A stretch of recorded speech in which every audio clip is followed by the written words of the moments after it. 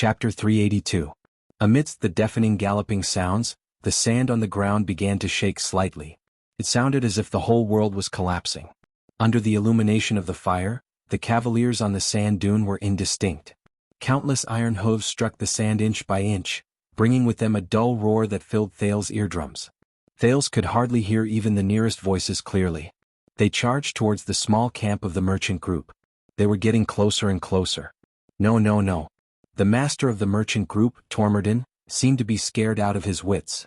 He looked at the group of orcs in front of him, then at the shattered stone tribe who were fleeing for their lives behind him.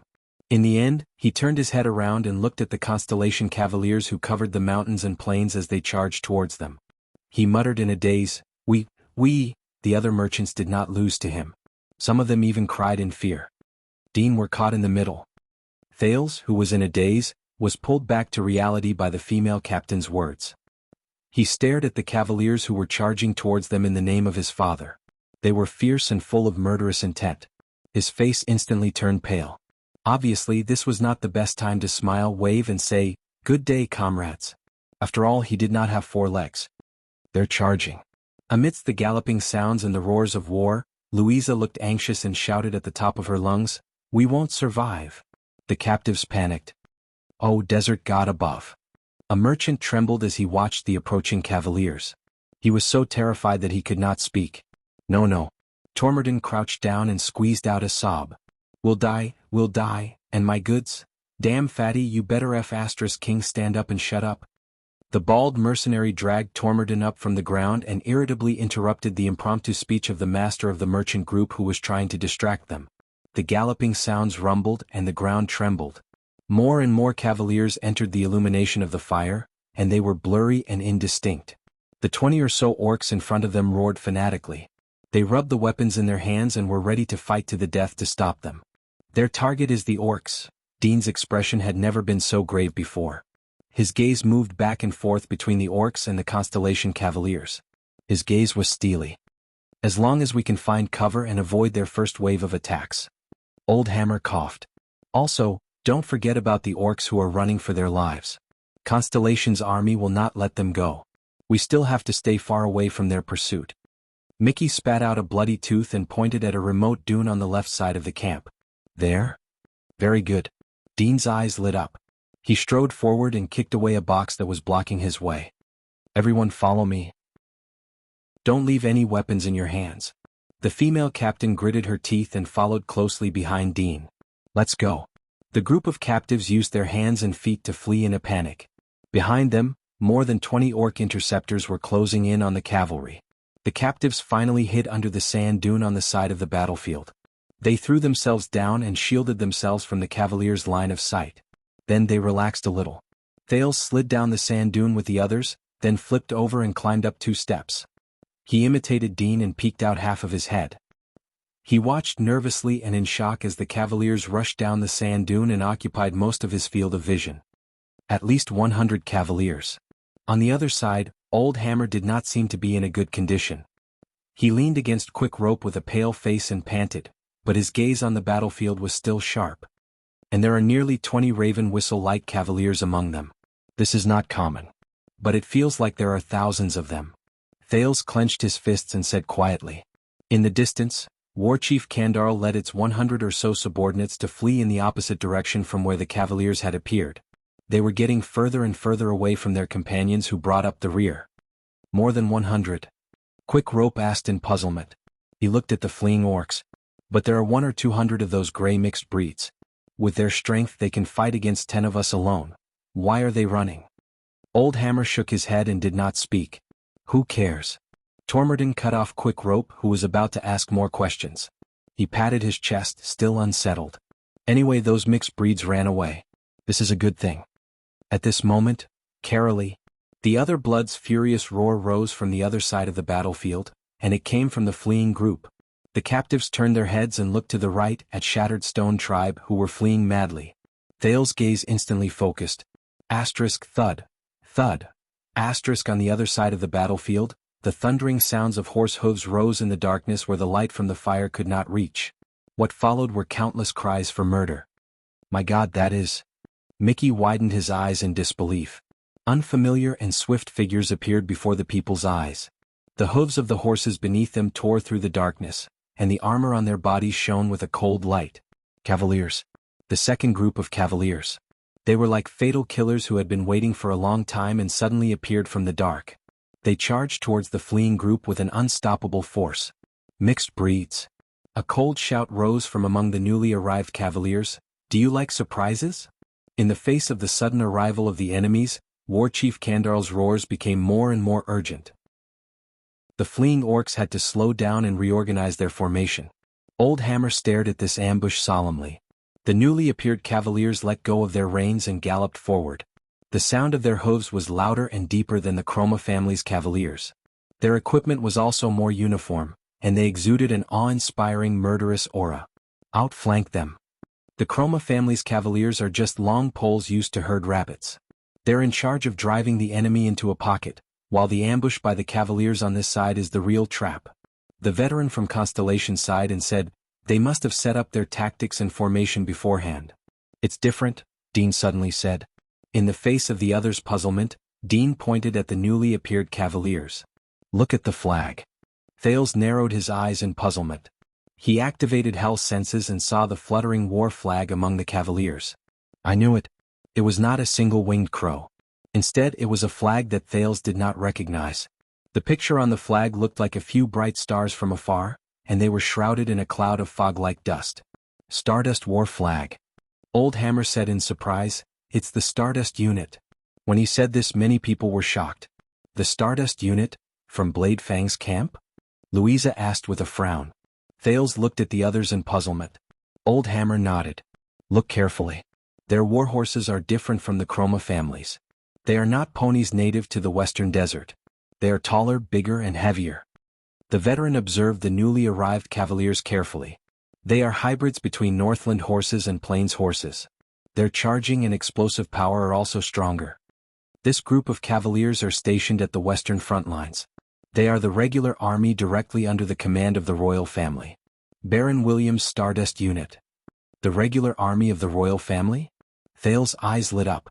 That means that this group of people can be trusted, right? Thank you, Desert God, Sunset, Bright Moon, Dark Night, and all the previous kings of Constellation. Tormodin patted his chest, and his eyes were practically brimming with tears. I knew it. Ever since my great-grandfather served the virtuous king, our family has been loyal to Constellation for generations. Fate will not let us die here. Everyone pursed their lips and did not answer. But Old Hammer frowned slightly. Unbelievable. The Baron's Stardust Unit and the Chroma family's enlisted army? This must be a big operation. After the Desert War, this is the first time I see these two groups of people who can't see eye to eye going out to battle together. Old Hammer mumbled. Thales frowned slightly. But those are orcs. Gray mixed breeds that can't be killed. Quick Rope counted the number of people and asked in surprise, I've counted. This group of newcomers. Stardust Unit, there are only a few dozen of them. Can they really gain an advantage if they rush in like this? As he spoke, the Stardust Unit's cavaliers mercilessly stabbed into the fugitives' flank like a sharp knife. They encountered the enemy much earlier than their colleagues from the Chroma family. Quick Rope's question was immediately answered. Thales saw the dozen or so orcs at the back of the group stand in formation and form the first line of defense among the fugitives. They turned their bodies sideways to avoid crashing into them. At the same time, they raised their shields and weapons steadily. They bulged their strong muscles and tendons, ready to stop the charging horses. The cavaliers at the front instantly arrived in front of them and faced their sharp blades. The prince held his breath. He thought he would see the cavaliers clashing head-on with the orcs, but he was wrong. In the next second, as a piercing sound rose, dozens of tiny black shadows shot out from the cavaliers and instantly sank into the orcs' formation. Asterisk whoosh whoosh. Asterisk as the orcs cursed and cried out in pain, 2 of the dozen or so orcs bent down in pain. The group of fugitives instantly fell into chaos. Cavaliers' crossbows. Old Hammer cried out in surprise, as expected of the Stardust Unit.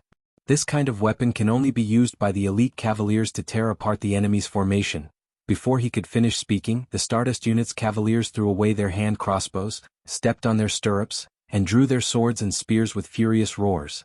They fought against the orcs at close quarters, but they still did not fight head-on as Thales had imagined. The first orc swung his axe with both hands and slashed at the first cavalier who charged at him. The axe cut through the air, but the cavalier calmly steered his horse to change direction. In the blink of an eye, he thrust the spear in his hand. The flash of the axe and the shadow of the spear intersected in the air. The horse swept past the orc's side at an unbelievable speed and angle. The cavalier swaggered away and did not look back. The axe cut into the sand violently. The orc turned around in disbelief and lowered his head to look at his chest. A broken spearhead had pierced through his chest from the front to the back and dyed his armor red. The heavily injured orc roared in grief and indignation. The strength it felt before death surged through its entire body. Furious, it turned around to look for its next target, but to its despair, it discovered that the human cavaliers were like a swarm of bees that had received an order. They instantly split up like a wave that had run into a reef. They galloped away from the two sides of this opponent. They did not engage in a battle of attrition with it, and neither did they care about its weak cries of grief. Thud, thud, horse hooves galloped past, and the orc's fingers could only sweep past the air helplessly. In the next moment, it knelt on the ground, and its body was permanently buried in the yellow sand. It was not the only one. Not far away, an orc faced a cavalier who charged at it with a saber. It roared and raised its shield, then exerted strength in its waist and feet. Clang. With the orc's advantage in strength and size, it only swayed its legs and withstood the heavy strike. But before it could counterattack, the second cavalier swept past the other side of the orc. A cold glare suddenly flashed. The saber in his hand gently sliced past the orc's unprotected neck. Whoosh. Blood gushed out of the orc's neck as it let out a deafening roar. Its shield fell to the ground with a thud. Idiot. The cavalier's disdainful voice was mixed with the galloping sounds, and it only reached its ears at that moment. Such a scene could be seen everywhere during the cavalier's first round of charges. Some orc warriors died from a tricky thrust. Some orcs were slashed a few times by the cavaliers who charged past them at high speed, and in the end they bled to death. There were also skillful orcs who strenuously and beautifully parried a few cavaliers' attacks. But the next enemy who always appeared next to them seized the opening and sliced their heads open. Some orcs swung their axes madly and fiercely, but it only made the never-ending cavaliers wiser to avoid their blades. There were also orcs who were covered in wounds after the first round of charges. They stood on the spot while swaying, and they cried out in grief as they stared at their companions who were all over the ground. More orcs were injured and bled. After their futile rampage, they fell to the ground because they could no longer hold on. Wherever the horses' hooves went, they left behind a trail of blood. Warchief Kandarl's voice reverberated through the sky, but it could not prevent its subordinates from dying.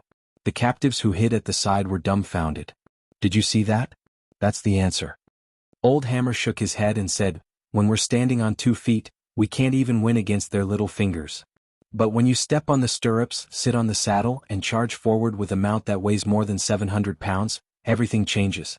Your field of vision becomes wider, your weapons become longer, and the world becomes smaller. Even the opponents who were once invincible will inevitably become weaker. Even the orcs. Quick Rope stared fixedly as if he had forgotten to answer. Elites. The Stardust unit is a rare group of elites. Don't forget this. Mickey snorted coldly. They're 1 in 100, Old Hammer shook his head and coughed loudly. Don't forget, ahem, that they're not facing desert bandits who collapse at the first blow or exiles who put their lives on the line before matters of principle. Instead, they're facing one of the few terrifying forces of power in the Great Desert. They're the elite warriors of Shattered Stone Tribe under the Dragon Skeleton Throne. They're also elite soldiers. They move together, and their discipline does not lose to Constellation soldiers.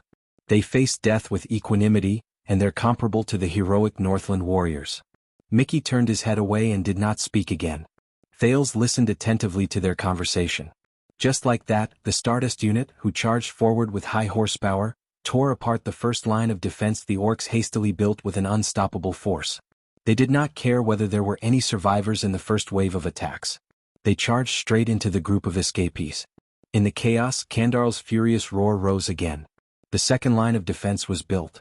More than 10 orcs with spears and shields roared as they stood together. They took care of each other and protected their companions' flanks. When they saw the cavaliers approaching, the orcs shouted in unison. Under the command of a leader whose face was covered in scars, they raised their shields to fight against the enemy and thrust their spears forward. However, the leader of the cavaliers who rushed towards them only looked at the formation of spears, frowned, and whistled. In the next second, the cavaliers turned their bodies to the side, lifted their reins and changed directions. They went around the enemy's formation from both sides and gave up on fighting against the formation. The scarred orc roared wildly, as if it was indignant at its opponent's cowardice and evasion. But the attack did not end. The sound of horse hooves rose again. This time the attack did not come from the front.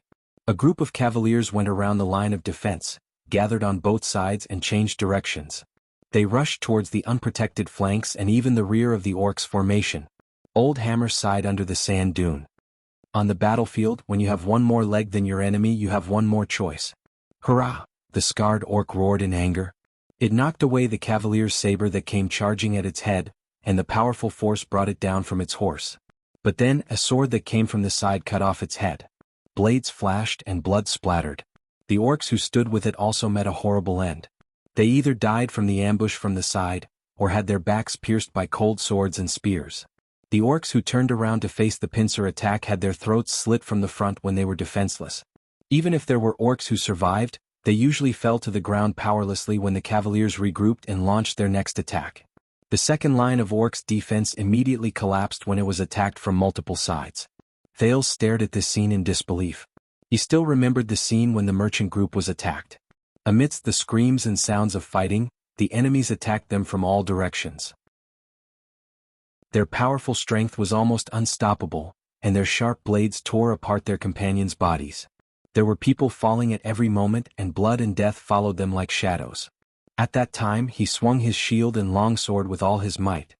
He suppressed his panic and fear and withstood the orcs' endless attacks, but he could only fall to the ground weakly in despair and pain.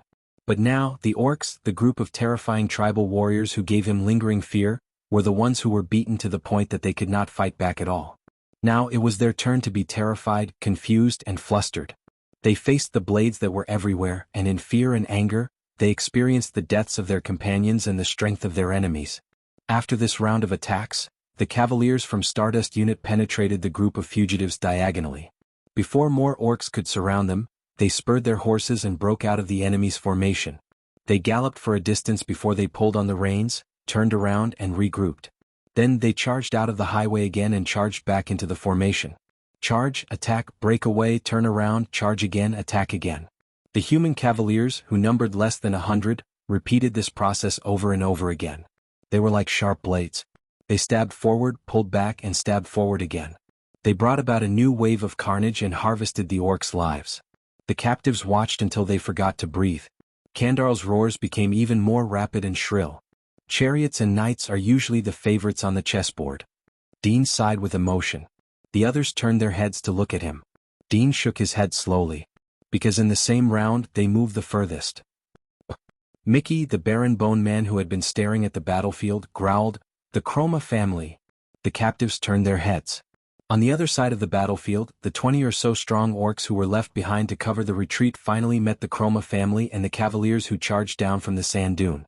Unexpectedly, compared to the Raven Whistle-like cavaliers' nimbleness and agility and the Stardust Unit's charge back and forth, the Chroma family chose a completely different strategy. At some point in time, the cavaliers like the Raven Whistle-like cavaliers had already bypassed the interceptors. The frontmost row of the cavaliers were now heavily armored. The fully armored cavaliers had a fierce single-winged crow painted on their shields and horse armors. They stirred up sand and charged forward. They were awe-inspiring and had an imposing presence. They went up against the 20 or so similarly muscular orc warriors who were dressed in armor. It was obvious that they were born to intercept the cavaliers. Louisa narrowed her eyes. "No way. They're going to," Dean nodded with a solemn expression. "The heavy cavaliers are going to charge. Clearly, the single-winged crow doesn't want to waste time." Thales widened his eyes. "That's right. Charge. Meet force with force. Iron against iron. Face to face.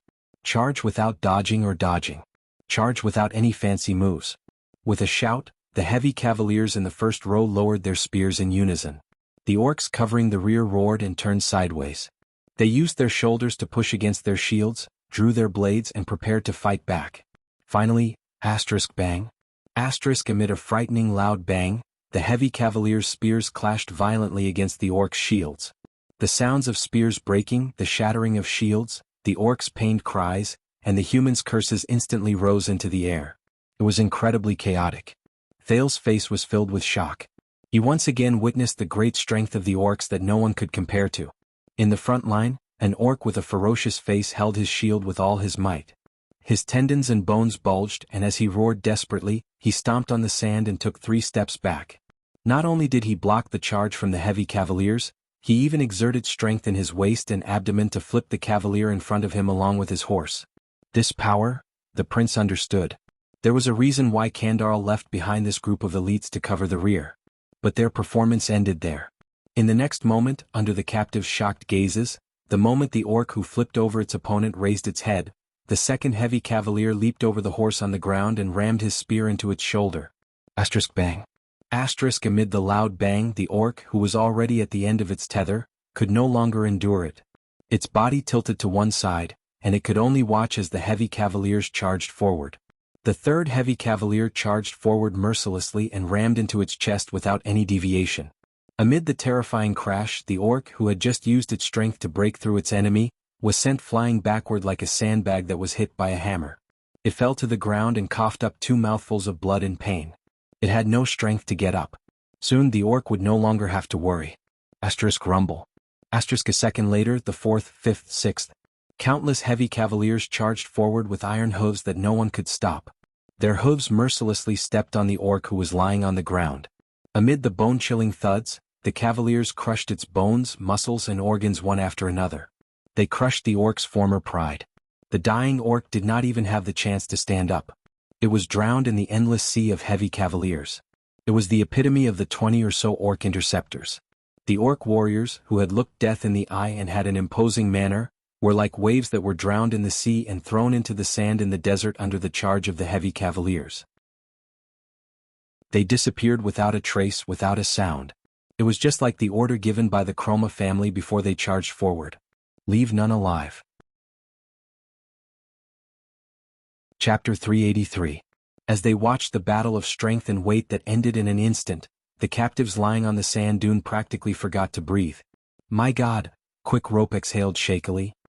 He stared at the heavy cavaliers who were charging forward and wanted to join the pursuit. Are these heavy cavaliers?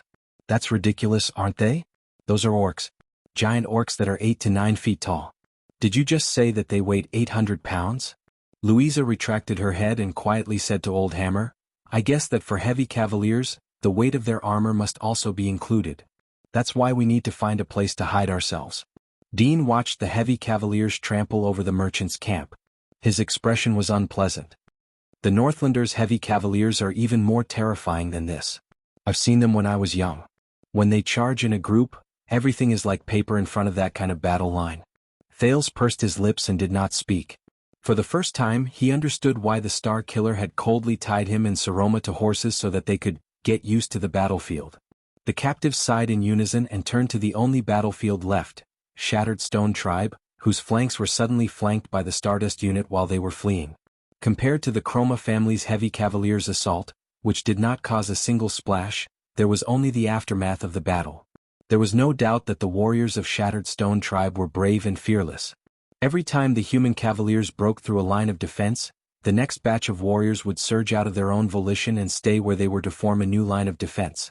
With futile battles and certain deaths, they delayed the Stardust unit's relentless pursuit and bought time for the fleeing orcs. On the other side, every cavalier from the Stardust unit was like a ferryman riding on Hell's River. They charged left and right, and their blades, spears and spears flew one after another. Wherever they went, the orcs' sorrowful cries, angry roars, blood and pain filled the air. It was not that they did not suffer losses. 1 or 2 unfortunate cavaliers were shot down during the battle. The lucky ones returned to their own horses or the horses of their comrades, while the unlucky ones. But compared to the casualties suffered by the orcs and the passive disadvantage they were in, it was not even worth mentioning. In the face of the swift, agile and speedy cavaliers, the power and explosive power that the desert orcs were so proud of, along with the endurance and violence that they gained from being heavily injured, were all rendered useless. The tribe warriors who were once unparalleled in the world seemed clumsy, weak and helpless at this moment. The knights on horseback would often ride over and suddenly change their direction, cutting into the side or rear of the orcs.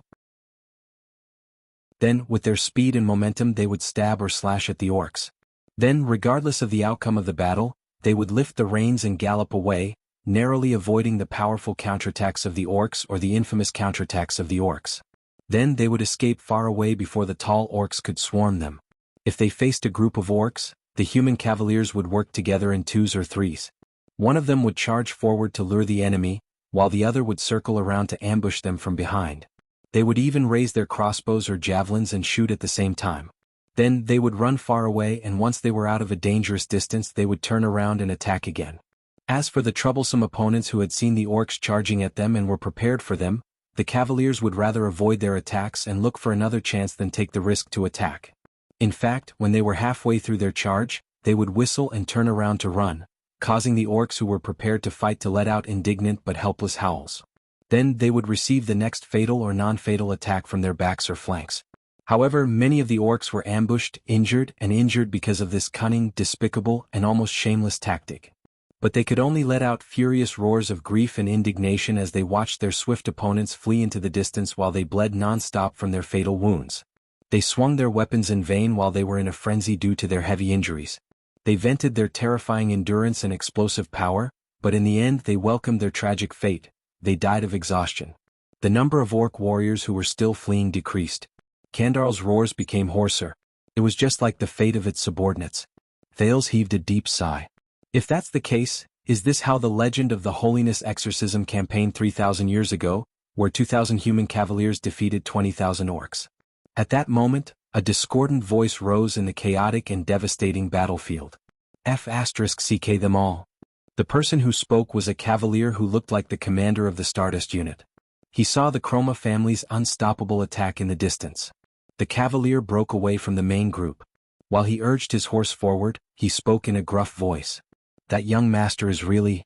Hurry up, girls. This is all our credit, we can't let it be snatched away. Right after he finished speaking, a sharp sound shot past his head. A long arrow landed not too far away from him. The cavalier only reacted then. Still in shock, he turned in the direction where the long arrow came from. Among the fleeing orcs, an orc with white lips drew another arrow and coldly knocked it on the huge black bow. The sharp-eyed Thales recognized him. He was one of Kandarl's 3 holy guards, the orc Jianghu who killed the mercenary Palka with 1 arrow. F***ck you all. The human who spoke just now whipped his horse and galloped towards Jianghu. He cursed loudly, "It's you again, you bastard who wears lipstick, who's neither a man nor a woman? Didn't your mother teach you not to shoot moving targets at night if your vision isn't good?" Yaku's reply was another arrow from Jianghu. Whoosh. The speaker was startled. The long arrow was powerful and heavy. It shot past the speaker's ear and sank into another cavalier's steed. As the horse neighed in pain, the pitiful cavalier fell to the ground and was immediately surrounded by a few orcs. When the human saw his subordinate die, he flew into a rage and slapped his thigh. F***ck me? Snake shooter. Illusory blade.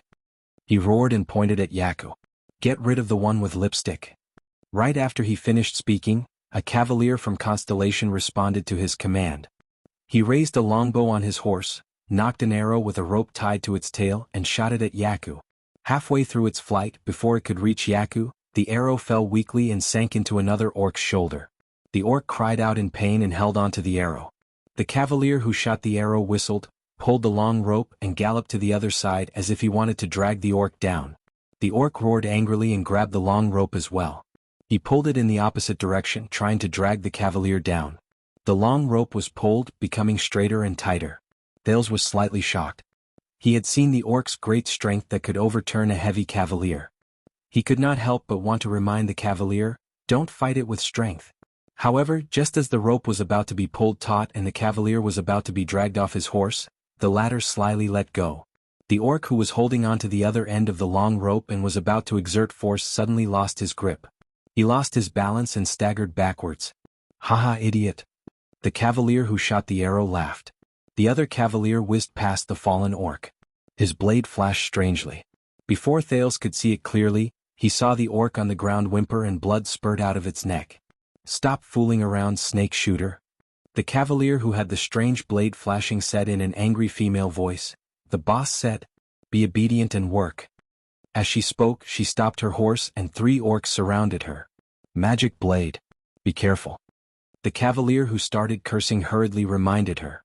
But Thales, who was watching the battle, was shocked. The part of the rope that was shot out seemed to have a life of its own. It suddenly bounced up from the ground. Like a giant python, it instantly wrapped itself around the orc closest to the female cavalier and wrapped itself tightly around its neck.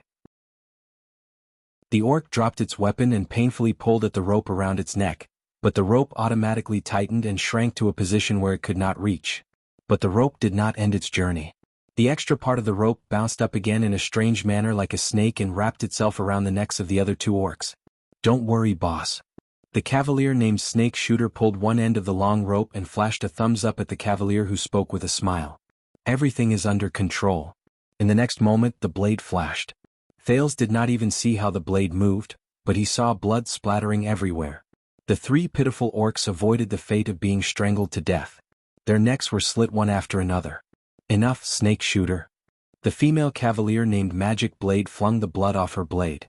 She rode on her horse and raised her blade at Snake Shooter, who was pulling the long rope in a daze.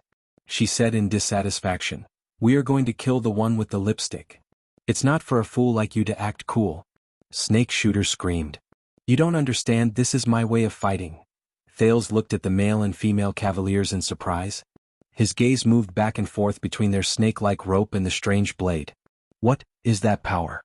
The captive's surprise seemed to be no less than Thales. They looked at each other.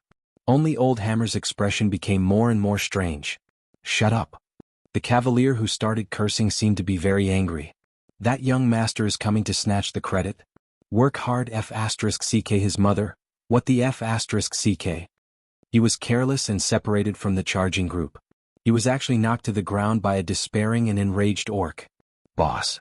Snake Shooter and Magic Blade cried out in surprise at the same time. Thales recognized it. The orc had blue battle makeup on and held a spiked mace in his hand. He was one of the three holy guards. The orc Duraman. It was Thales Furka. The blue-faced orc roared angrily.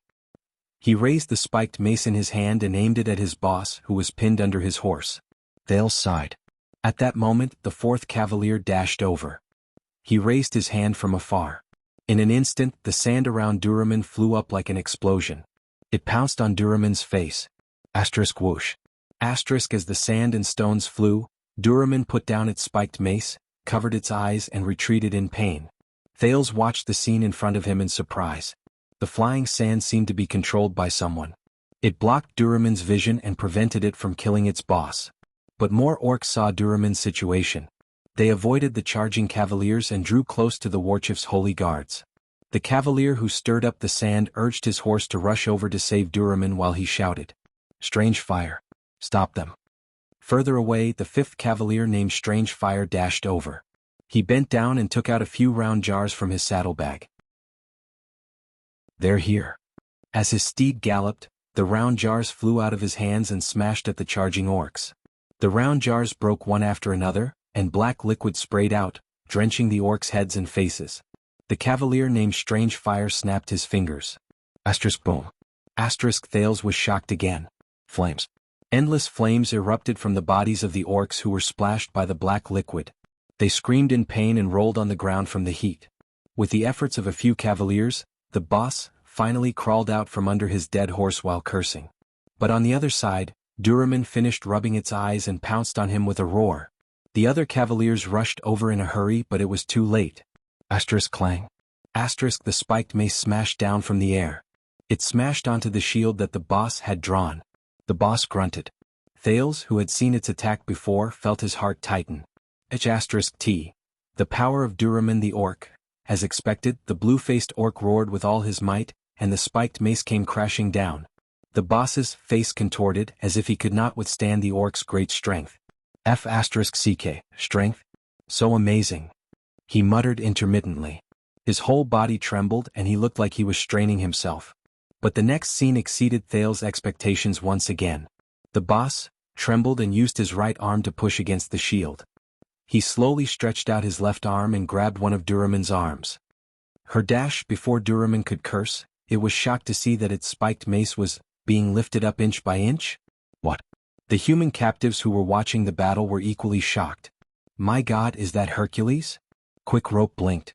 But there was no mistake. In this contest of strength between humans and orcs, Duraman's weapon was being pushed up bit by bit by the human in front of it with his physical strength. The cavalier named Boss gritted his teeth, raised his eyes and continued to grab the enemy's hand with his left arm. Ah! The boss roared and the muscles in his arm gradually tightened. Thales focused his gaze.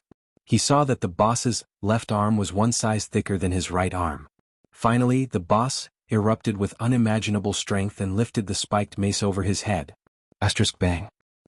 He kicked Duraman back violently, then fell on the ground to pant. The orc Duraman looked at its weapon with an unpleasant expression. It obviously could not imagine that it was suppressed by a human. It panted heavily, and the anger and indignation in its eyes grew. It took large strides and attacked again. But the orc could not move forward. The sand under Duraman's feet suddenly moved, as if it had turned into the softest and weakest water, causing the orc to sink into it. As the sand sank to its waist, Duraman could no longer move freely. It grunted and struggled desperately. In the next second, a rope that came out of nowhere slithered over from the sand like a snake and wrapped itself around Duraman's hands. Its spiked mace fell to the ground. F***CK. Mystic eyes, work harder. The cavalier named Snake Shooter's expression was tense. He held the reins in one hand and the rope in the other as he stared at the entangled orc. This guy is so strong. The cavalier named Mystic Eyes urged his horse forward. He also had a constipated expression as he stared at the sand on the ground. He looked like he was having a hard time. This is already my full strength. Snake Shooter, don't be lazy. However, they still firmly restrained Duraman, who was trying to break free. Then the boss panted enough and got up from the ground. He walked up to the chained Duraman, looked at its hateful and angry eyes and repeated in disdain. So what if you're strong? Boss, hurry up. In the distance, the cavalier named Strange Fire ran back and forth anxiously. He threw round cans at the orcs who tried to get close like a madman, igniting fire on the enemies. He held them back with Phantom Blade. I'm running out of oil. The boss spat, clenched his left fist and stretched it back to the angle of a punch. The muscles on his left arm surged again. Duraman roared in grief and indignation. But, that's right. The boss chuckled. Having great strength is amazing. In the next second, the boss instantly threw his fist. It was so strong that it even caused ripples in the air. Thud. A crisp sound rose. He threw a standard uppercut. Thales then saw the originally terrifying orc Duraman. Its chin was pointed straight at the sky. The blue-faced orc no longer moved. On the sand dune, the captives watched the fight between these strange people in a daze. Dean smiled and patted Thales' shoulder in a teasing manner. He pointed at the dead Duraman. What a pity, Seka, who has just come of age. Your dear Fruka? He was killed by someone? Thales responded with a polite smile. Yes. The prince waved his hand in a seemingly resigned manner. It's a pity that I can't kill it with my own hands. My God. Old Hammer did not seem to have any intention of joining in on this little joke. He stared at the group of strange cavaliers with their own nicknames. Those people are not as simple as the Stardust unit. So who are they? Quick Rope asked curiously. Freaks, Old Hammer said coldly, or the Freak Squad. That's what we call them in Blade Fang's camp, and even in the entire Western front lines. Everyone responded in surprise. Freaks? Freak Squad. Thales mulled over this term and his expression changed. Could it be?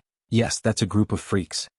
The veteran of Constellation turned around with a conflicted expression. Baron Williams personally pardoned and recruited them despite the criticism and accusations. Since their establishment, they've caused countless troubles. Most of them are scum, criminals, lunatics, prostitutes. Chapter 384. The raging fire illuminated the dark sky, and the blood was crimson. The battle had started abruptly, but in stark contrast, it had ended quietly. Unknowingly, the sounds of fighting and roars became sparse and almost inaudible. The movements of the combatants gradually changed from fierce swings to precise stabs, and the last hit. The orcs at the very front fled further and further away. They ran out of the sand dunes and the illumination of the fire, disappearing into the night. The Stardust unit, who were charging back and forth, gradually stopped. They reined in their horses amid the corpses and blood on the ground to check and confirm the results of their battle. On the other side, the Chroma family's cavaliers had long since gotten rid of the orcs at the rear. They met up with the Stardust unit in a mighty manner. But all of this had nothing to do with Thales and the human captives who were being escorted down. They were not ignored. After the battle ended, the cavaliers with single-winged ravens painted on their robes and shields rushed up the small sand dune. They chased the orcs down the sand dune unceremoniously after they berated and chased them away. Thales believed that if they showed even the slightest bit of resistance and dissatisfaction, the group of unhappy cavaliers would not mind drinking more blood with the weapons in their hands. Hence, the people in the merchant group, including the mercenaries, became captives for the second time. Under the close supervision of a team of Chroma family cavaliers, they obediently walked down the sand dune and walked towards the messy battlefield. "Walk faster, desert bandits," a cavalier with a long spear urged impatiently. "We are not desert bandits, honorable sir," Tormodin tugged at his collar and protested sternly. Perhaps because he was no longer facing the ferocious and evil orcs, the master of the merchant group regained a lot of his courage. "It's a merchant group. A legitimate, legal and qualified merchant group. My ancestors used to be." The cavalier with the long spear smiled. "I'm not an adult. My ancestors for 7 or 8 generations were probably farmers. As for you, the people of the great desert, desert bandits, merchant groups and exiles." He shook his head while he rode on his horse. "Do you know what's different about you to me?" Tormodin listened attentively. "The answer is," the cavalier said coldly, "I don't know. And I don't care." Tormodin's smile froze a little. In the next second, the knight's spear struck Tormodin's butt. "So move your ass, desert bandit." As Tormodin screamed miserably, the group of people anxiously arrived at the center of the battlefield. The fire caused by the eternal oil was much smaller, but it was still burning, illuminating everything around it. The Chroma family's cavaliers laughed brazenly as they cleaned up the battlefield. Quite a number of people cast their gazes on them, and the malicious gazes in their eyes made them feel uneasy. "Wait here." The knight put away his spear and stepped off the saddle. He said coldly, "The lords will decide how to deal with you." "My God." Tormodin panted. He covered his butt with one hand and wiped his sweat with the other. He whispered among the captives, "These people are practically barbarians. Listen, we have to match our statements. We didn't come out from Bladefang's dune, but from the Tower of Eradication to the south. That's why we didn't know about Constellation's blockade order. Desert God." Dean sighed. "Do you think they don't know our background?" Tormodin was slightly taken aback. "They have 2 squads, the Chroma family and the Stardust unit. One of them is lying in ambush in the distance and attacking from different directions. This means that they planned this a long time ago. This group of Constellations might have discovered us a long time ago. I'm even willing to bet that they know that our merchant group came out from Bladefang's camp." Dean looked at the cavaliers around him. "They only followed the trail of the camp we left behind from a distance. Their goal was to make us bait those cunning orcs, and they did it. Our merchant group made those orcs lower their guard. If it wasn't for that fire, this would have been a perfect pocket. They would have slowly closed it under the cover of night and captured all the orcs who were sleeping soundly on their spoils of war and supplies." Louisa's expression was unpleasant. "They used us as bait?" Dean sighed and nodded. "So I suggest that you tell the truth. Don't try to hide it."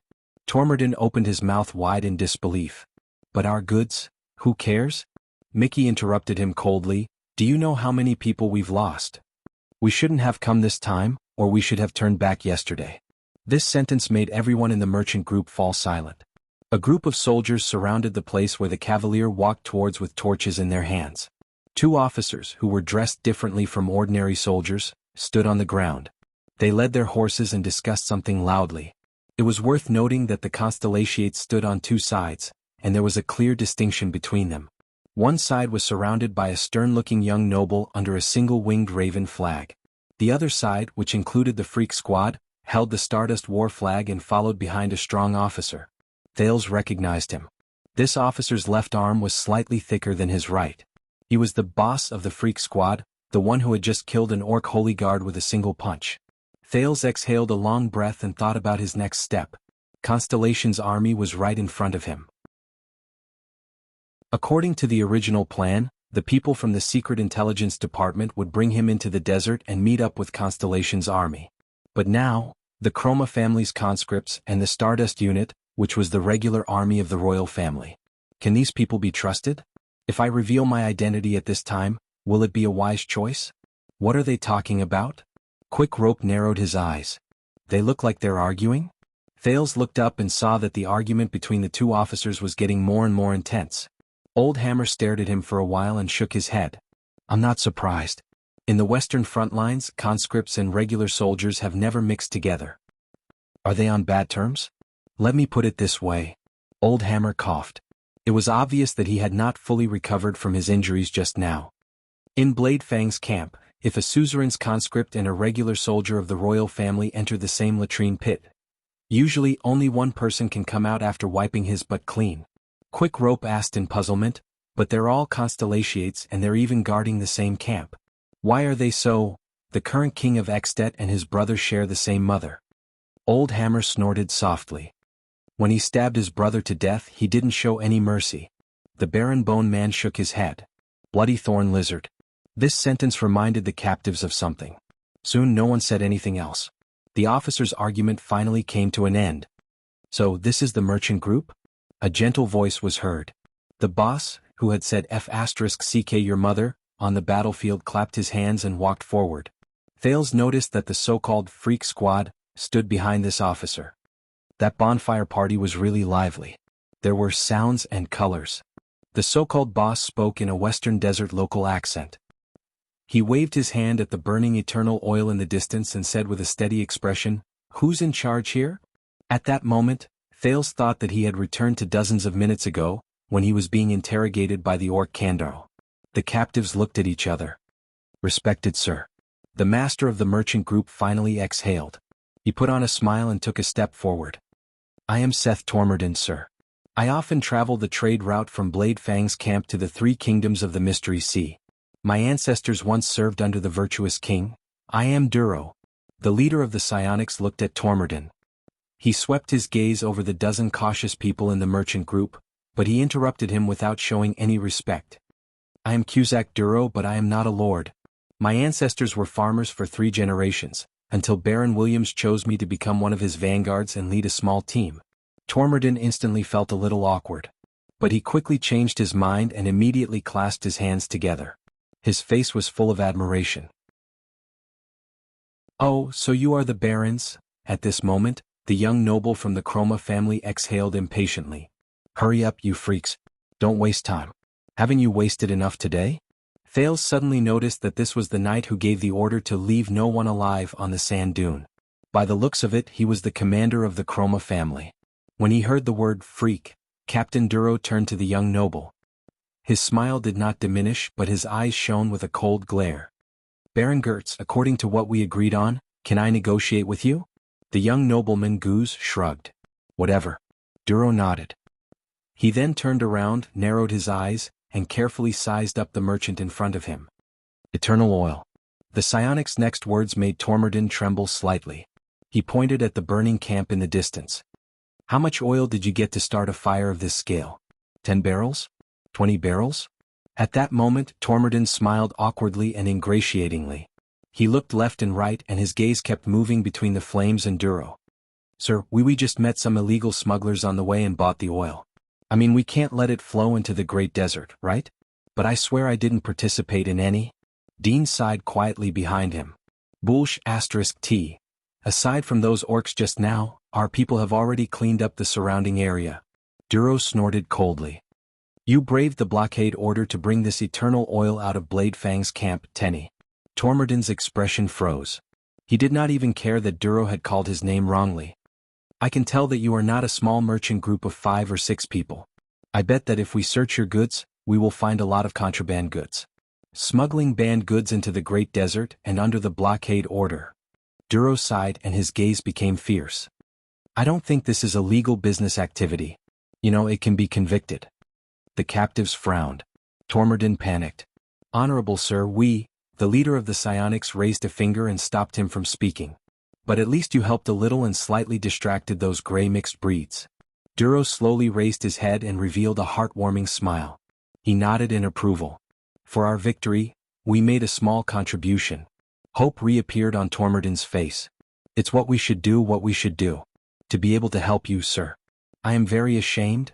He was a little excited. "So, but you still let the orc leader escape," Baron Gertz said coldly, and he sounded like he was in a difficult position. It's all thanks to your touching tactical cooperation, Stardust Unit. The smile on Duro's face disappeared. We will discuss this issue later, Baron Gertz. Not now. Gertz snorted coldly. Thales was deep in thought as he watched the two groups of people who stood on two sides and seemed to be in a stalemate with each other, as well as the two commanders who seemed to disagree with each other in their words. Duro turned his head around and looked at Tormodin, who was at a loss. He smiled and said, "So, even though your violations of the law are despicable, Tenny, I am still willing to put in a good word for you in front of the judge and give you a chance to choose." A chance to choose? Thales frowned slightly. He noticed that the freaks behind Duro looked at each other and smiled mysteriously. Opposite Duro, Baron Gertz looked to the other side in disdain. Tormodin sucked in a breath and tears almost filled his eyes. "Sir. Thank you very much. By the way, my name is Tormodin, not Tenny." The leader of the psionics accepted his gratitude with a smile. "So, Tenny, colluding with the enemy, being a spy? Which of the two crimes will you choose?" His words stunned the entire group of captives. Colluding with the enemy? Spy? Even Thales could not help but be stunned. He wondered if he should reveal his identity. Tormodin widened his eyes. "What?" Duro sighed. "Don't be surprised, Tenny. Judging from the large pile of resources you have as evidence, you will definitely be charged with these two crimes, and it will be enough for you to be sent to the prison of bones." The leader of the freaks in the Stardust unit looked at them with a troubled expression. He then smiled. "But I still gave you a choice. You can choose one of them. Isn't that great?" Tormodin's face turned from red to green. No, sir, I swear, we are not, you can't, we make a small contribution." While Tormodin was rambling incoherently, Duro raised another finger. "But..." The captain's eyes flickered slightly. "If there is not enough evidence, I think it will be very difficult to establish the crime, and the judge will not be able to do anything to you." Tormodin froze. "Not enough evidence? What do you mean?" He stared at Duro, not knowing why. "Your eternal oil is almost used up." Duro sighed and pointed at the burning camp in the distance. "Without evidence, I don't think the judge will be able to make things difficult for you regarding the smuggling of eternal oil." Tormodin stared at him in a daze. Duro walked forward and wrapped his thick left arm around the merchant's shoulder. He brought him around in a circle, unable to resist, and took in the scene around him. It was the camp and small tents set up by the merchant group. The goods piled up there were scattered during the fierce battle, and the ground was in a mess. But look at your surroundings. Your goods. Be it smuggling, violating the blockade, or contraband. By the Sunset Goddess, you still have so much evidence of your crimes here. Even if I want to help you get rid of your crimes, it will be very difficult to prove your innocence."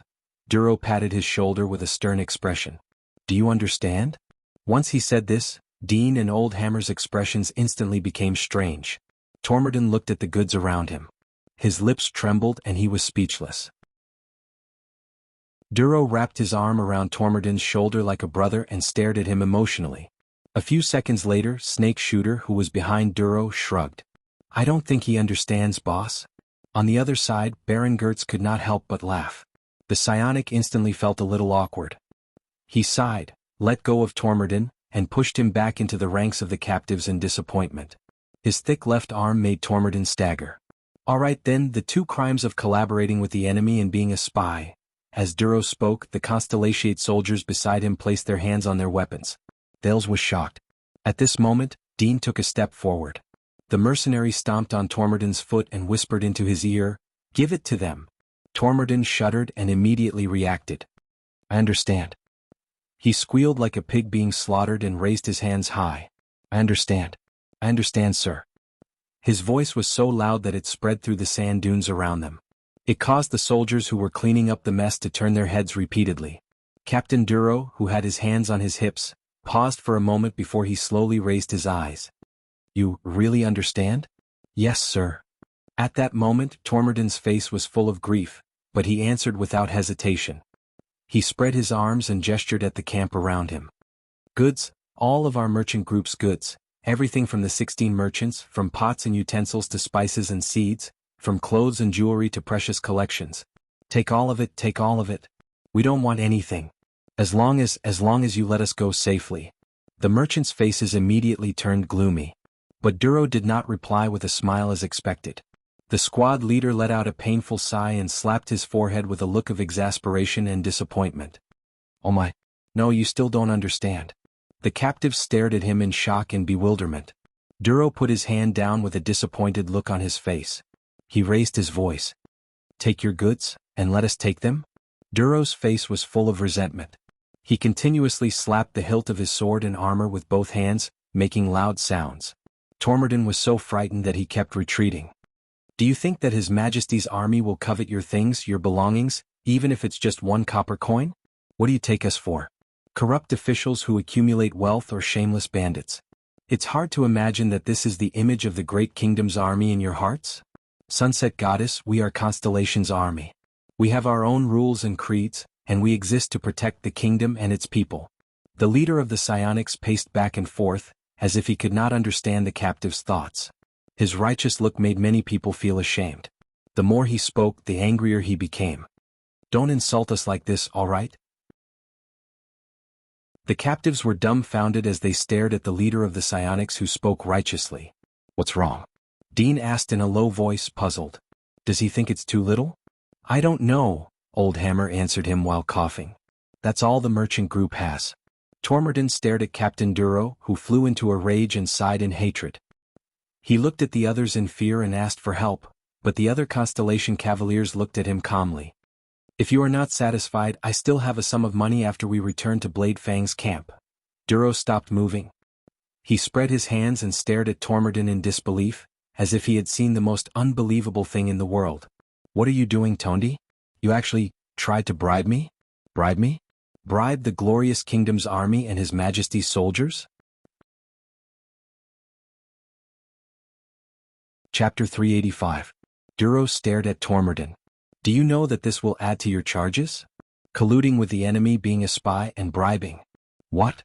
Tormodin's face turned pale. He was completely at a loss. Puzzled, Thales looked at Duro's face and suddenly remembered a long time ago, when he was begging in Lower City District.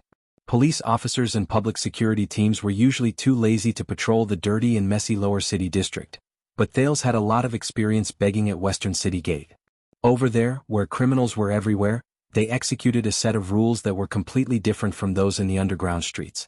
When you faced the people from Black Street, you could just give them money, but when you faced the slippery and nimble criminals under the Capitol.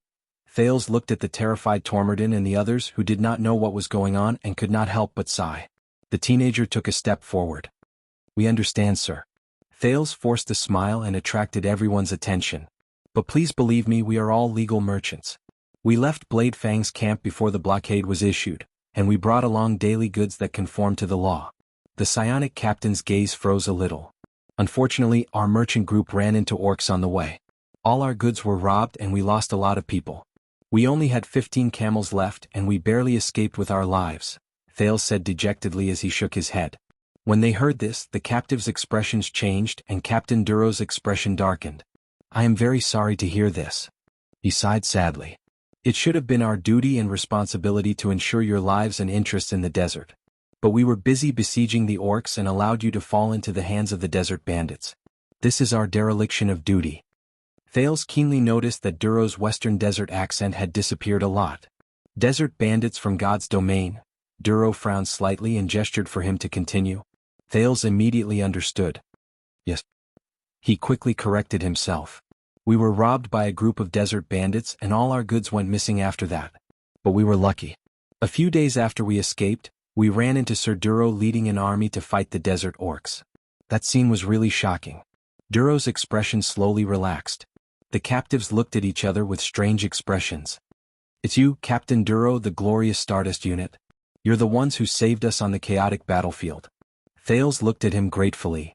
You also gave us enough aid when we were cornered and in need of resources, allowing us to return home after losing everything. Thales emphasized on losing everything. Duluo sighed slightly. Oh no, young man. The captain had a humble look on his face as he patted his shoulder and said in a friendly and gentle tone, It's okay to lose the goods as long as your life is safe and sound. Besides, don't you still have 10 camels left? Duro emphasized the word, 10. Tormodin covered his face in pain. As for gratitude, this is what we should do. The military exists to protect the people, whether it's your property or your life. Thales' expression froze. But he managed to force out a few tears in time, turning this awkward stiffness into a moved sob. Yes, at least we still have 10 camels left. As for your kindness, Captain, we will always be grateful.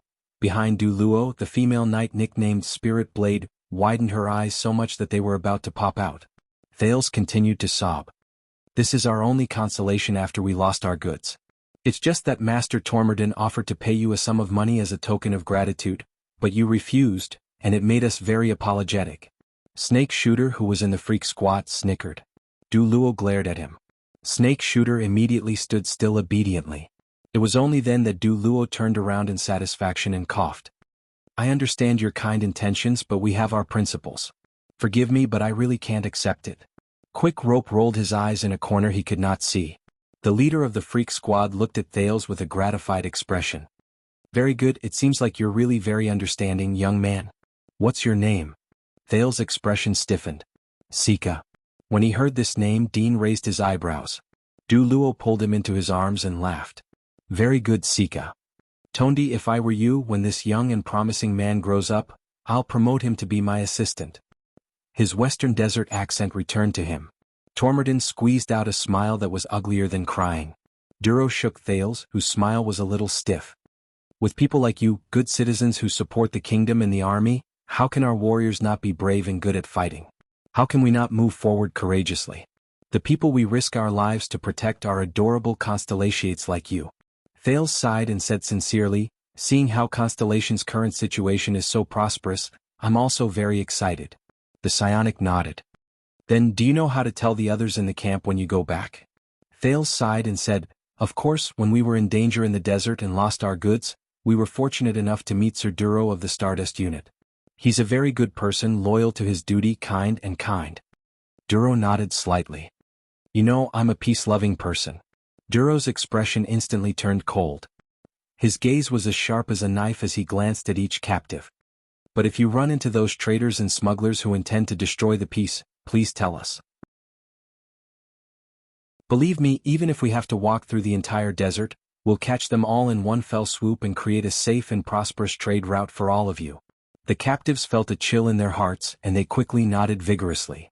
That's great, Duro said in satisfaction. With this, you can return home safely, and we've completed our duty to protect the country. I'm really gratified that the warriors at the front line and the civilians at the rear understand each other. They're like fish in water. How can Constellation not be strong? How can it not rise? How can it not be revived? Thales only felt that his smile was a little sour. Tondi, if I were you, I'd definitely marry my daughter to him. Really, if I had a daughter. Duro patted his shoulder in the end, glanced at the goods around him and said with a sigh, believe me, this dowry will definitely be profitable. Thales smiled stiffly. Finally, Duro waved his hand. That's enough. Pack the necessary luggage. Remember, if it's necessary, such as 10 camels, then go back to Bladefang's camp. Be careful on your way back, but don't worry in the desert. Duro clenched his fists, smiled, and shook his thick arm. We will always be your most solid support. Tormodin, who had instantly become penniless, responded to Duro with an ugly smile. The merchants and mercenaries' faces were livid. They averted their gazes from their solid support. Thales sighed in his heart, but in the end he did not say anything. At this moment, wait. Baron Gertz, who had been silent all this while, spoke. There was anger in his voice. I've had enough. Duro looked at the single-winged crow flag behind Baron Gertz and frowned. What? I'm a noble. Gertz lowered his arm and said coldly, I'm sorry, Captain Duro, but I can't just watch as you snatch what belongs to them. The captives were instantly shocked. What do you mean? Gertz walked in front of Duro and looked him straight in the eye. You return the goods to them. We came out with a mission to sweep through the desert, not to collect money. The leader of the psionics was stunned. The captives were stunned as well. Duro used a few seconds to understand the current situation. I thought we had a good time working together, Gertz. Duro scratched the back of his head. Listen, no one likes to work with you, Gertz said coldly. Freaks. The others' faces darkened. Duro let out a sigh. I know and I understand. No one wants to come to this godforsaken desert during this season to suffer, chase after and drive away those poor scum, and get pitifully little rewards. The leader of the freaks, who belonged to the Stardust Unit, stared solemnly at the Baron in front of him. So please, this is a rare opportunity. Don't block me. I just want some compensation. Baron Gertz shook his head. His gaze was cold. My men have never complained about this. As he spoke, the soldiers of the Chroma family tensed up and surrounded the Baron. The leader of the freaks fell silent. But he did not show any signs of weakness. He placed his hands on his hips and took a step forward. His right hand landed on the hilt of his sword. His thick left arm trembled. The members of the Stardust unit, including the Freak Squad, also took a step forward with hostile expressions. The atmosphere in the room became tense. Thales watched this scene in surprise. Logically speaking, both sides were ordered to clean up the desert and welcome me, but based on the current situation it might not be a good idea for both sides to work together. Among the captives, Old Hammer's expression was unpleasant. Damn it. We're caught in the middle again. At this moment, Tormodin raised his trembling hand. Your Grace, actually you don't have to do this for us. But Baron Gertz did not buy it. Shut up. Gertz refused immediately. This is not for you, merchant. It's for justice and fairness. He stared coldly at the gloomy Duro. For the creed we've protected for thousands of years. Duro looked as if he heard the funniest thing in the world. Are you crazy? You're still playing this game in this day and age? Duro opened his mouth and exchanged a few glances with his subordinates behind him. But Gertz continued to stare at him coldly. Duro's breathing quickened. All right. 30%. Duro looked at the pile of goods in the distance and gritted his teeth. You can take 30% of this batch of goods. Gertz chuckled. What? The Baron sneered. You want to bribe me? Bribe Baron Amaret, Faker Gertz, who is under the Count of Wingfort. 40%. Duro clenched his fists. No more. This batch of goods is not a small amount and you're just a baron. Gertz shook his head. You so-called regular soldiers of the royal family are also part of the army, but you just don't understand, do you? About what we fight for, about responsibility and glory. His words made the atmosphere even more tense. Duro took a deep breath. Listen, I know you're unhappy that we let that orc escape today and you lost your battle achievements, but listen, don't cause trouble. There are many important people watching. Trouble? The real troublemakers are people like you. Gertz did not back down. Count Chroma often told me this. I'll say it again. Return the goods to them. Duro stomped his feet violently. 50-50. He pointed at his feet in exasperation. That's my bottom line. Gertz snorted and laughed. My God, I can't believe it. Even now, you still want to use money to avert disaster and keep the peace. Baron Gertz sighed and said, the king's power is too great. Under his wings, which he cannot see, there will always be maggots like you who will erode the foundation of the entire kingdom. This is the meaning of our existence. The nobles must check and balance the king's power, and we'll start with the domineering army under him. Thales watched them go back and forth, but there was not much substance to their conversation, and there was not much in common. He felt that it was a little strange. Gertz, could it be that this vassal of the Chroma family is an idealist? But in the current situation, the eruption of a conflict between them is not very optimistic for the captives. Duro fell silent. You really know how to involve people, Your Grace. But you won't want to fight with us here because of this. The captain pointed at the sky and said in a low voice, the people up there, be it the barons or the counts or even, they will not be happy. You're right, Gertz answered him coldly. He placed his hand on the hilt of his sword. I think so too. Then do you want them to be happy? Freaks? Duro's expression changed. The two groups of people placed their hands on their weapons and stared at each other with murderous intent. 60%. Duro stared at the other party fiercely. He had already unsheathed his weapon by an inch. If they can't accept it, then let's fight. Gertz stared at his opponent quietly. A second later, the Baron smiled. Deal. Gertz said smugly. His hand left the hilt of his sword. What? The captives were all stunned. Deal? The captives, who had just watched in astonishment as the Baron rejected the other party's bribes in a righteous manner and were worried that Gertz's impulsive actions would implicate them, were instantly dumbfounded and speechless. Even Thales was surprised for a moment. Duro spat on the ground fiercely. Bah, greedy enough. But Gertz just turned around indifferently and mounted his horse. Remember, 60%. My flag bearer will confirm it with you. I'll wait for you in front. Happy working with you, Captain Duro. In the next moment, the Baron and his subordinates galloped away together. These maggots. Duro stared at the Baron's back with a contemptuous expression. Nobles? They're practically vampires crawling on the kingdom. Constellation was destroyed because of you. The captives stared at each other, speechless. Don't just stand here and get in the way. Hurry up and disappear. Also, don't cause trouble. Duro, who was in a bad mood, waved his hand impatiently at them. We're the kingdom's army. We have to protect you. We're very busy. The captives turned around stiffly and left. Thales looked at the departing baron, then at Duro, who was sulking. A few seconds later he let out a long sigh. He stopped himself from taking a step forward, held back the words he was about to say, and turned around with the others. No, Thales shook his head quietly. No, the sky was getting darker. As the cold wind rustled, the people in the merchant group walked to their respective camps with complicated emotions. They packed up the remaining luggage and corpses. The Stardust unit watched them strictly to prevent them from taking away too many goods that were already lost. But Dante's great swords were gloomy and gloomy. Honestly, among the mercenaries, Louisa closed the eyes of Palka's corpse with an expressionless face. She said hoarsely, I don't think Tormodin will pay us any more. At least he won't pay us enough. He'll have a good reason to shirk his responsibility and even blame us. Palka can't haken. There are so many casualties, everyone's compensation. Louisa could not continue speaking. Dante's great swords fell silent. The atmosphere became very oppressive.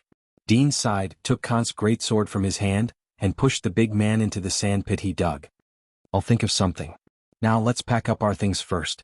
We need to be skillful in packing, don't let them stop us. Mickey punched the sand hard. What was that just now? The Baron Bone Man glanced at the cavaliers in the distance, who were searching everywhere. He could not hide his anger. That group of... Dean shook his head but did not speak. Thales, on the other hand, sighed. Welcome, he spoke in a hoarse and rather listless voice, welcome to Constellation. Chapter 386. Compared to the journey they took, the merchant group's return journey was much more peaceful. Forget about the orcs and desert bandits, aside from a few corpses beside a few supply points, they did not run into a single person at all. They rarely even saw animals. But everyone knew why this was so. Once they thought of this, many of them felt troubled. As always, the merchants kept their distance from Dante's great sword and stayed at the back with their 8 empty camels. Their furtive glances hid indignation and resentment that were difficult to detect. The mercenaries, who were left with only a few people, walked with tired steps. They pulled 2 camels and led the way in front. None of their war horses were left. The only 2 camels they had were temporarily borrowed, in the name of safety after Dean argued with the merchants. He even threatened them with his sword. Dean and Mickey walked at the front, dragging their tired bodies and gloomy hearts to identify the way home. From time to time, they would discuss the location of the next supply point. Old Hammer had not recovered from his injuries. He leaned half his weight on the camel and coughed laboriously as he moved forward. He looked like he would fall at any moment. Louisa walked behind him worriedly, ready to catch him if he fell. Quick Rope followed behind them gloomily. He looked troubled, and at the same time he lost interest in telling jokes and promoting his business. The atmosphere in the entire team was quiet and depressing. Death and blood had destroyed the relaxed and happy atmosphere the mercenaries once had. After experiencing ambushes, battles, casualties, and extortion, it was as if the happy team would never return.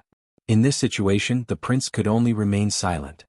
He tightened the crossbow on his shoulder, pulled up the scarf to shield his face from the sun, and consciously walked at the end of the mercenary team. After fighting side by side against the orcs, he was much more familiar with this team that had suffered heavy losses. Fortunately, perhaps because the Constellation Cavaliers had gotten rid of most of the threats, or perhaps because their misfortune was finally over, other than the endless yellow sand under their feet and the scorching sun above their heads, there were no other accidents on the way back. As the journey grew longer, every time Thales stepped on the sand, he felt something strange. The ground under his feet seemed to have come alive again, and with every step he took, it would tell him the direction and the terrain. So, finally, on one of the days when the sun was setting and the team moved forward quietly, Thales paused when he climbed a sand dune.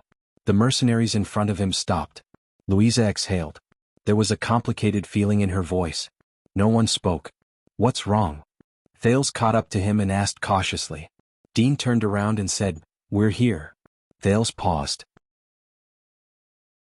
With an indescribable feeling in his heart, Thales raised his head and looked at the bottom of the sand dune. He stared at the seemingly endless horizon of the desert. The youth was stunned. Fortress. A fortress towering in the desert. No, it was more than one fortress.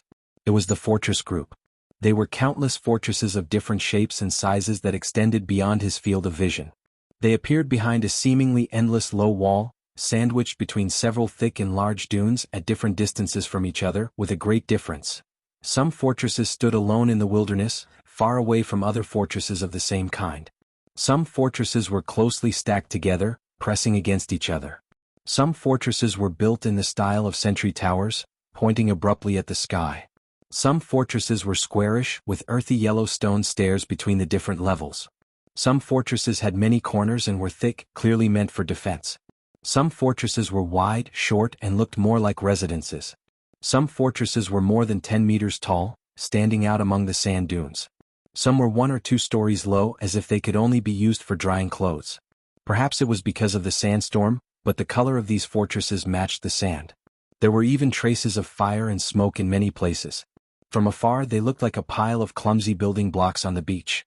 Thales swore that if it were not for the plants that stretched out between the fortresses, if it were not for the foundations that appeared under many of the fortresses, if it were not for the double-cross silver star flag that fluttered high above the fortress at the front, if it were not for the wooden barricades placed around the low walls, if it were not for the bustling figures moving back and forth between the fortresses, he would have thought that this was the remains of an ancient desert city.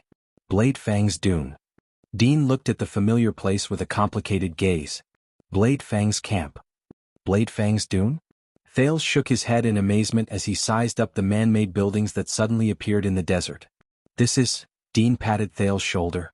After you pass this huge camp that can sustain the lives of a few thousand people, you will no longer be stepping on yellow sand if you head east for another day.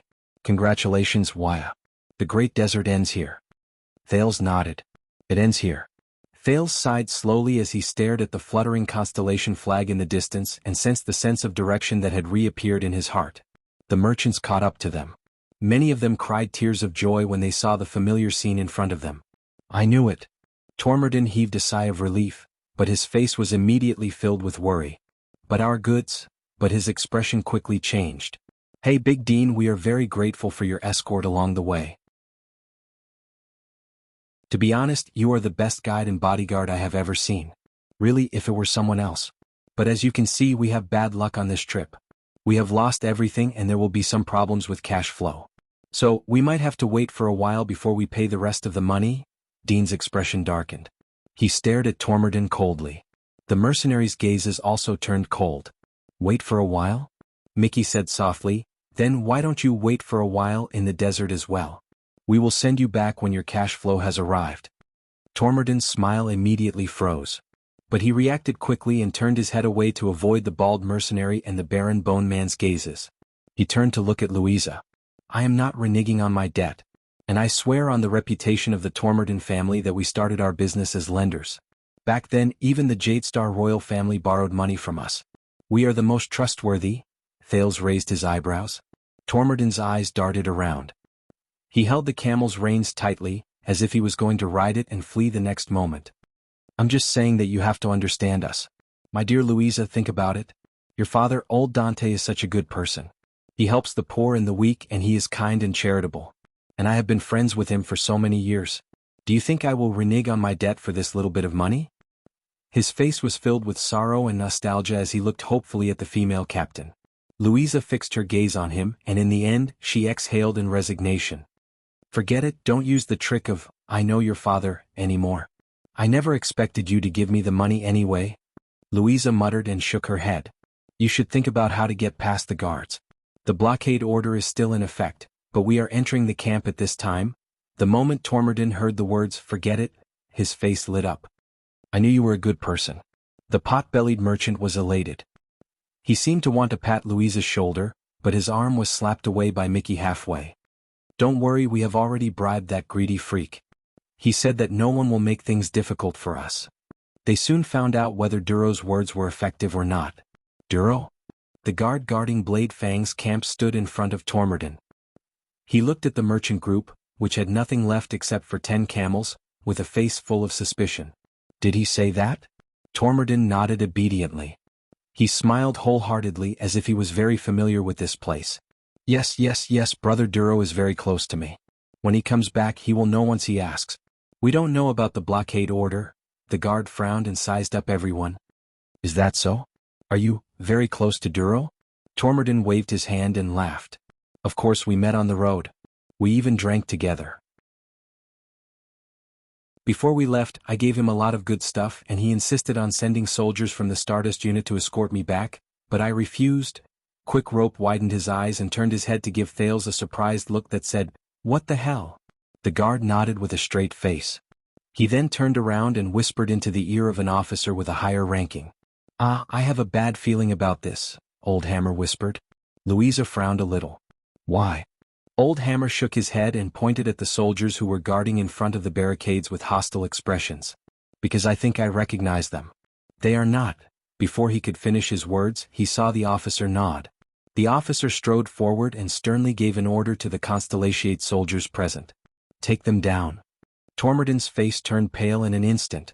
The officer pressed his hand against the weapon at his waist coldly. "Disobeying orders, going out without permission and even bribing the army? You are really audacious." The mercenaries looked at each other in shock. Tormodin waved his hand anxiously as he stared at the dozen soldiers who pressed their hands against their weapons and surrounded him. But Captain Duro said, "I don't care what that freak said." The officer said sternly. He pointed at the Constellation flag above his head. "This is Constellation's land and we are a sacred army. No one can bend the law for personal gain in the face of the law." Tormodin seemed to have turned into a helpless kitten in an instant. He was at a loss and full of grievances. "But, Duro, aren't you together?" The officer frowned. "Who the hell told you that we are together with those freaks?" He took off the shield behind him and knocked hard on the picture on it. Thales narrowed his eyes and was surprised to see that there was a huge and terrifying skull on the shield. It had 4 black eye sockets. "This isn't that. Do you see it clearly? This is the 4-eyed skull." The officer said proudly and contentedly, "We came from the ruins and we are soldiers from the Fakenhas family. We are not the same as those bastards from Williams." Tormodin was completely dumbfounded. He stared at the unfamiliar skull and muttered, "That's right. The 4-eyed skull," Dean sighed quietly. Thales thought more about it. "The people guarding Blade Fang's camp are the direct recruits of the Fakenhas family. That means that their commander is at least—" "You have 2 choices," the officer said arrogantly. "Pay the fine or I will send you to the prison of bones." As the merchants wailed in fear, the soldiers of Constellation closed in on them. The mercenaries gritted their teeth, while Thales clenched his fists. He wondered which of the soldiers was the highest commander. At this moment, Colin. Old Hammer's voice rose. Small-Nose Colin. The righteous and stern officer was momentarily stunned. "Who?" The officer with the small nose looked around in puzzlement. "Who's talking?" "It's me." Old Hammer sighed and walked out of the crowd. "I served under Lord Mon together with you, and we were even ambushed when we were squatting in the pits together." He did not need to continue speaking. "Hammer." Small-Nose Colin widened his eyes. Old Hammer smiled awkwardly. The mercenaries looked at each other and sighed in relief again. A few minutes later, the merchants entered Blade Fang's camp dejectedly under the escort of the soldiers. Their camels were led away by the soldiers from Fakenhas family as a fine. Dante's greatsword stood on the other side and quietly waited for the result of Old Hammer's negotiation. "Oh my sunset." Colin smiled as he watched the 10 camels being led away. He patted Old Hammer's shoulder and spoke in the Western Desert accent that he was used to. "Hammer, how did you become a seller of swords?" Old Hammer sighed. "It's a long story. Have there been any major operations recently? Why were the soldiers from the ruins and Wing Fort recruited at the same time, and they even entered the desert with the regular army?" Thales' interest was piqued by these words. He listened attentively with his hell senses. Colin rubbed his hands. "It's also a long story. In short, it's not just them.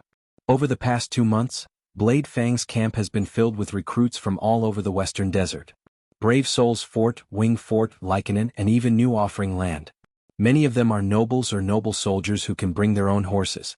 Even the Skull Guards and Raven Whistle Light Cavaliers are taking turns to enter the desert." Old Hammer frowned. "What happened?" "I saw them chasing after orcs in the desert." Colin shook his head. "I'm not sure, but I guess the Baron Bone people or Grey mixed breeds are moving east again because those who enter are basically cavaliers, and we, who have 2 legs, are they collecting tolls here?" Old Hammer stared at the 10 camels and Tormodin, who was about to cry. Colin spread his hands and did not answer. Old Hammer sighed in resignation. "But these 10 camels are all these people have. Don't hammer, don't plead for them. You pity them, but who will pity us? The regular army is paid by the king, but what about our rewards? We can't even buy a ball of yarn. Collins sniffed in dissatisfaction. You know, it's already September. My family's mill is going to start work soon. My term of service has long passed, but I don't know how long it will be before my brothers and I can go back. One of my brothers in the same team is about to give birth at home. But you're too greedy. The merchants will protest. Will the nobles in the camp have any objections? Collins scowled. He was clearly not in a good mood. Listen, Hammer, you haven't been in the army for a long time. It's different from the Desert War. Blade Fang's camp is no longer managed by the Fakenhas family. The small-nosed officer waved his hand. Now, this is the territory of the regular army of the royal family. Usually the profits belong to those brats under Williams. There aren't many places where we can take advantage of them. If it weren't for the regular army going on an expedition and not having enough manpower, do you think we would be able to stand here? So, who cares if they protest or not, we'll just take whatever we can. After all, if anything happens, it'll be William's problem. Thales listened to these words and fell into deep thought. Listen. Colin put his arm around old Hammer's shoulder. For the sake of the past, I won't make things difficult for you. I won't take the mercenary tax either. But when you go back, remember to send a message to my father. Tell him to keep an eye on my wife. Don't let that cripple from the village in front of the house do anything to her. Finally, with old Hammer's comradeship, Dante's great swords entered the city, or rather the oasis camp that occupied a large area in the desert. When they passed through the boundary formed by low walls and barricades, they were greeted by a crowd. It was a crowd that Thales had not seen for a long time. They rubbed shoulders against each other and there were shadows everywhere. You're new, right? Go and extort money from others. We're not white pigs. Dean coldly pushed away a man who looked drunk. When the man fell limp, he kicked him in the stomach. Dante's great swords, have you heard of them? Thales watched as the man got up from the ground and walked into another alley while cursing. There, a group of fierce men looked at them with malicious intent. I thought you died outside. One of the men rubbed his fists and laughed. Baldy and my beautiful but thorny little flower Louisa, when are you coming to sleep in my bed?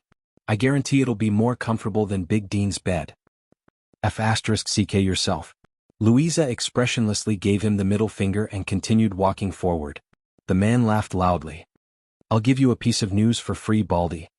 He picked his nose. It's very chaotic here recently. Don't provoke, big soldier. Maybe there's some noble's personal guards. The bald mercenary frowned when he heard that.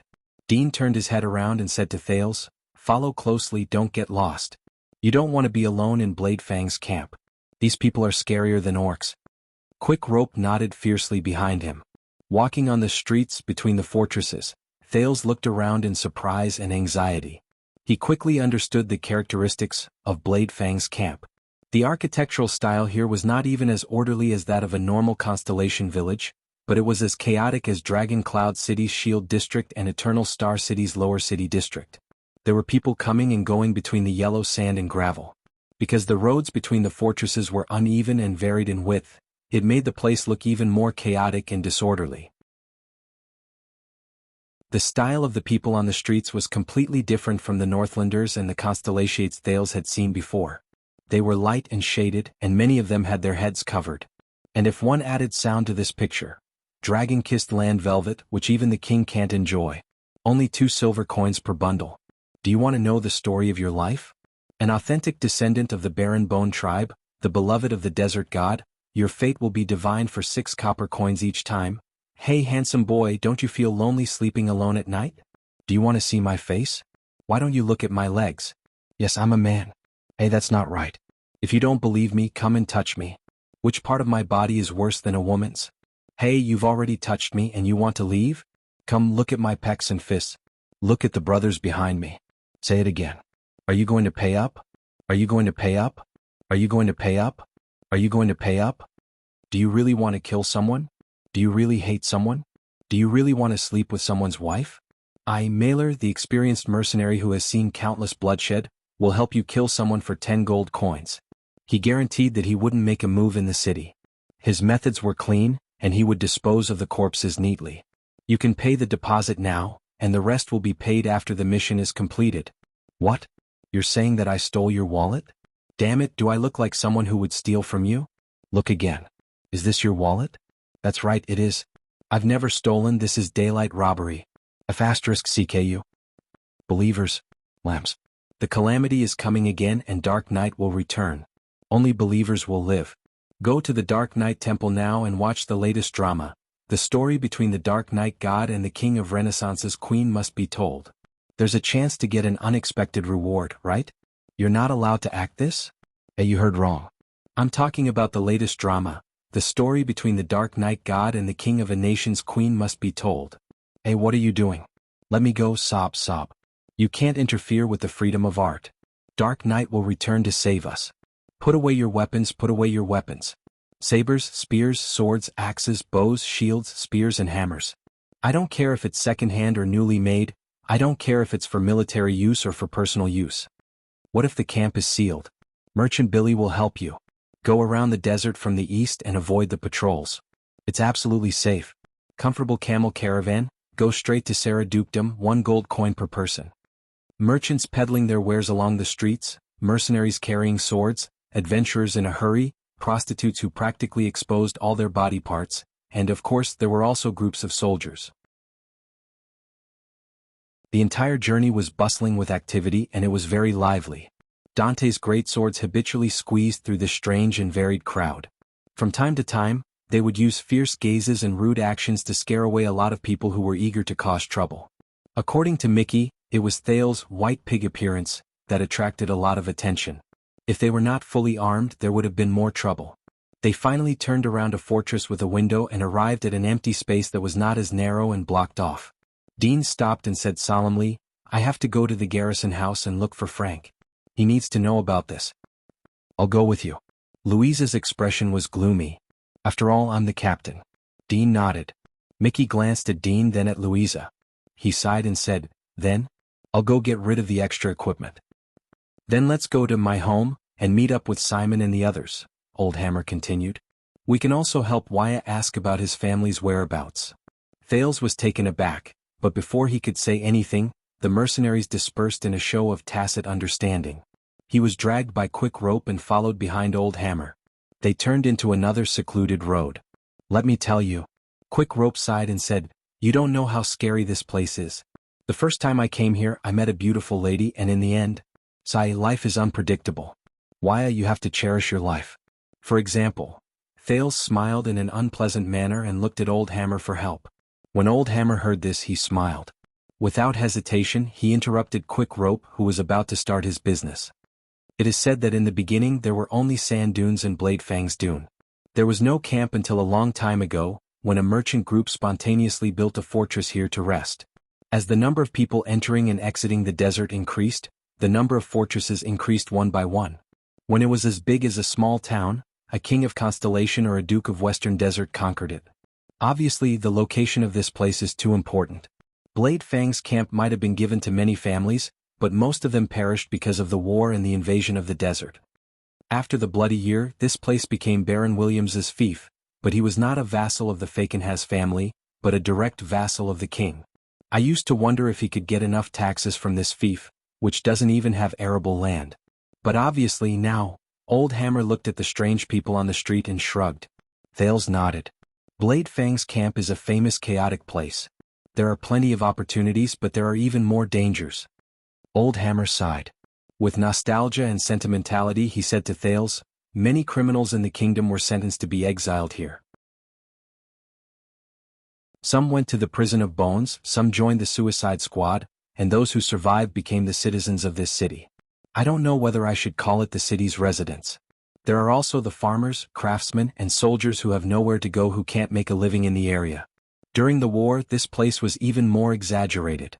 Thales walked up a slope, and the noise around him suddenly became much quieter. Then behind a round barricade he saw a very high tower. It was 20 to 30 meters tall, slender and towering. It seemed to be standing in the middle of the empty space between the many fortresses, but it was far away from the other buildings, making it seem especially isolated. Thales could not help but notice that there were very few people around the tower. The people who were originally shouting all sorts of things became strangely silent when they walked past it. They turned their heads to look in other directions before they left quickly. It was as if they were afraid of something. Thales narrowed his eyes. He saw that the highest window at the top of the tower was sealed shut with wooden strips. A tall building with few people. A thought appeared in Thales's mind. That tower is really tall. Is there someone important living there? The teenager asked curiously. Old Hammer followed his gaze and looked. His expression immediately darkened. No. The nobles never live there. I guess Baron Williams isn't there either. That tower is called Ghost Prince. It's been so many years no one would dare to live there. Thales furrowed his eyebrows. What prince? I know. Quick Rope was beaming with joy. It's a legend in Blade Fang's camp. There's something ominous in that tower, sure. But Old Hammer cut him off sternly. 18 years ago, during the Bloody Year, the Baron Bone tribe and the orcs once attacked Blade Fang's camp. At that time I was serving here. The veteran's expression was tense as he pointed at the tower. Before the camp fell, a noble prince, the king's son, a real member of the royal family. He wasn't some prince from a fairy tale who came to the west and served as a garrison in Blade Fang's camp. He lived there in the tallest tower in Blade Fang's camp. Thales' heart tensed. He stared at the lonely tower, and an ominous feeling welled up in his heart. On a dark night, the prince came from there from the tallest window. Someone pushed him down. Thales was stunned. He stared at the window that was sealed shut with wooden strips at the furthest point of his field of vision. His gaze slowly moved from there to the empty space at the bottom. A chill immediately surged in his heart. I heard the rest of the story from others after I retired. Old Hammer exhaled slowly. It was said that King Kessel caught the murderer after the war. As punishment, he locked the murderer and his accomplice in the tallest room. Then he lit a fire from the first floor and burned upwards. Quick Rope exhaled and pursed his lips. Quite a number of people could not stand the fire and jumped down from the window to pay for the prince's death. Whether they were burned to death or fell to their deaths, the screams and wails of the prisoners disappeared within the first hour. Old Hammer's voice became cold and mournful. But the fire burned for an entire day. The strange thing was that the tower still stood tall. And the most mysterious thing was that after the fire was extinguished, there was not a single burn mark on the outer wall or the interior. Quick Rope pursed his lips and nodded as Old Hammer explained. His gaze was solemn. Thales fixed his gaze on the tower. When he saw that it was undamaged, he felt his skin crawl. From then on, all sorts of strange things happened there, from singing in the middle of the night to ghostly figures at the window, to faint screams and wails, and even the sound of fire burning. Even in broad daylight, the Baron had to seal the window. Some of the nobles who were stationed here did not believe in evil and wanted to live there, but Old Hammer shook his head quietly. All the people who lived there died in the Great Desert and never came back. They did not even manage to take their belongings with them. So everyone said that the tower was cursed by the prince's death. Old Hammer tugged at Thales, who had unknowingly approached the tower. His expression was unpleasant. From then on, the locals called it the Ghost Prince. Quick Rope shook his head and clicked his tongue. Thales stared at the gloomy, deserted, and desolate tower in a daze. Ghost Prince? Who? The teenager asked in a daze. The one who died there. Which prince? Old Hammer shook his head. I forgot. The veteran's expression was tense. I only saw him from a distance when he entered the camp. That prince was very handsome. He was even prettier than a girl. Very handsome. Thales gulped. A name from a long time ago rose in his mind. The Ghost Prince. But what's the use of being handsome? Old Hammer snorted softly. He stared at the empty space under the Ghost Prince, and his gaze was unfocused. That night I was one of the first patrols to arrive. And I remember very clearly that beautiful prince. He sighed slowly. He landed face first.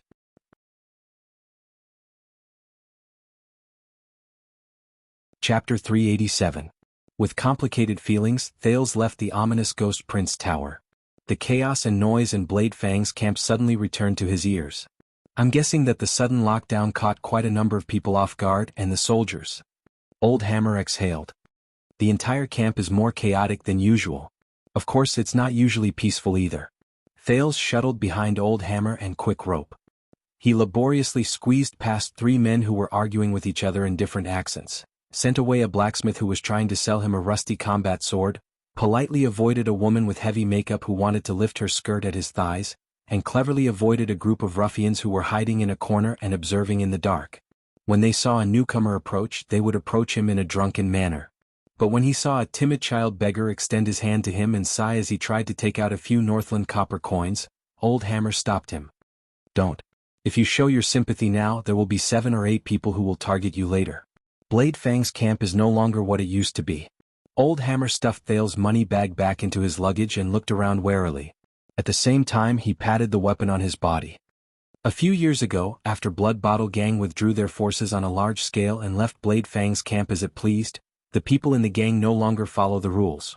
They have no bottom line in their actions. They will strip you naked and sell you off, and you won't even know who will be responsible. Quick Rope's face paled. He seemed to have remembered something and mumbled a few words softly. Old Hammer's words caused Thales to be slightly stunned. Blood Bottle Gang? Old Hammer nodded. When I was still in the army, this group of ruffians who called themselves Blood Bottle Gang controlled the underground here. They were very powerful. They colluded with the local nobles and were brothers with the higher-ups in the army. 1/3 of the people who lived in Blade Fang's camp were under their protection, be it smuggling goods, black market transactions, street security, or prostitution. Many people who left the army and had no place to stay would go to Blood Bottle Gang to make ends meet. But 2 or 3 years ago, when we returned to Blade Fang's camp, Blood Bottle Gang's power was not as great as before. At least they restrained themselves a lot. Old Hammer snorted softly. I heard that they were taught a lesson by an opponent who was fiercer than them in the mainland. They suffered great losses and even their prestige here was affected. Thales was deep in thought. Accents from all over the continent mingled together, and even unfamiliar languages from afar would occasionally appear. All sorts of businesses and transactions came and went, and the currencies of many countries were used in a mixed manner, causing Thales to once again have a new impression of this desert frontline. The 3 of them walked through the dusty streets. After passing by a fortress, a building with a strange style appeared in front of them. From a distance it looked like a huge bowl that was flipped upside down, but it took up a lot of space. It was comparable to Sunset Temple in Eternal Star City.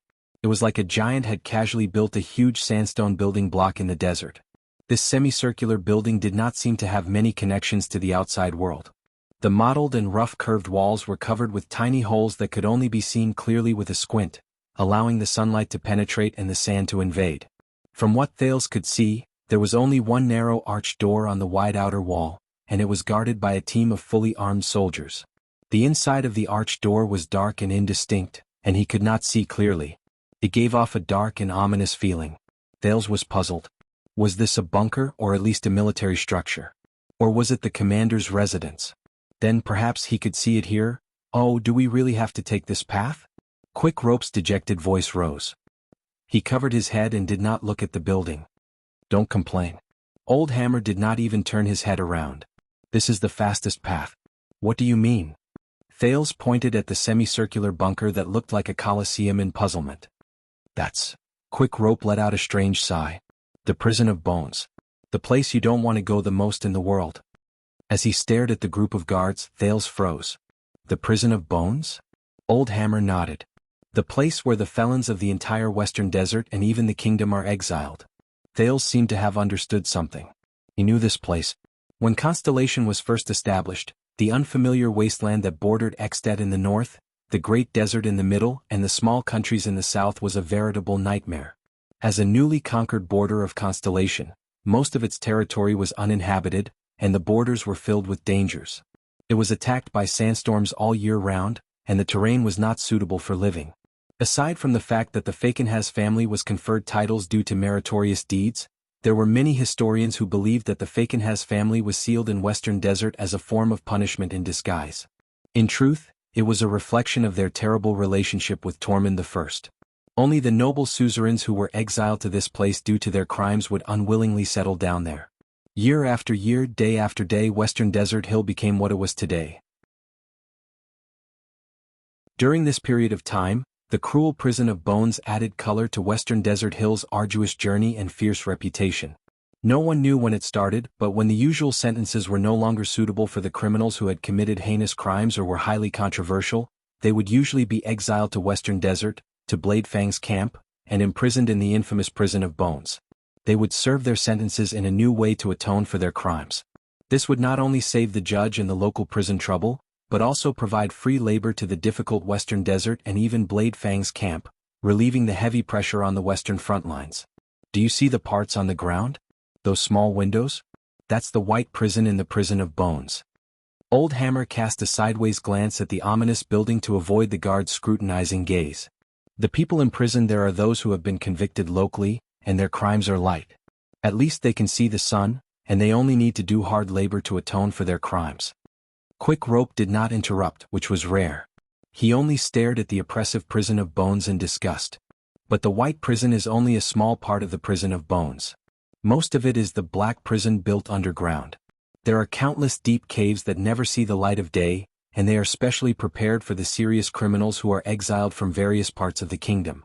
The more serious their crimes are, the deeper they are imprisoned. As the black prison progresses downwards, the number of criminals will decrease and it will become more dangerous. Once they enter black prison, there is no other way for them to leave other than joining the suicide squad, charging at the front lines with their lives on the battlefield, or acting as bait. Thales stared at the foundation outside the prison of bones and imagined the scene below. Old Hammer sighed softly. Of course, it's not easy to find a suicide squad. The slots are also very tight. After the Desert War ended, there are not many places that need suicide squads. Once they lose this chance, the remaining people in black prison can only wait to die of old age, leaving behind white bones for the unlucky ones to step on. That's how the prison of bones got its name. Let's go. Quick Rope frowned unnaturally. He looked a little uneasy. This place makes me nervous. Old Hammer patted his shoulder. When Quick Rope first came here, he was once tricked and sent to white prison. I guess he had a deep impression of it. Thales looked at Quick Rope in surprise. But Quick Rope only pursed his lips and did not answer. Thales wisely stopped asking questions. He averted his gaze from the mysterious and deep prison of bones. They left the area of the prison of bones and went around the corner of a square fortress. So, where are we going? Old Hammer shrugged. My home. Thales could not help but be stunned. Your home? I thought you said that your home is in the ruins? Old Hammer chuckled and shook his head. Oh, I'm not talking about my home, but anyway, you'll know when we get there. Quick Rope winked slyly, making the confused Thales even more perplexed. But his puzzlement did not last long. After crossing another dusty street, they squeezed their way through the crowd and arrived in front of a 3-story oval-shaped fortress. The front door was wide enough for a carriage to enter. It's here. Quick Rope patted Thales' shoulder. My home. Thales raised his head curiously and noticed that there was a huge wooden sign hanging in front of the fortress. There was a vivid picture of a wine glass carved on the sign. Wine was spilling out of the glass, and it swayed slightly with the wind in the desert. The moment he saw the sign clearly, the prince's eyebrows twitched involuntarily. There were 2 big words carved in the center of the wine glass. My home. There was a row of small words carved under the sign. Humans will die, orcs will fall, the queen will pass away, but we will never close our doors. It began in year 38 of the calendar of eradication, Queen Erica's last wine glass. Thales did not know whether he should laugh or cry as he followed Old Hammer through the door. What greeted his eyes were more than 10 wooden round tables that were placed haphazardly. The place was filled with the sand and dust unique to the desert. All sorts of customers and tavern ladies came and went, toasting each other and making a lot of noise. From toasting songs, to the sounds of dice games, to quarrels and angry shouts, almost all the sounds came at the same time and it was very lively. Old Hammer ignored Thales' surprised gaze. He pushed aside 2 drunk men who were about to fall under the table in a familiar manner and stuffed a copper coin into the chest of a waitress who blocked his way. Under her aggrieved gaze, he resolutely pulled his hand out and went straight to the bar counter. I've always wanted to do this, Quick Rope whispered to Thales and cast a glance at the hot waitress. But Louisa and the others said that I didn't have enough strength to pull my hand back. Maybe they have a point. Thales thought in his heart as he watched Quick Rope follow Old Hammer's gaze. Simon. Old Hammer sat at the bar counter and said to a gray-haired middle-aged man who was drinking by himself beside him, We're back. The middle-aged man turned his head around and revealed a face that had been through the vicissitudes of life. Someone said that a merchant group entered the camp despite the blockade order. Simon cast a faint glance at Quick Rope and Thales, who also sat down. I was worried that it was you. Old Hammer shrugged. Obviously, your worries have come true. How many? Simon said softly, I mean, how many people did they lose? Thales noticed that he was already quite old. This topic caused Old Hammer and Quick Rope to tremble at the same time. How did you? I've been in this line of work for 20 years, Hammer. Before that, I was a soldier for 10 years. Simon exhaled deeply and swirled the wine glass in his hand. I know how people look when they lose their comrades. His words seemed to have a magical power that isolated them from all the noise in the tavern beyond this corner. Old Hammer and Quick Rope were silent for a long time. Affected by them, Thales remembered his experience in the desert and the ending of the great swords he had spent a short time with. He felt a suffocating feeling in his heart.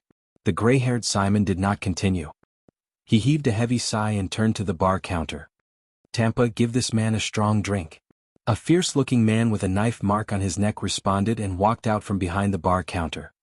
He grabbed 3 bottles of wine casually, and with a technique that Thales could not see clearly, he gathered a glass of wine in the blink of an eye and pushed it over.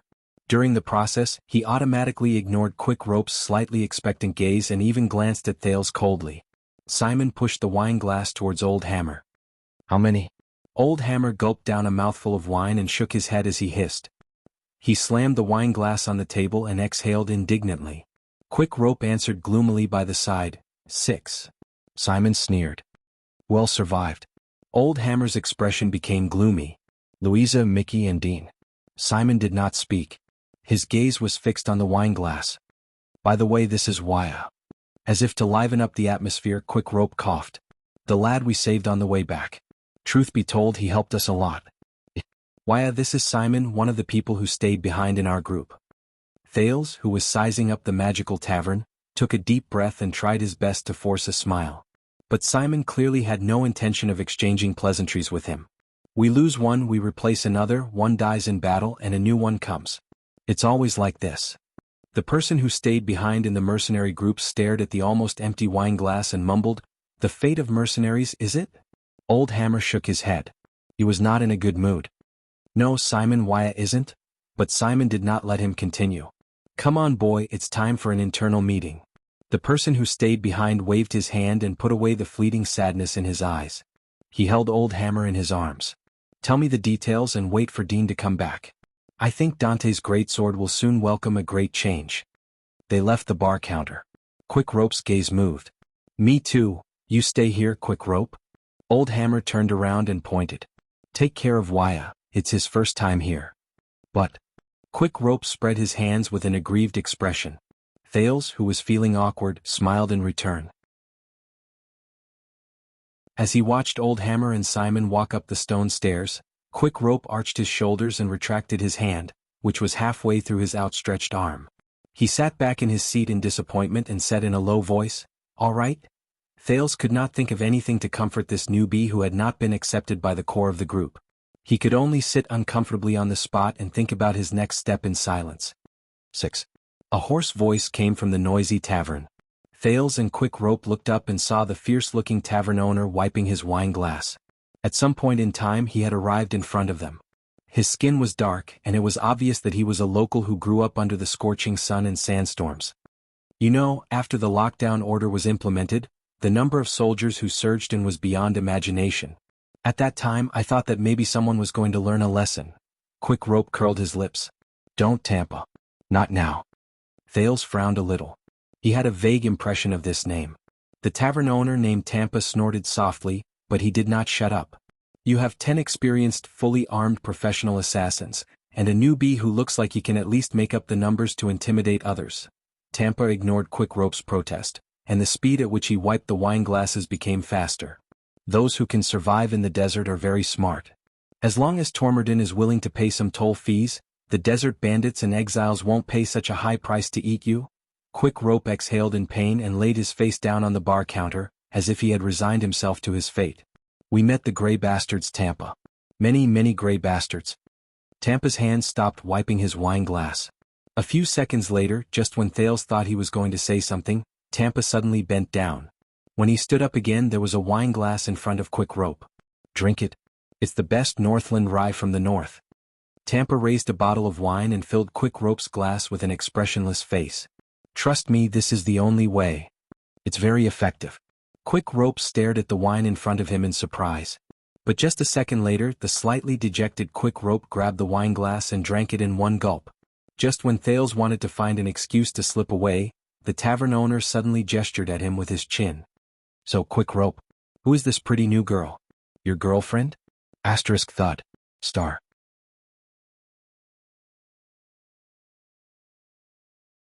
Chapter 388. Thales frowned. His expression was unpleasant. Girl? Oh, I'm really sorry. Tampa sized him up and shrugged. He had a look of realization on his face. You look so delicate. You've been sitting upright with your legs closed. If you didn't open your mouth, I would have really thought that you were a girl. With complicated emotions, Thales smiled laboriously. He's a newcomer. Quick Rope coughed until his face was red. He only managed to catch his breath. We just saved him from the desert. Please be gentle with him. Tampa stared at Thales, making the latter feel rather uneasy. A few seconds later, Tampa's eyebrows relaxed. He bent down again. Come. Since you're Quick Rope's girl? Since you were introduced by him. As Tampa stood up, a glass of foamy beer was thrown in front of Thales. The tavern owner's voice was bold and happy. First glass, authentic Western Desert old beer, free of charge. Thales, who had been mistaken for a girl just a moment ago, was instantly flattered. Thank you. Quick Rope's reputation is so useful. The prince politely pulled the glass over. As he watched Quick Rope's satisfied smile, he wondered what kind of beer it was. I knew it. So many people suddenly came to Blade Fang's camp, that nothing good would happen. Tampa leaned against the bar counter and poured a second glass of beer for Quick Rope. Gray mixed breed, is it? So, this is another desert war? Quick Rope's face fell. No. Dean said it wasn't. With a stiff expression, he gulped down the second glass of beer. This time Quick Rope did not cough. Is it? Tampa filled his glass thoughtfully. But at the very least, the good news is that no one in your team has deposited money with me, so I don't have to return it.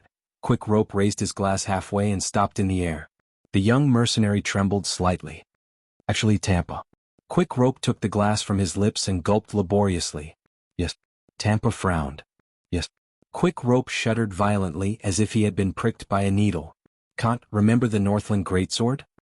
He sprang up from his seat and fumbled in his pocket for a shabby little book. He saved it, he promised to deposit the money with you. This is what he left behind, his account book. He hid the money in the flower pot in the room. Under Thales and Tampa's gazes, Quick Rope's tone sounded a little rushed, and there was a slight tremble in his voice. He has 21 Mindies, 18 Meteor, 13 Northland Solons, 10 Con, 9 and Lenzos Kellers, for Camion Southeastern Universal coupons of unknown denominations, 7 Lever Independent coins, 5 Steel Cities Hammer coins, as well as countless annoying small squares from the 3 kingdoms of the Lost Sea, and 2 Thabisos. Quick Rope flipped to the last page in a flurry and read the messy words on the paper. Just that morning before he died. Quick Rope's voice became softer. He stared at the small ledger in a daze. Thales also stared at him in a daze. He remembered the Northlander who carried a greatsword. However, no Quick Rope. I don't remember him coming. Tampa frowned as he stared at the crumpled, small ledger that was no better than trash. And I don't have his signature in my records. Quick Rope's face turned pale. Tampa. He gritted his teeth as if he knew that his words were not very convincing, but he still tried his best to defend himself. He flipped to the page again and showed it to Tampa. He did deposit the money with me. I can go and get you the money. Look, it's written here, 21 Mindies. Stop, I don't want to be annoyed to death by your Camion accent, Tampa said coldly. Or die of stupidity because of your mathematical skills. So, strictly speaking.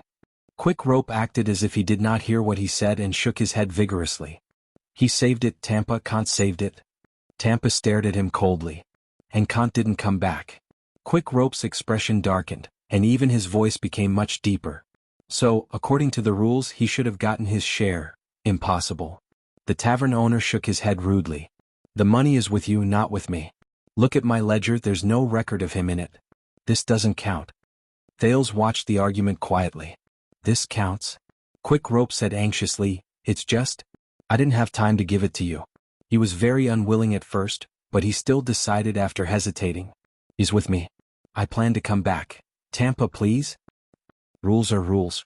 Tampa shook his head coldly. No. I promised him. Quick Rope's argument was bordering on despair. He swung the small notebook powerlessly. I promised? Then perhaps. Tampa interrupted him roughly. You should be the one to pay for the money? Remember, 10 times. he said fiercely, then turned around and left. Quick Rope stared blankly at the tavern owner's back as he left. The small notebook in his hand fell limply. Thales sighed and patted Quick Rope's shoulder. Quick Rope. The noise in the tavern seemed to have returned to this small corner. Quick Rope sat down quietly and put Kant's small notebook back into his waist pocket. The young mercenary stared at his wine glass. A few seconds later he suddenly smiled. You know why? Kant was the first. Quick Rope's shoulders trembled. He raised his wine glass and drained it in one gulp. I persuaded him to save money. He was my first successful business. Thales moved slightly. Kant came from Northland and settled down in Constellation. He has 2 children, a boy and a girl. He also has a wife who is sick all year round. Quick Rope put down his wine glass and his face was expressionless. They live in the ruins. Old Hammer brought him here. I'm thinking, how will Old Hammer tell his wife and children? Quick Rope leaned forward, picked up the bottle from the bar, and poured himself another glass. You know. He gave me the address where he saved his money and left me the ledger. Quick Rope gritted his teeth. But Quick Rope, Thales sighed softly. He's already gone. It's not your fault and you can't do anything. Quick Rope's shoulders trembled violently. I can't do anything. He continued to pour wine and he smiled while he was doing so. You know, a long, long time ago, so long that it felt like a lifetime ago, there was a ship. Quick Rope stared at the wine bottle absent-mindedly. His smile froze. There was a young sailor on the ship who was determined to go out to sea since he was young. He looked forward to sailing to the end of the world one day. On his first voyage, he went to the most legendary place in the Sea of Eradication, the Eye of the Sea of Eradication. Thales frowned. That damned place. It's a cursed place that even the Maiden of the Ocean Shepherd did not protect. The compass failed, the sails were torn, pirates followed, fog was everywhere, dark clouds covered the sky, the seabirds were nowhere to be seen. In the endless darkness and the endless drifting, even the eternal stars in the sky changed their appearance. Huge waves, whirlpools, and submerged reefs were endless. Under the terrifying sea there was even, Quick Rope's voice became desolate and hoarse. The captain, the first mate, the second mate, the observer, the sails operator, the helmsman, the chief combatant, the boatswain, and the kind Uncle Bill. Almost everyone died. All of them. He shuddered and continued to pour wine. Thales resisted the desire to raise his head to look at him. He only extended his hand and lifted the spout of the wine bottle from the already overflowing cup. Quick Rope paused for a long time and let Thales take his wine bottle. As the only person left on that ship, the young sailor held onto the last wooden plank. He floated and sank in a daze. He listened to the never-ending sound of the waves and watched the alternation of day and night around him. He was thirsty, hungry, cold, and afraid. He did not know where he would float to and what his fate would be. Around him were the swollen and pale corpses of his companions and the bone-chilling sea water. He was the same. He couldn't do anything. Thales could not stand it anymore. He pressed down on Quick Rope's wine cup. Quick Rope. Quick Rope's voice trembled, but he stubbornly took his wine cup. That young sailor survived, but he could no longer go to sea. Because no matter when and where he was, as long as he closed his eyes, he could see the broken wooden planks and the corpses of his companions. When he pressed down on his ears, he could hear the raging waves and the roar of the storm. When he twitched his nose, he could smell the saltiness of the seawater and the smell of blood. Quick Rope trembled as he picked up the wine cup and drank the alcohol and tears in one gulp. From then on he was afraid of ships, the sea, the lake, and even all the places in the world with water.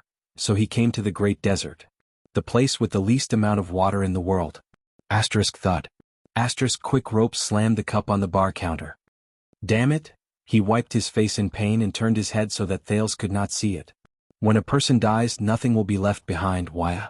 Not even a trace. Quick Rope's voice grew hoarser. You disappear from this world. You will no longer have thoughts, feelings, or consciousness. Nothing will be left behind. Nothing will be meaningful, and you won't know anything anymore. His shoulders trembled. Kant, Palka, Haken, Breeze. They won't know anything anymore. Thales listened quietly. Then what's the meaning of our lives? Quick Rope said hoarsely, to suffer and wait for fate to smack us to death and then disappear without a trace, as if we had never come to this world? Thales bit his lip, but he did not know how to answer. Quick Rope stretched out his hand, but he grabbed empty air where the wine bottle should have been. At this moment, bang.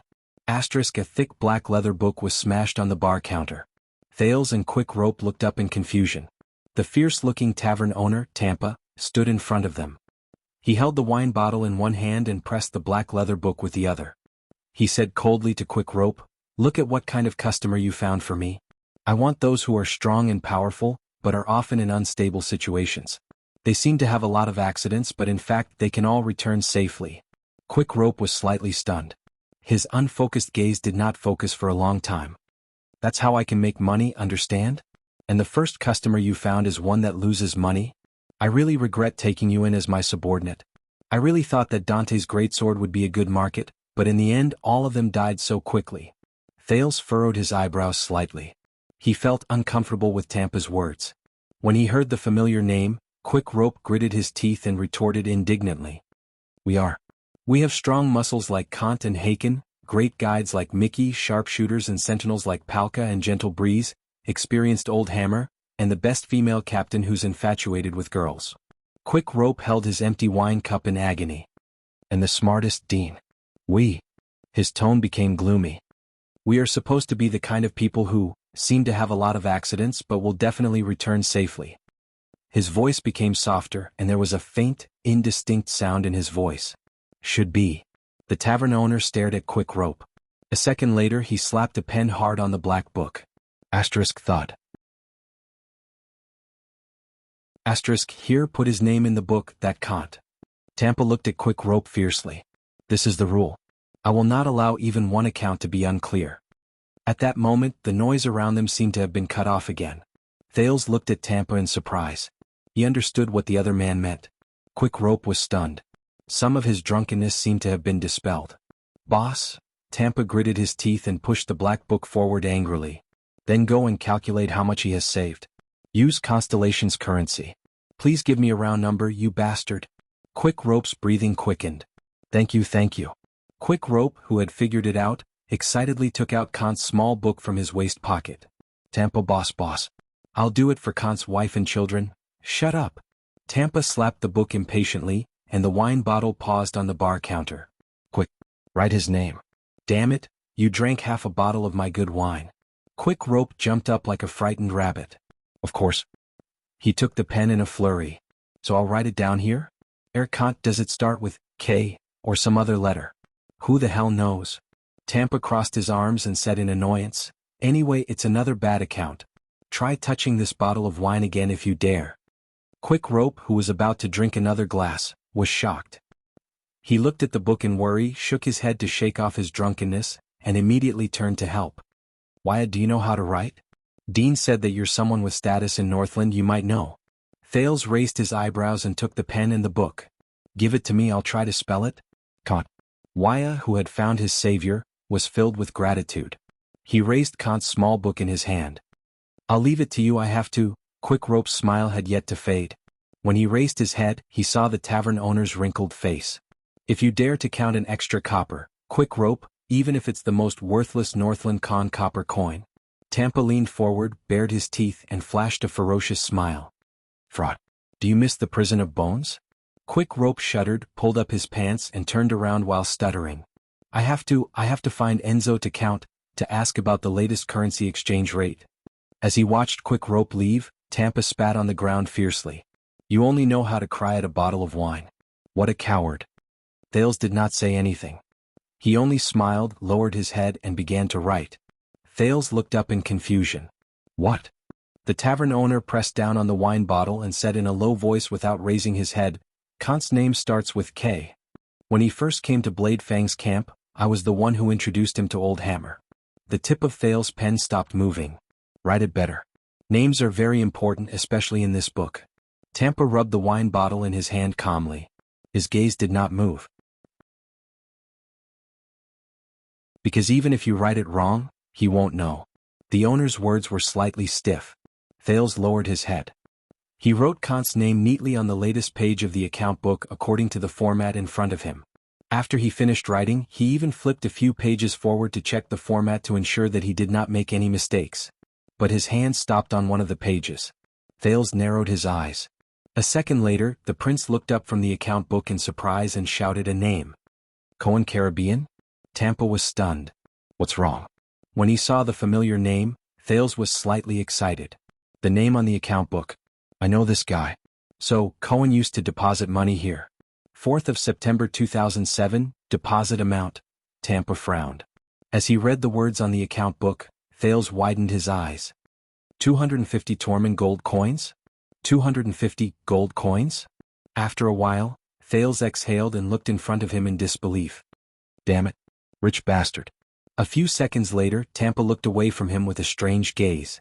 In the tavern where people came and went, Tampa waved his hand and asked a waiter to greet a group of new customers. Tampa retrieved the account book and glanced at the name on it. Then, he stared at Thales with a contemplative look. You know him? Of course. When he remembered his past in Heroic Spirit Palace and his current situation, Thales could not help but sigh. We can be considered friends. We used to stand together and fight side by side. Stand together and fight side by side. Tampa seemed to be shocked. He sized Thales up and asked suspiciously, You and Cohen? Thales was a little embarrassed. To be precise, I stood and fought. Tampa stared straight at Thales until he laughed and slapped Thales' shoulder hard. Very good. He's also my friend. Haha, Cohen, that skinny, sneaky, shrewd, snobbish bastard. Huh. Skinny, sneaky, shrewd, snobbish? Thales was stunned for a moment. What? But Tampa did not seem to have any intention of stopping. The more he spoke, the more excited he became. The scar on his neck surged. He's the most cowardly when he fights, and he likes to lift up girls' skirts the most. The most cowardly. Lift up girls' skirts. Thales' expression became more and more strange. Maybe we're not talking about the same Cohen? Tampa's smile froze. But that's Cohen Caribbean. He has black hair and brown eyes, and he's like a skinny monkey. Doubt appeared on Tampa's face. Which Cohen are you talking about? Thales scratched his head and chuckled. Cohen? A young master who ran away from home. He's very tall, almost 6.5 feet, very strong, muscular, blonde hair and blue eyes. Thales tried to describe the tall man in his impression of him. He looked at the boss hopefully. He's good with a sword, agile, likes to bully people with his body when he fights, and when he talks he's a little, how should I put it? Thales thought for a long time before he raised his head and said awkwardly, stupid and silly? When Tampa heard these descriptions, his face scrunched up again. He sounds like an annoying idiot. Thales sighed. All right. It looks like there's indeed a mistake. In fact, if you know him, it's hard to hate him. Thales shook his head and said, he's a little special. Tampa was deep in thought. The person we're talking about might not be the same Cohen. The tavern owner spread his hands. Thales grabbed his wine glass and smiled unnaturally. I see. I'm sorry I got the wrong person. Just when Thales was about to take a sip of wine to ease the awkwardness, thud. Thales looked at Tampa, who had his palm firmly pressed on his wine glass. What's wrong? The owner of my home shook his head expressionlessly. Trust me, you don't want to drink this wine. Under Thales' surprised and bewildered gaze, Tampa spilled the wine in his glass. I added some horse urine and a few mouthfuls of my old phlegm into it. Tampa nonchalantly threw the spiked wine glass to the side. Maybe there's also something that makes people sleepy. The taste is wonderful and the content is profound. Thales was completely stunned. Horse urine, old phlegm. He stared at the owner, then at the glass on the ground. He remembered that the wine was full of bubbles earlier, and he almost drank it. Enduring the discomfort in his abdomen, Thales raised his head angrily. What? Tampa grinned, but the fierce look on his face made his smile look ugly. Although you look like a white pig, who has just arrived at Blade Fang's camp and doesn't know anything. The tavern owner shrugged. But I don't think you're that simple. So, I have to see your background. Then I'll decide whether to extort money from you or strip you. Or, there have been a lot of nobles coming to the camp recently, and pretty boys are popular among them. Obviously, Quick Rope isn't a good bodyguard. Thales was first dumbfounded, then he looked at Tampa with righteous indignation. You, the tavern owner smiled and cast a sidelong glance at the prince. Some terrible places are used to giving newcomers a taste of their own medicine. It's a test and also a lesson. If you're a white pig, you'll be sold and counted. Thales looked at the wine glass and protested in disgust. White pig. What are you doing? Tampa tapped on the ledger and narrowed his eyes. Remember, kid. This is called first lesson. Didn't Cohen teach you? Thales supported himself against the bar counter in disbelief. The world is unfair to me. And I can only respond with grief and indignation. So, the prince could only look at the man with grief and indignation. Then why did you change your mind? Tampa laughed. Because you do know Cohen, and perhaps you've really fought alongside him before instead of playing along with my words and pretending to be familiar with him. Thales furrowed his eyebrows. Cohen. Yes, the violent gorilla that you obviously hate but find it hard to truly hate. The owner nodded and pointed at the name on the ledger.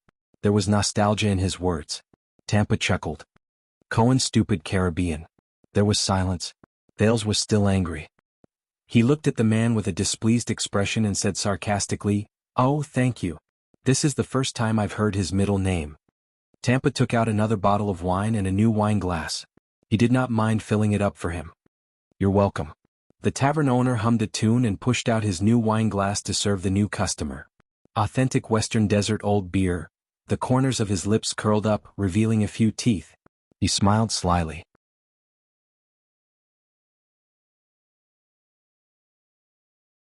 Chapter 389.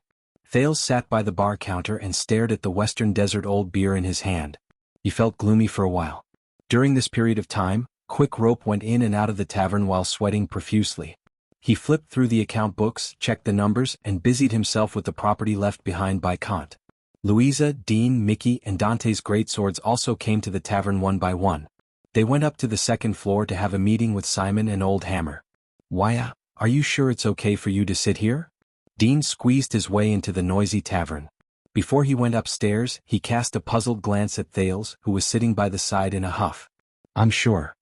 Thales pulled his face out of the glass and burped. He stared at Tampa on the other side of the bar counter with a hostile expression and gritted his teeth. "I'm very close with the tavern owner." "That's good." Dean glanced at Tampa suspiciously. "Tampa is a rather reliable mercenary agent. He has a lot of connections. If you want to find your way home, maybe?" Thales nodded stiffly. Dean shrugged and went upstairs to attend the mercenary group's internal meeting. Time passed.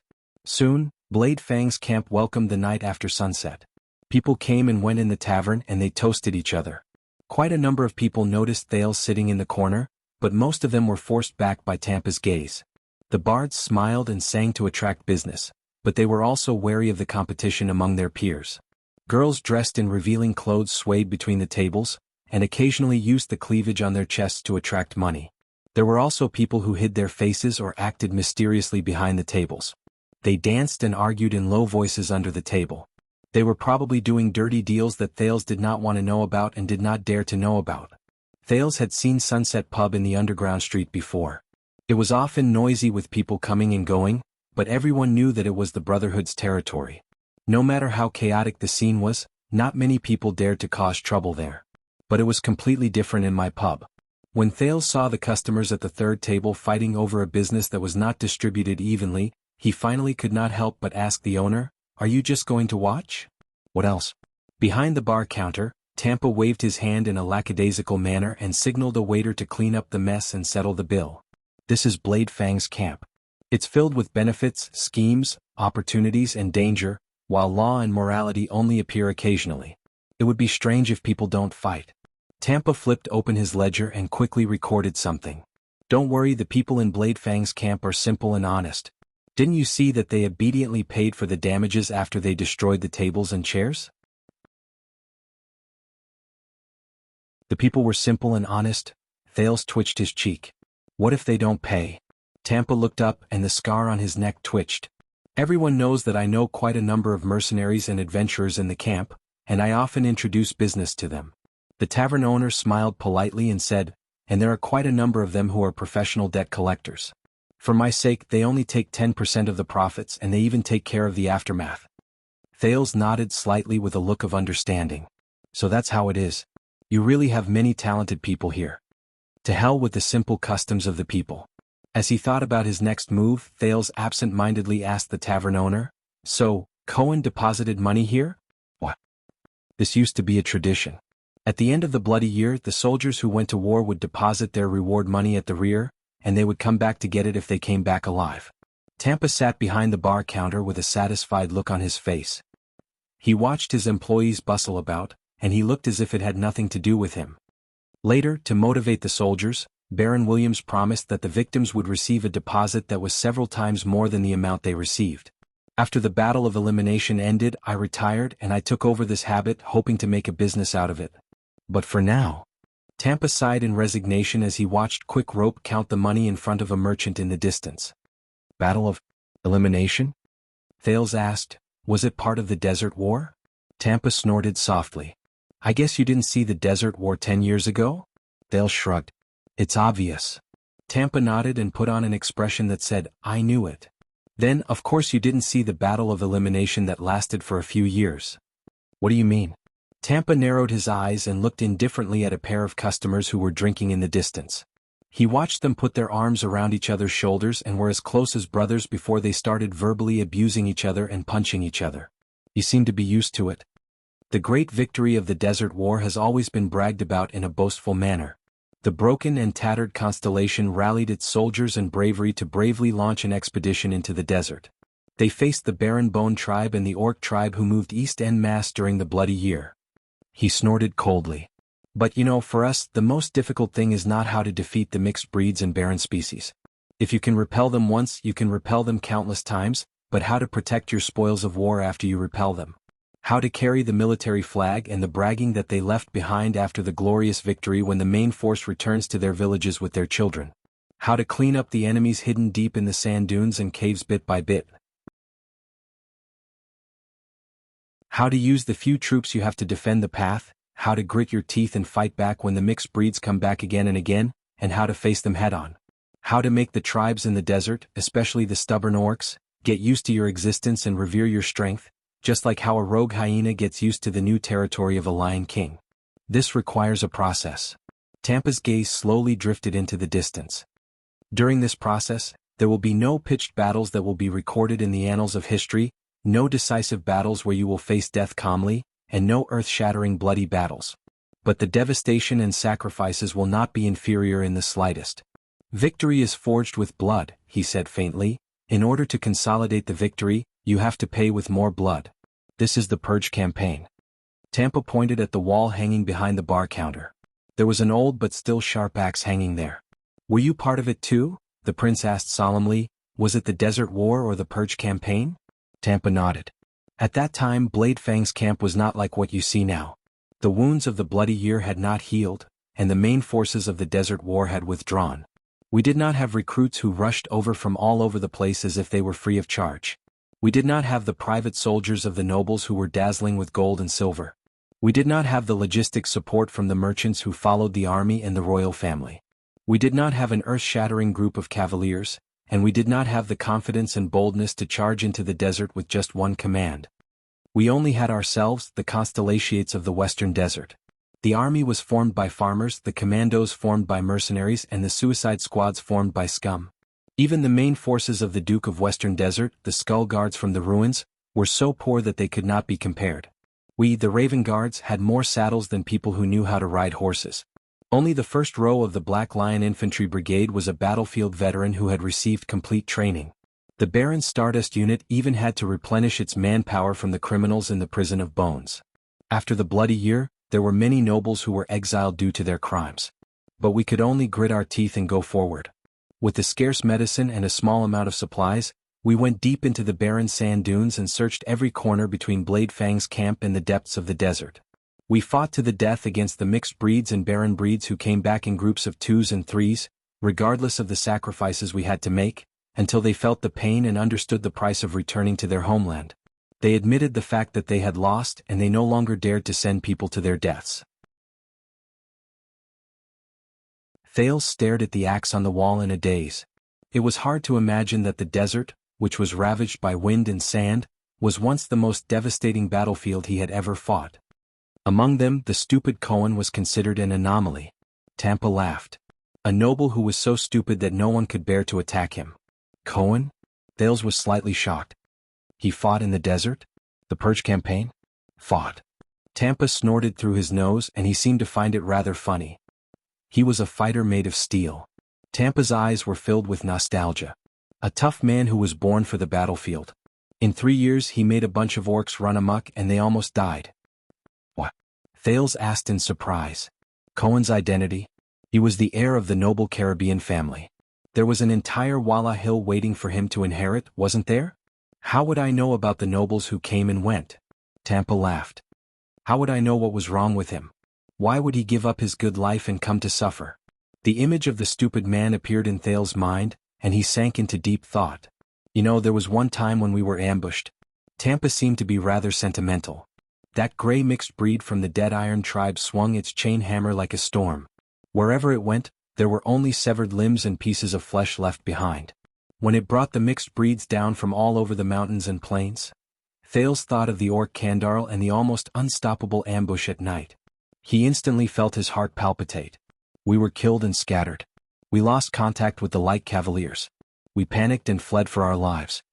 Tampa sighed. The stupid man and the others were forced into the inner area of the desert, and we didn't hear from them for half a month. We all thought that they wouldn't come back. The team even collected their belongings.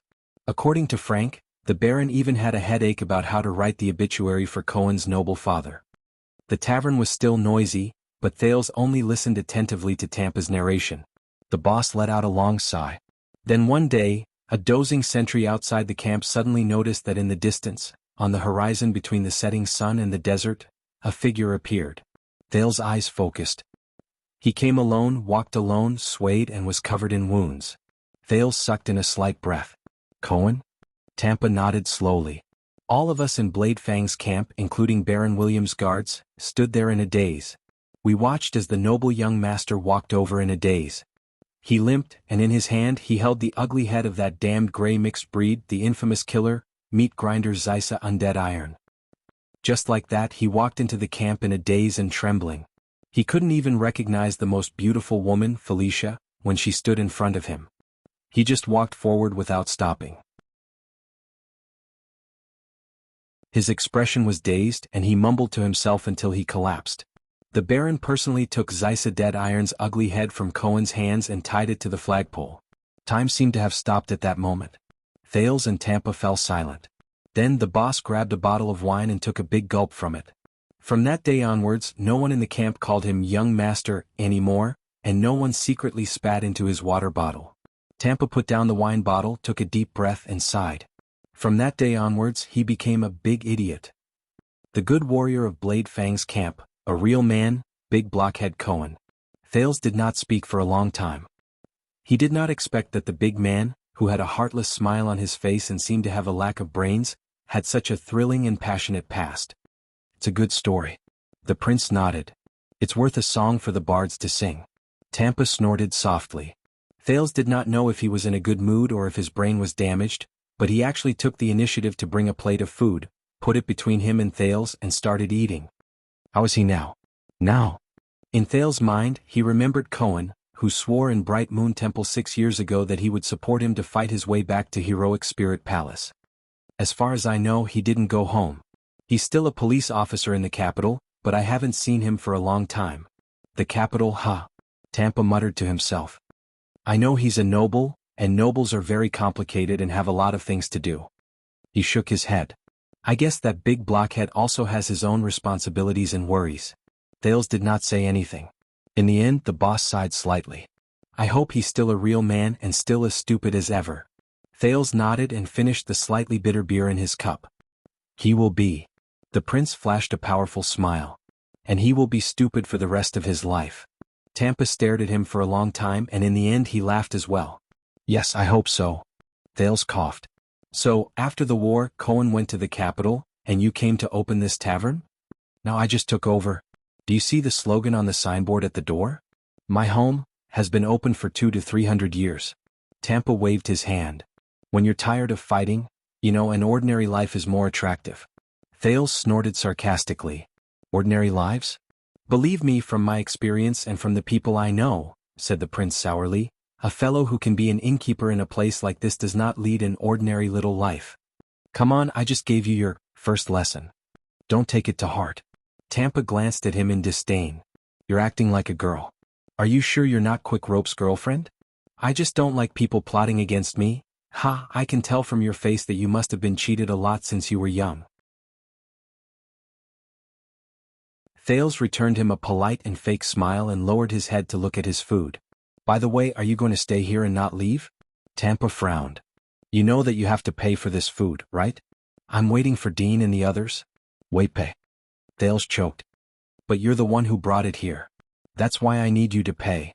If you brought it here yourself, why would I need to charge you? Thales stared at the tavern owner, dumbfounded. 1 Mindy's silver coin.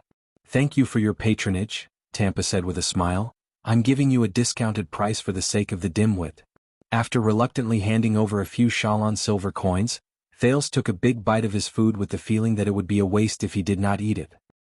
He looked at the tavern that was slowly becoming quiet, frowned, and asked, Is it my imagination, or are the customers really getting fewer and fewer? Usually, the later it is, the more people there are in the tavern. But it's different recently. The composition of Blade Fang's camp is complicated, and there's a curfew every night. Tampa yawned. If you wander the streets during the curfew and get caught by the patrolling soldiers, you know it's the first time many of the temporary recruits come to Blade Fang's camp. They are in charge of defense when the regular soldiers of the royal family are not around. They don't know what it means to turn a blind eye to something. They can either spend money to get rid of trouble or obediently go to jail. Tampa shook his head. Just last month, the famous mercenary group of 100 men, Blood Whistle, had quite a number of them arrested. It's useless no matter what I say to them. Those new troops don't show any mercy at all. Thales frowned. So, you're quite reputable to be able to speak up for those who are in jail? For many years, my home has been providing supplies to the prison of bones. Of course we have our own ways. Tampa snorted arrogantly. Who do you think got that annoying Quick Rope out of prison? Then you introduced Quick Rope to Dean and got him into Dante's great sword? You know, they originally didn't want to take in that brat with a Camian accent. The tavern owner chuckled. But Quick Rope seems to have a friend who knows old Dante's family. So, whether it's Quick Rope or Kant? Thales asked, intentionally or not, Dean was also introduced to them by you? Tampa shook his head. Dean was saved by old Dante in the desert. Many of the people in their team came through this way. It's precisely because of this that Dante's great sword has not disintegrated after so many years, even after old Dante passed away. Thales was deep in thought. He seems to be very smart. I mean Dean. Tampa agreed with him deeply. Honestly, it's a waste of talent for a person like him to be a mercenary. With his talent and knowledge, if he were in the army, he wouldn't lose to those big-bellied noble commanders at all. In just a few short years he made Dante's greatsword gain a good reputation. Thales thought of something. You seem to know these mercenaries very well? After all, this is my home. Tampa was rather pleased with himself. Mercenaries will come here to look for business, or rather, business will come here to look for mercenaries. Thales looked around and looked at the fierce customers. He was deep in thought.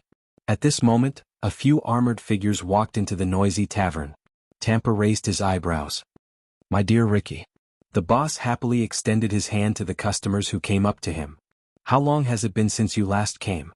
It's only been a few months, the mercenary named Ricky said faintly and extended his hand to shake Tampa's. Tampa looked at Ricky with a smile, then looked at a middle-aged man with a saber on his back beside him. A new face? This is Klein from the north. He's a good swordsman and not just any good. Ricky pointed at him. The middle-aged man nodded slightly at Tampa in a friendly manner. Don't think too much. He's already one of us. He doesn't take private jobs. What a pity. Tampa shrugged regretfully. You know, there are a few businesses that lack good swordsmen. Thales averted his gaze from the middle-aged man. His enhanced hell senses after the battle in the land of barren rocks gave him a rare piece of information. There was a strange and restless power surging in the middle-aged man's body. As he looked at the new mercenaries, Thales suddenly raised his eyebrows. To Ricky's left was a masked man who was staring at the prince coldly. The wrinkles between his brows were deeply furrowed, and he looked a little old. His gaze swept past the crossbow of time beside Thales and he narrowed slightly. Thales was shocked. As for this person, it's better if you don't know about him. He just came to the camp, but he has a criminal record and he's not clean. Ricky sighed and shook his shoulder at the masked man on his left. It's not convenient for him to show his face. In the end, the masked man slowly averted his gaze. Thales felt a chill that was etched into his bones from his body. These people are dangerous. Thales suppressed the uneasiness in his heart. Of course, I only care about my business. Tampa raised his eyebrows nonchalantly. How many tables do you want? To talk about business or look for girls? Ricky shook his head. Actually, a few tables won't be enough. Ricky took out a money pouch from his belt and first instructed the others to occupy a table, leaving only the middle-aged man and the masked man behind him. We'll book the whole place tonight. Tampa, I'll give you 2 hours. Empty this place including your men. Aside from wine and food, don't leave anything behind. Tampa furrowed his brows. But there are still 3 hours before the curfew. Ricky smiled faintly. Then we'll drink until dawn. We won't go out. We'll leave when the curfew is lifted the next day. Tampa narrowed his eyes at him. Impossible. The tavern owner shook his head firmly. You know, I still have to do business. I still have to deliver supplies to Bones the next morning. Ricky put the money pouch on the bar counter. His smile remained. 20 gold coins for one night. You have to know we have dozens of people. Tampa's expression froze. This is my home. He raised his head and became serious. We have our principles, so we gave you 2 hours. Ricky still looked like he was very easy to talk to, but he did not back down. 30 gold coins. We need your place to talk about something. Tampa glanced at the money pouch and shrugged. We also need to close up and rest. It's impossible for us to stay open so late for you, the middle-aged man behind Ricky smiled. But the slogan on your sign is never close up. Tampa looked at him. You know, since ancient times, if the words written on slogans are true, the tavern owner raised his finger. Then it won't be written on the sign. The middle-aged man raised his eyebrows. Makes sense. As if he could not bear to watch them dawdle, the masked man took a clean step forward, took out another money pouch and threw it on the bar counter. 50 gold coins, no more. Asterisk slap. Asterisk. Tampa snapped his fingers fiercely. Deal? He put away the money pouch. Beside him, Thales sighed and rolled his eyes. I knew it. Ricky shook his head and walked towards one of the wooden tables with his companion in resignation. What's wrong? Did you get some big business? Tampa, who had just negotiated a good price for the entire place, looked at Ricky's back with a grin. Are you going to party for a night? On the contrary. Ricky did not even turn his head around. After tonight we will leave Blade Fang's camp. You saw it yourself. The Constellation army is being sent to the desert like it's free. There's no business here. Tampa shrank behind the bar counter and shook his head regretfully. Is that so? That's really bad news for both you and me.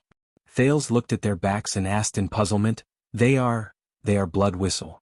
Before he could finish his question, Tampa said slowly, like Dante's greatsword, they are also mercenaries. Just like Dante's greatsword, they are also mercenaries, but you'd better not provoke them. It's a group of 100 people, and there are 200 to 300 people from top to bottom. There are more than 100 fully armed warriors on the battlefield alone. They are not peasant soldiers, each of them is like Dante's greatsword, professional killers. They only take on jobs related to war or the business licensed by the royal family's merchants. Even the Baron thinks highly of them. Blood Whistle, a group of 100 men? Thales was shocked. He looked at the people from Blood Whistle and he somewhat understood where that astonishing murderous aura and sense of threat came from. From Dante's greatsword to Blood Whistle, they all gathered here. Thales was deep in thought. So, the area around the desert is indeed a mercenary's paradise? Paradise. Tampa paused for a moment. It used to be.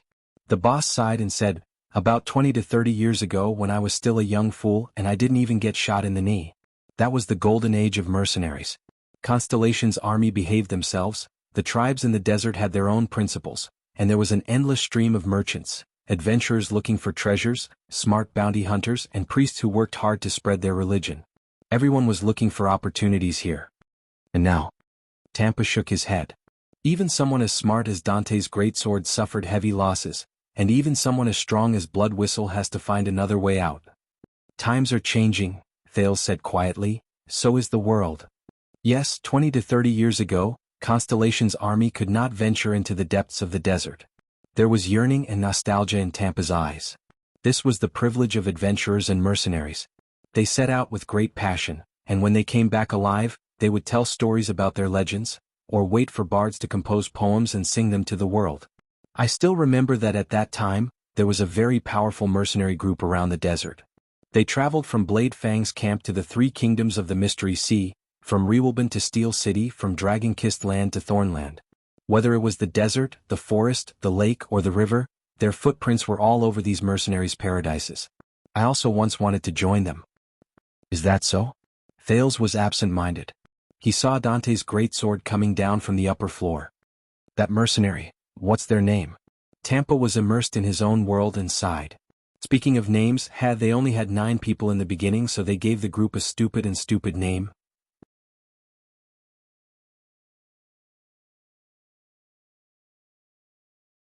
Chapter 390. As the curfew approached, there were fewer customers in the tavern. The mercenaries from Blood Whistle came to my home, in 2s and 3s. It seemed like they were going to get drunk tonight. Dante's greatswords came down the stairs one after another.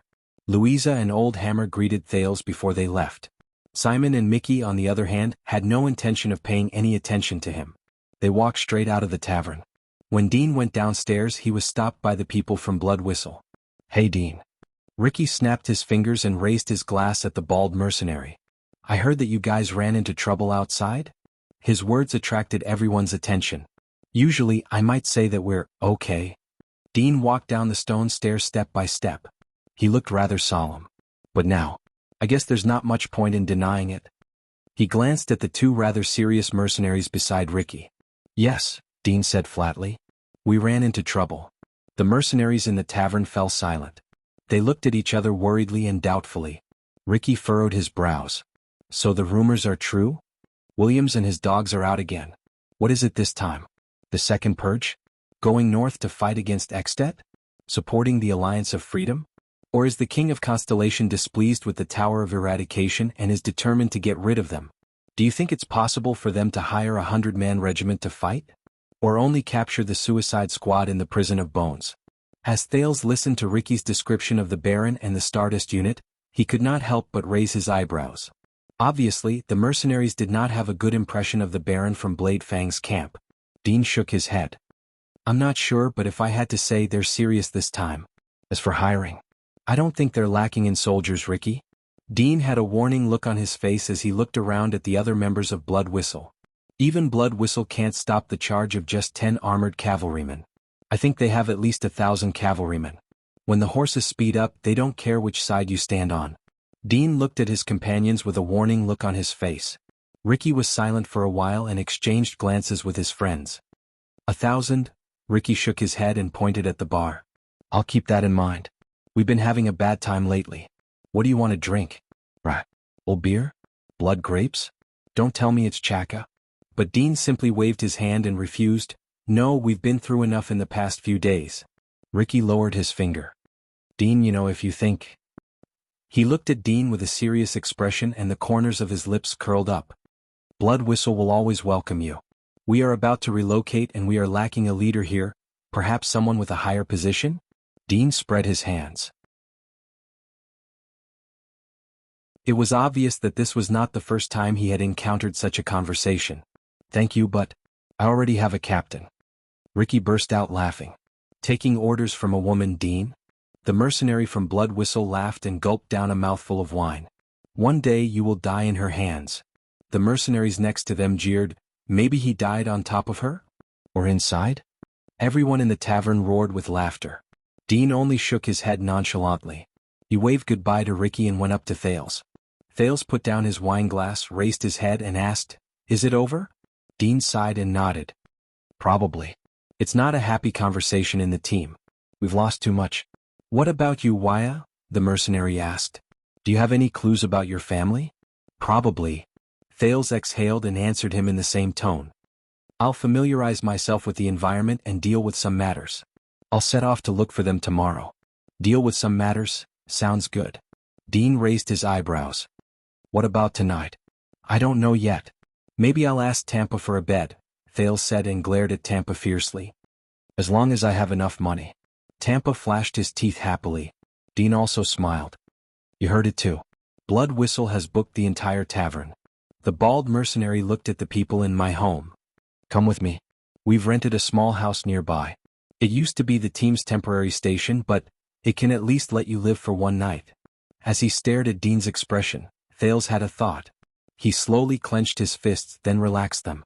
Thales flashed a smile. "Sounds good. Anyway, I have nowhere else to go."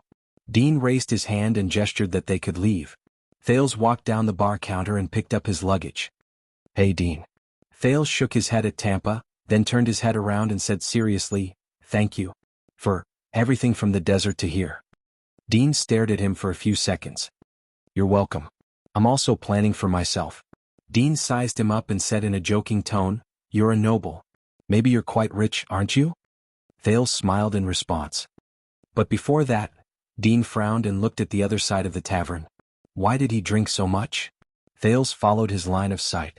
Quick Rope staggered over and fell on a table, causing the guest to look at him in an unfriendly manner. We've run into too many people in the desert. Thales sighed softly. Yeah. Dean's frown grew deeper. For a newbie who's only following a group for the second time. Just as the customers were about to roll up their sleeves and give Quick Rope a night he would never forget, Dean turned and walked towards him. Come on, give me a hand.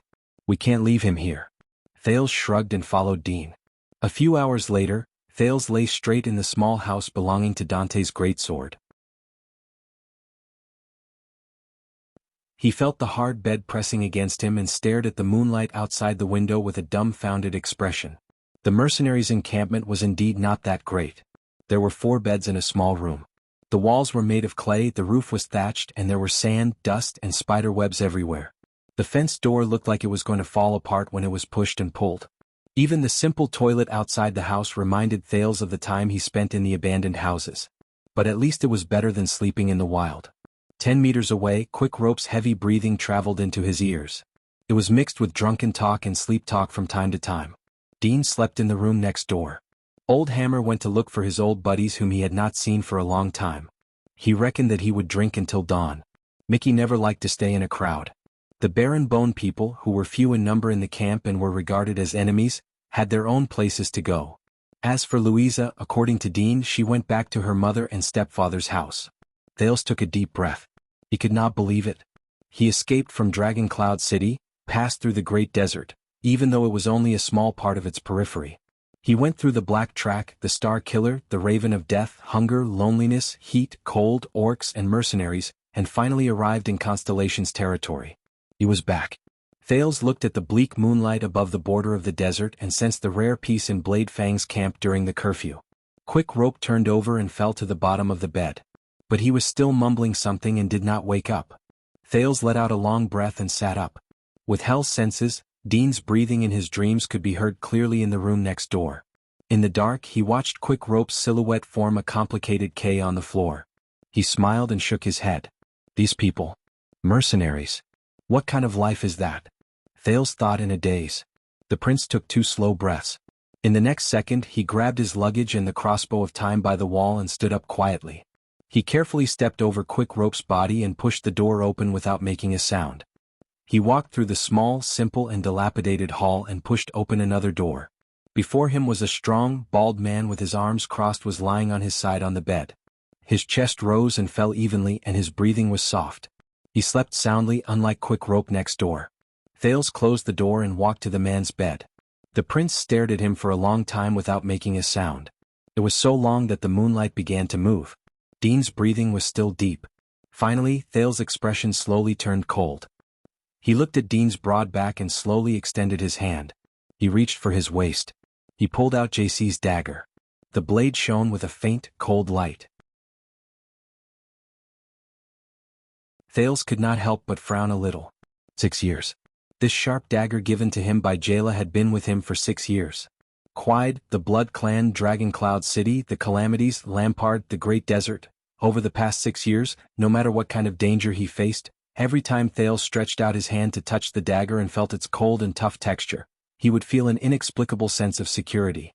It was a power that made him clench his teeth, stiffen his shoulders, and face everything in front of him. But that was all self-defense. He was forced to counterattack and fight back. But this time, today, Thales suddenly realized that when blood flowed over the dagger's blade, the surface of the blade revealed more than just its name. It was also its nature as a murderous weapon. Every time Thales mustered up his courage and determination to stab his enemy with the dagger, he would remember the feeling when he used JC to take away a life for the first time. Hot and slippery blood flowed over the gauntlet, gushed onto his forearm, flowed to his chest, and shot toward his head. However, none of those feelings were as real as they were now. It's so easy to take away a life. It's not that I haven't killed before. On the contrary, I've killed quite a lot of people. Thales thought quietly. From his life in the abandoned house in Lower City District, to the assassination on King Street, to the bloody battle of life and death in the Great Desert.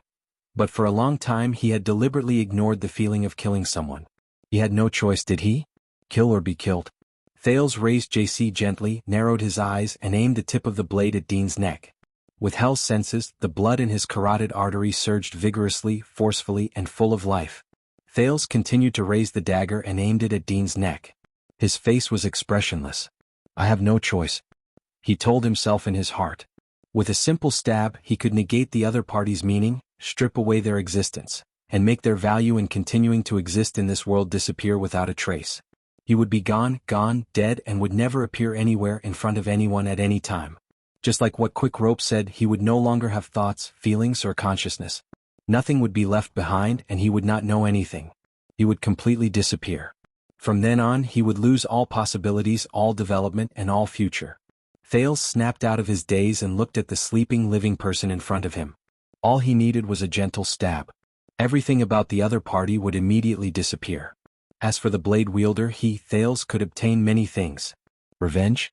Benefits? Or simple satisfaction? Or the pleasure of killing the other party and eliminating the unhappiness, frustration, hurt, and pain he felt from the other party, along with the other party's existence, and venting all his frustrations. Or the pleasure of calculating the achievement of his goal after eliminating the other party, and the great profit? Or the feeling of power, authority, and dignity of controlling life and death, toying with other people's fates and deciding everything? C. Thales glared at Dean's neck and trembled slightly. I have no choice, he told himself for the third time. It's another necessary killing, that's all. Is it? Pleasure. Quiet's ferocious and hateful face flashed across his mind. Pleasure. King Nuven's confident smile flashed across his mind. Authority? This time, Chapman Lampard's cold and ruthless expression appeared before his eyes. Thales took a deep breath and moved the dagger to the best angle to stab it. For the pleasure of revenge, for the pleasure of benefits, for the sake of T authority, who cares? With just a gentle stab, everything will be over. As long as I kill him, I don't have to worry anymore. At that moment, a pale and terrified face appeared before his eyes. It was a face from a long time ago, so long that Thales almost forgot about it. It was Kellet. One of the people in the sixth house, that pitiful child, bravely rushed out at the last moment of his life, just to protect that little girl. However, Thales shuddered slightly. He seemed to have returned to that night. That damned Quide laughed as he slit Kellet's neck. The child's face was full of fear, but the murderer's face was filled with absurd and disgusting satisfaction and excitement. F***ck. It was probably the same for Quide. With just a gentle stab, that kind of pleasure, F***, another face appeared before his eyes. It was a little girl who stood in the Hall of Heroes in Dragon Cloud City. She had her arms crossed, feeling wronged. There was a hint of arrogance on her face, and she looked a little delicate. She was an annoying little girl at first glance. Alex Walton. An innocent child who was born into sin. Her upturned mouth was eventually replaced by the painful spasms and contorted cheeks after she drank the poison. Thales stared blankly at the sleeping Dean. In front of his eyes were King Nuven's cold smile, Merc's despairing cries, Nicholas' expressionless indifference, and Little Rascal's frightened sobs. F***, it was the same for King Nuven. With just a cup of wine, the humiliation and hatred of the past were settled. That kind of pleasure? F***, Thales gently closed his eyes. Dean's neck disappeared before his eyes. Dragon Cloud City from 6 years ago appeared from the darkness. In the ruined and burning Shield District, corpses were strewn all over the ground, and there were endless wails. In such a scene, the Archduke of Black Sand Region, a terrifying man with a cold expression, coldly wore the blood-stained crown. Under his feet, the Born King's head rolled into the dust and fell among the countless corpses in Shield District. They were civilians, nobles, craftsmen, farmers, and white blade guards. Don't be cold, Chiron, don't be cold. Humans are animals. They will slowly get used to many things such as indifference and certain things that we know are inappropriate. Once you relax and get used to it, you will no longer feel the difference between yourself and the outside world, and you will no longer be able to find your original self. Hang in there, Chiron, don't compromise. Don't let this world hold you captive. Oh my lady, why did you suddenly become so Wu Chiron? Is it really good to criticize yourself? Besides, isn't this the forte of your profession? Starting from an angle that you have never seen before, shocking your established knowledge, refreshing your worldview, breaking the wrong and superficial understanding that you originally believed in without thinking, and even treated as supreme dogma. You will discover that certain things are actually so ridiculous, and that the way you viewed them before was also so unreasonable. You will reveal a brand new world to yourself, discover the principle that you and the world do not know about daily use, and sublimate yourself from there?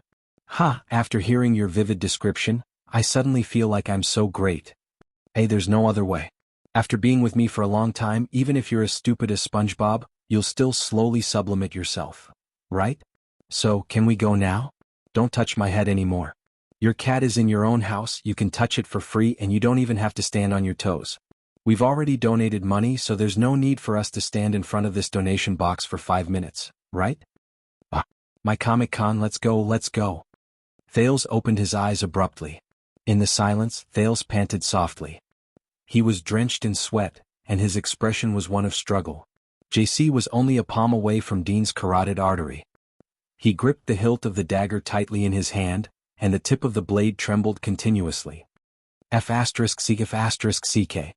A long time seemed to have passed. He sucked in a deep breath and slowly exhaled. No, the prince put down the dagger tiredly. Thales touched his damp forehead and bit his lower lip with great difficulty and pain. In the end, he put away the dagger and took one last look at the sleeping Dean. The prince was like an ascetic believer who had gone through a great ordeal. He slowly turned around and faced the door with a bitter expression. However, when Thales took the first step to leave, "Why?" The sudden voice made Thales' hair stand on end. "Why did you give up?" Thales closed his eyes and heaved a heavy sigh. He turned around. Under the moonlight, he could vaguely see that Dean had sat up and was leaning against the wall. He was staring at him coldly. "Stabbing your enemy in the back and getting rid of him before he sees you is always the best choice," the bald mercenary said faintly. He bent one leg and placed it on the edge of the bed. He placed his right elbow on his knee, and the axe was right beside his hand. "Or perhaps, do you have to capture me alive?" Thales stared at the mercenary with great difficulty. "You're awake," he said bitterly. "What else can I do? Do you think I should let my guard down completely and put my life in your hands?" Dean sneered and said, "Who are you?" Thales opened his mouth, but he did not know where to start. You, or should I ask you directly?" Dean flicked the axe next to his hand, his gaze sharp. "Who sent you here?" Thales fixed his gaze on him. His gaze was conflicted. Finally, Thales slowly exhaled. He put away his complicated expression and returned to his most indifferent and cold expression. "Dean, right?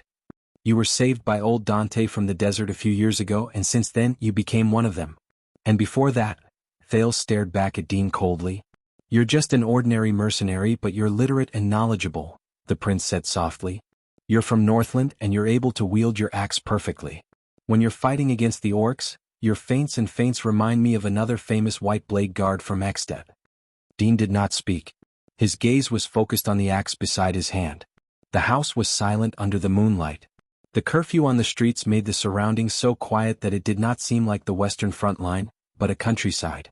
Not only that, you also know quite a bit of the orc language, and it's far from the level of "you're good, you deserve to die, I'll kill you," that soldiers only learn after they encounter them, Thales continued.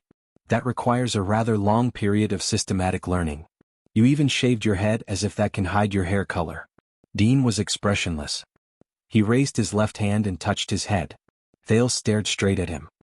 "Your understanding and knowledge of the country's affairs and political situation are far from the level of a rash soldier who only knows how to make a living and run his business. Even Tampa says that it's a waste for you to be a mercenary. Even the people from Blood Whistle want to recruit you." Thales took a deep breath and with great difficulty, he voiced his greatest suspicion. "Dean, Mercenary Dean, don't you think that these characteristics are too obvious on one person?" His voice echoed in the small room and it was clear. Time seemed to pass. Dean raised his head and met Thales' questioning gaze without flinching. "Obvious?" Disdain and anger appeared on Dean's face. So who sent you?" he asked bluntly. "Lispan? Or the White Blade Guards?"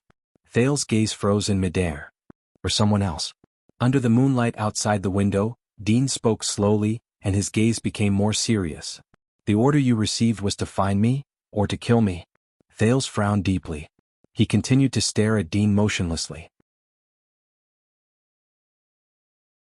Even Mickey said that it was a mistake to follow Tormodin on this trip. He's not a good trading partner, and Constellation's lockdown order is even more inappropriate. Thales did not answer. Instead, he continued softly, "But you still came out, and you brought the mercenaries with you. What? This is not in line with your usual shrewdness and sagacity." Dean clenched his fists.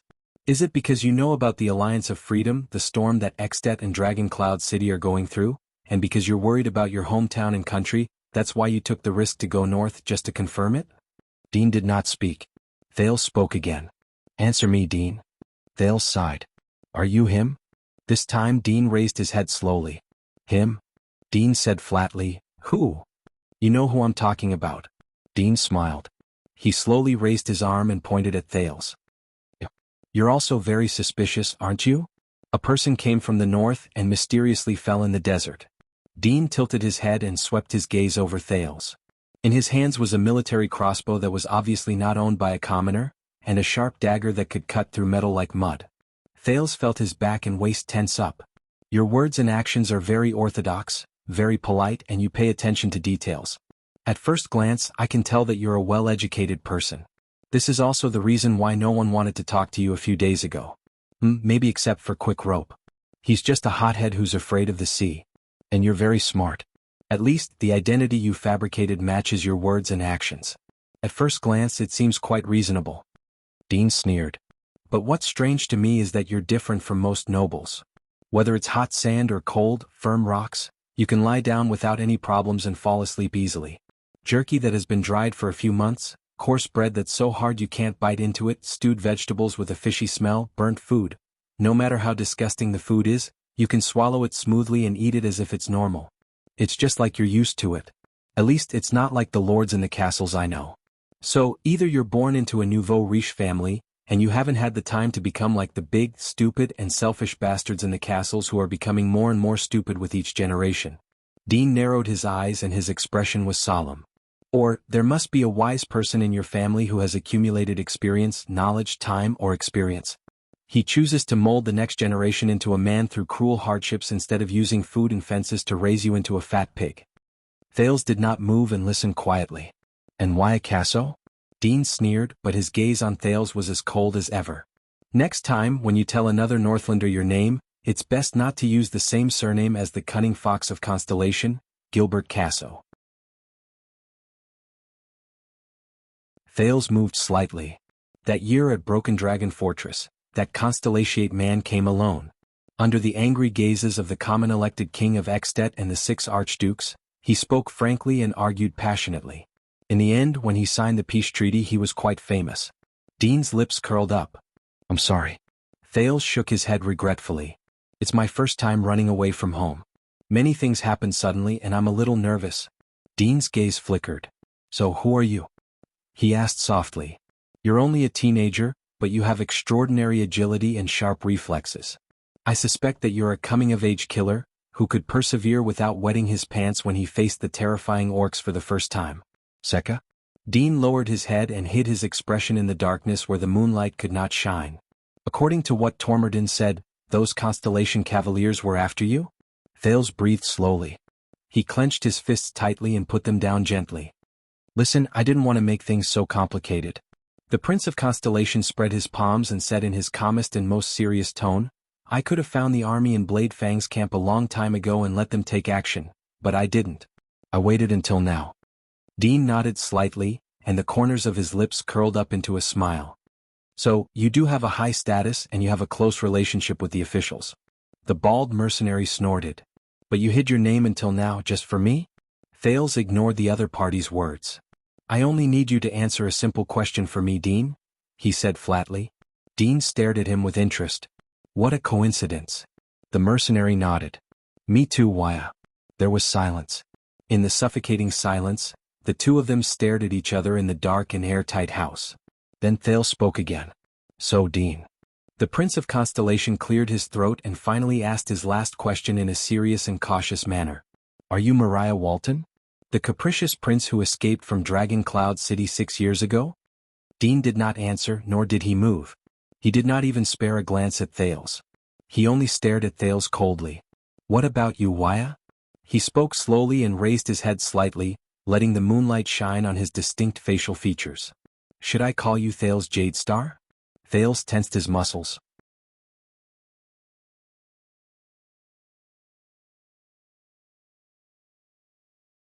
Chapter 391. The moonlight shone through the window, which was only sealed with a few wooden strips. The image of the mercenary in his 30s was reflected in Thales' eyes. His beard was unkempt, his gaze was indifferent, his posture was relaxed, and there was a hint of a cold smile at the corner of his lips. His leather armor was fastened to his upper body, and he did not take it off even when he slept.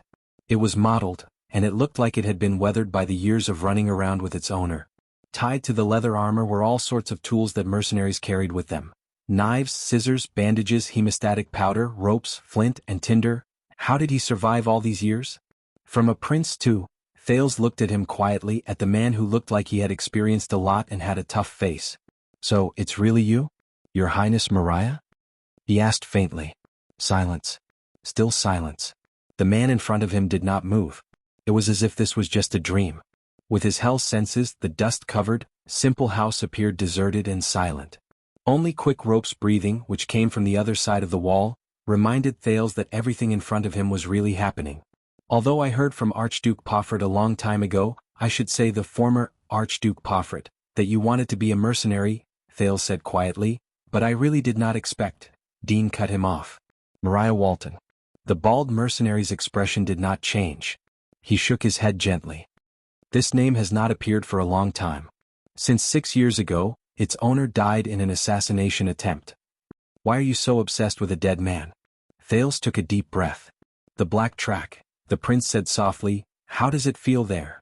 What? Dean furrowed his eyebrows. Thales smiled. The especially urgent experience of escaping from Shield District and Dragon Cloud City appeared before his eyes. The wheelchair veteran who did not speak his mind, the profound old crow, the careless tailor Sykes, and the sneaky coachman Kevin. It made him feel sentimental. When I was still in Dragon Cloud City, I heard from Gleeward's idle chatter that 6 years ago, they also received a business to bring people through the Black Track. The employer was very generous, 300 gold coins as a reward. Dean's expression slowly became solemn. 300. This is not a small number. Thales sighed and said, just for a trip out of Dragon Cloud City? Dean said nothing. But here comes the problem, Thales continued in the dark house. A person who can take out 300 gold coins in the blink of an eye must be someone with power, influence, and wealth. There aren't many people like that in Dragon Cloud City, but I can count a few of them. Kemu merchants, bureaucrats and nobles from Axe District or Spear District, suzerains with rich fiefs, and even the former disciplinary officer, Vlad, who monopolized the black market.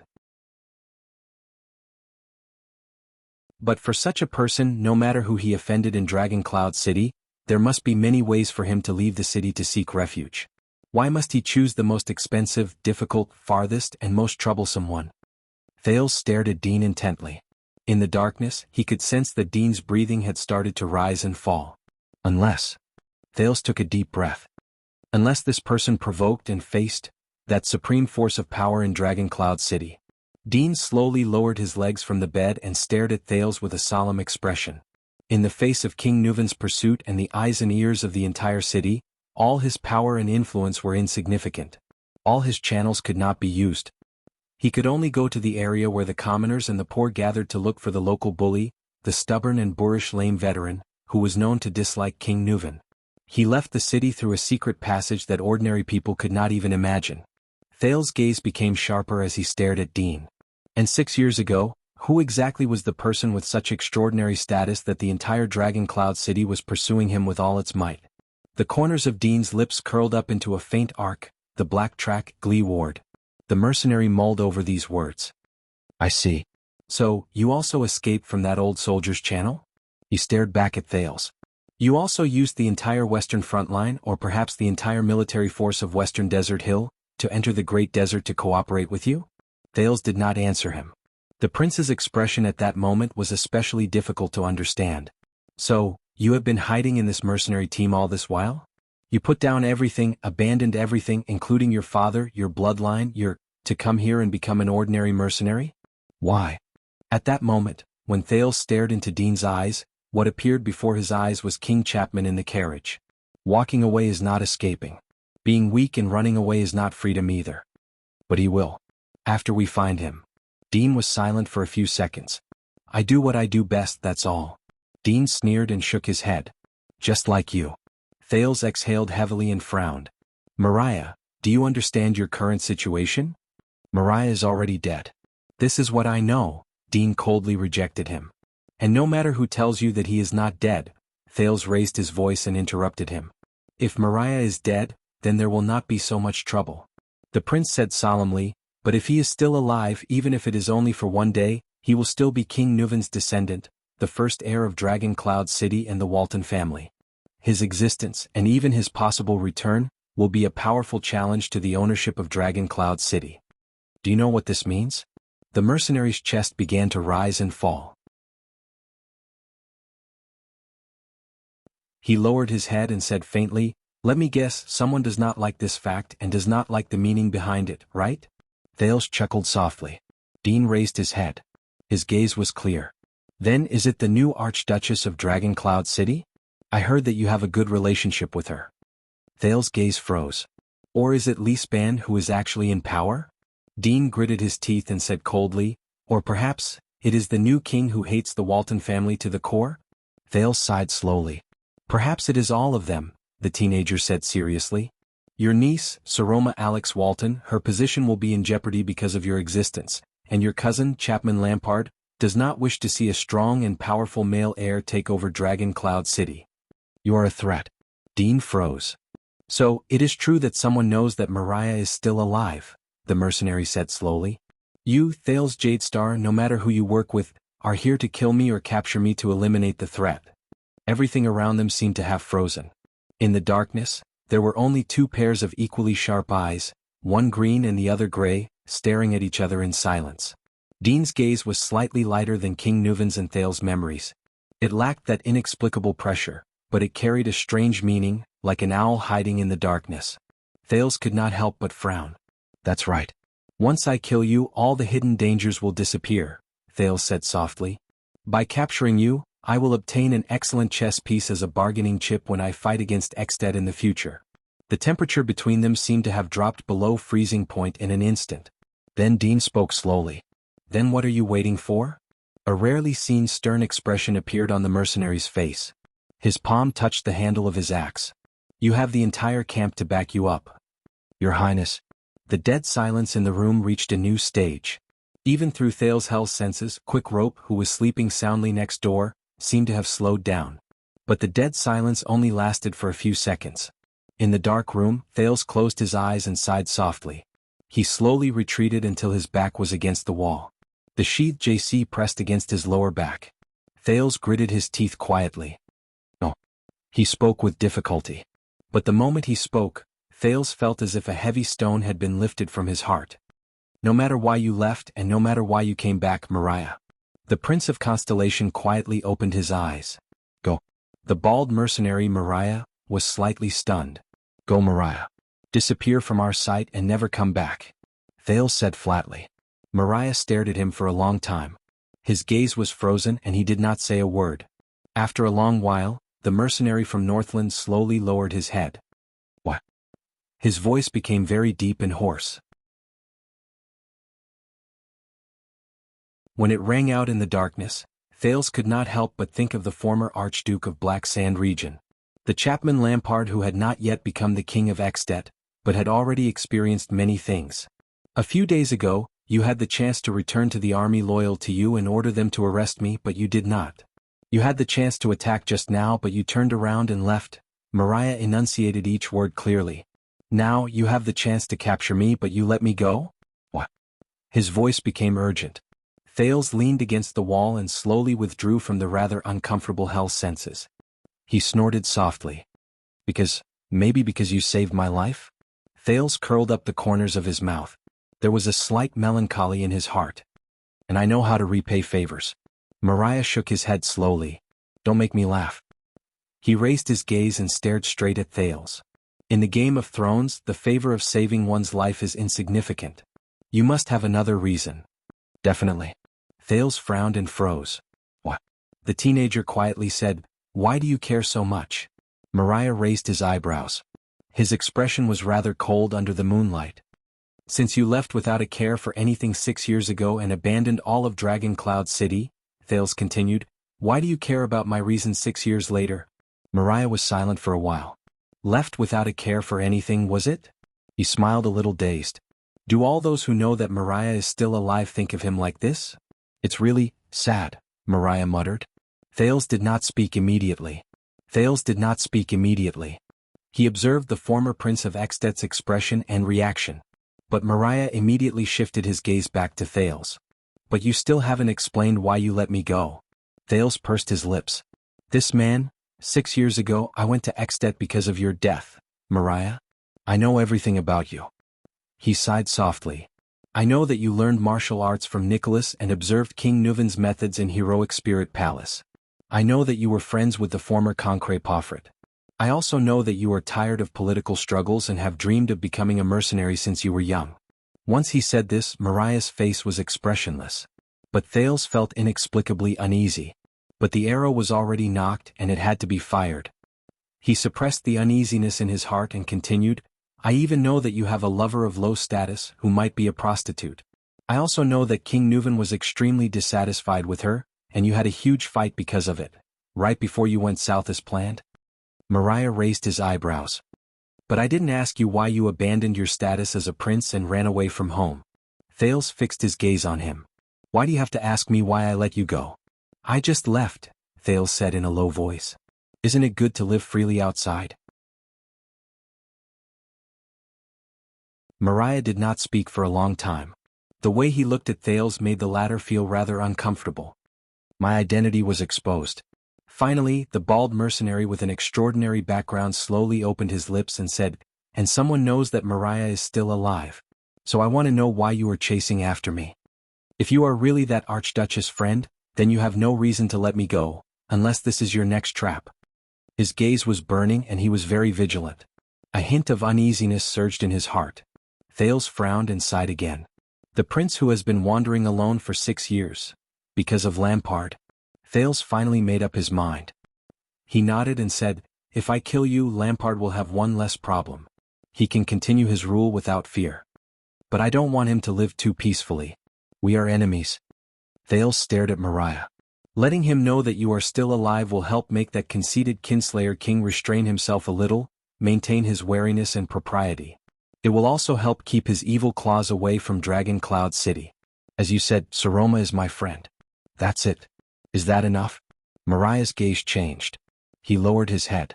As if he had understood something, he nodded slowly. So it's Lampard, our dear new king. He is the one who knows that Mariah is still here. Mariah seemed to be deep in thought. And he told you, hoping that you can help him enter deep into Constellation's territory, and completely eliminate me. This can explain a lot of things, and where did he find out? Thales frowned again. That's not important anymore. A hint of impatience rose in his heart. He gritted his teeth and said, now go. Disappear. Before I change my mind. In the next second, Mariah suddenly raised his head. What about you, your highness? Mariah's expression was very serious. His eyes shone brightly. After you let me go? You will return to the garrison officer in the camp, find your army and warriors, and even find the secret intelligence department? He asked tentatively, and come to catch me? Thales sighed helplessly in his heart. Why is this guy so talkative? He's also paranoid. I really shouldn't have become a mercenary. I'm suitable to be a spy. The teenager had no choice but to say with a straight face, I told you that I will let you go, so I will let you go. Forget Blade Fang's camp, even the secret intelligence department will not know of your existence. Thales took a step forward and walked in front of Mariah. In the most serious tone, he said, and I will keep my promise, Thales Jadestar's promise, the second prince of Constellation's promise. You are the son of the late King Nuven and also a Northlander. You know how much weight these words carry to us. Mariah stared at him for a long time. He shook his head and said slowly, so you will still go to them and return to Constellation's embrace. Thales frowned slightly. He felt that something was wrong. Mariah raised his head and smiled under the moonlight. I find that you are very different, Thales. Especially when compared to others. He said softly, very different. Thales was stunned. Mariah, he Mariah narrowed his eyes. For example, compared to your reputation you are very naive. And very self-righteous. Thales was stunned. But in the next moment, Mariah put his legs down from the bed and stood up. All right, I'm leaving. No matter what, Your Highness. He lowered his head to look at Thales and extended his palm. Thank you. The two princes stared at each other. For a very long time. Mariah's gaze was shrewd and smiling. Thales' gaze was solemn and serious. In the end, Thales curled up the corners of his lips. The teenager raised his eyebrows and nodded. He also extended his palm and held Mariah's hand. No, we are even now. Thales accepted the other's thanks and sighed. You saved me in the desert. But in the next moment, bang. Thales felt pain in his arm and fell towards the bed. The sin of Hell's River sensed danger. Thales, who was considered to have been through hundreds of battles, gritted his teeth in shock. He instantly entered Hell's senses. He felt Mariah's footsteps flicker. He had already grabbed his right arm and arrived behind the prince. By the looks of it, he wanted to completely pin Thales' hand behind his back and force Thales to kneel on the bed. The extremely shocked and furious Thales summoned the sin of Hell's River. His right arm withstood Mariah's strength and shook off his grip. Bang. Thales' back hit the bed violently. The prince hastily extended his hand and wanted to pull out JC. But Mariah was faster than him. At some point in time, a small knife appeared in Mariah's left hand and was pressed against Thales' throat. If you move a finger, Your Highness. Mariah's expression was cold and terrifying at that moment. He pressed Thales against the bed, increased the strength of his grip, and threatened coldly. Your blood will be like that of those orcs. Irrigate the earth.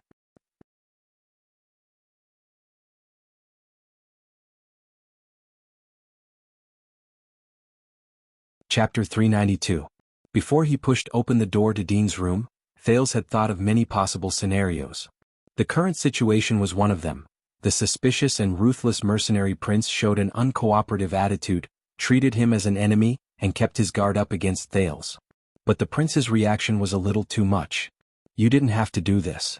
Thales stared at Mariah and felt the faint prickling pain in his neck. In shock and bewilderment, he raised his hands and gestured to his opponent. He calmed his breathing and suppressed the surging sin of Hell's River. He suppressed the thought of fighting back with everything he had. I said that I would keep my promise and let you go. No one will target you and you won't be in trouble. You said? Mariah's voice sounded a little strange. It was calm and cold. This doesn't sound like a strong guarantee. Mariah did not completely suppress him, but the knife in his hand accurately and skillfully stuck to his artery. Thales could even clearly feel the surge of blood in his neck. Damn it. The Prince of Constellation tried his best to remain calm. The luggage on his back was pushed against the bed and it hurt his back. But the former Prince of Extet's paranoia and vigilance made him extremely uneasy. It was as if Mariah had changed into another person.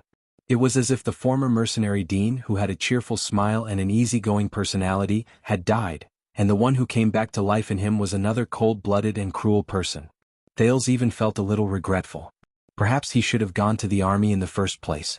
Even if he did not have to deal with those annoying officers in the Great Desert, he could at least go to the Constellation Army in the camp, and then come here safely to face Mariah, who might be there. But Thales shook his head in his heart and chased this thought out of his mind. No, I can't. What other guarantee do you want, Mariah? My life? If I really wanted to deal with you, whether it was in the Great Desert or now, I could have gone to my army. With them as my trump card, I could have killed you or let you go with a single word. Thales tried to figure out Mariah's mentality and thoughts. But I didn't, and the reason I did it, Thales gulped and his neck felt a prickling pain.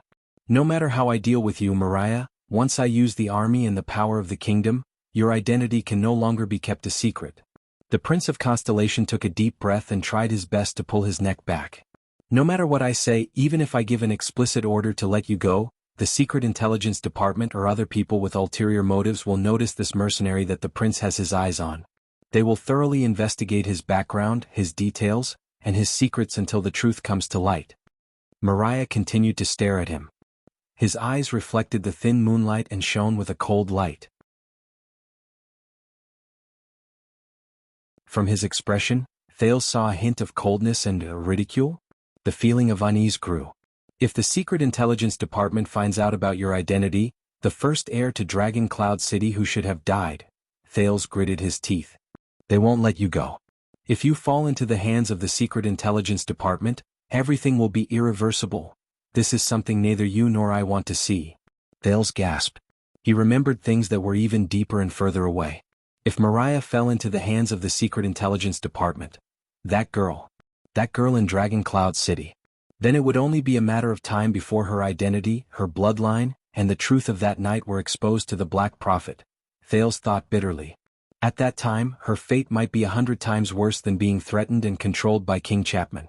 At least Chapman still cared about the legitimacy of his throne and more or less protected the Archduchess' fragile status. As the head of the Secret Intelligence Department, Murat Hansen was not Thales. The old man in black with the cane did not have much of a relationship with the Archduchess.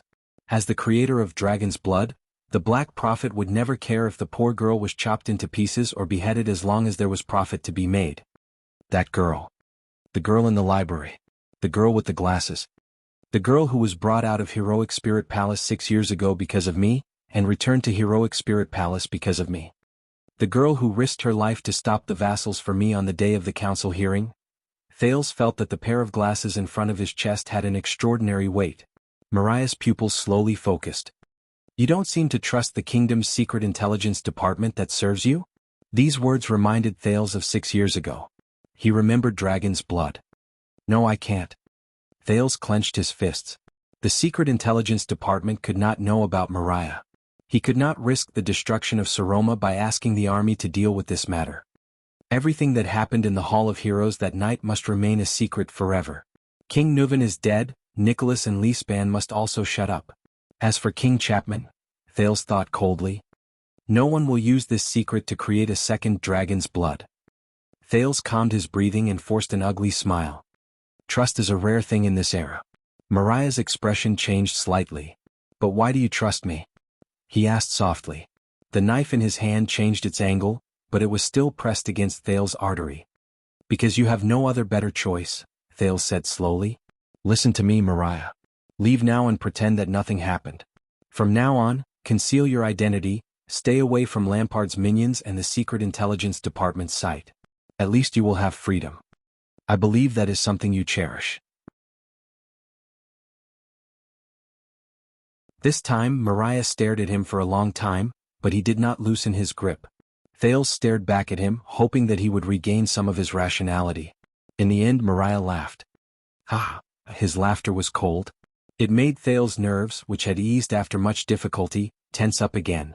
But what was scary was not Mariah's laughter, but what he said next. You misunderstood, Your Highness. Mariah said slowly, enunciating each word. What I asked just now was, why do you trust me? It must be Mariah Walton. Once he said this, Thales was stunned for a full 3 seconds. What? He said. The night in Blade Fang's camp was rather quiet. The heavy fortresses blocked the wind and sand, and also blocked the transmission of sound. At that moment, the atmosphere in the small room was frighteningly silent. Thales stared at his opponent in disbelief. I don't understand, he said subconsciously. Mariah snorted coldly. Of course you don't understand. The mercenary's gaze was sharp. Just like how a fish on a hook doesn't understand why there is a hook in the bait. Thales' hands trembled. Wait. The prince glared at Mariah, who held his life in his hands, and felt a chill run down his spine. No. He finally realized that he had made a fatal mistake. It's too obvious. Thales mumbled. He stared at Mariah in front of him in a daze and remembered a suspicious point that he had ignored for a long time. It's too obvious. Your hair, the color of your eyes, your mannerisms, your political views, the orc language, your axe skills, and your identity as a mercenary, even your Northlander background and accent. A cold sneer appeared on Mariah's face. The Prince of Constellation sized up this mercenary in shock. His brain started working and he thought about things that he usually did not pay attention to. He remembered their first meeting. From then on, this excellent and outstanding mercenary led Dante's greatsword to negotiate, fight, and survive in the complicated and vast desert. He lived a colorful life as a mercenary. He was even slightly famous. It's too obvious. Thales' pupils focused on the man. His heart raced and his breathing became rapid. As a mercenary you run around all year round, running back and forth openly. But you don't hide or even have no scruples. Thales shuddered at his own thoughts. You're practically telling the few people who know that Mariah is still alive that the prince is here. This is not something a person who has been on the run for many years would do. Mariah. No, it should be Dean. His smile remained. And your reaction after you were seen through is also problematic. No, you're not him. Thales stared at the man in front of him and his face suddenly turned pale. You're not Mariah Walton, he said in a daze. The moment he finished speaking, the house was as quiet as ever. The moonlight was cold and it shone on Dean's face, making him look pale and ghastly. The first thing that rang was his low and intermittent laughter. Dean's shoulders trembled slightly, but his hand that held the knife was as steady as ever. The bald mercenary said flatly, No, I'm not. Thales' breathing stopped for a moment. I just didn't expect you to be so interested in Mariah.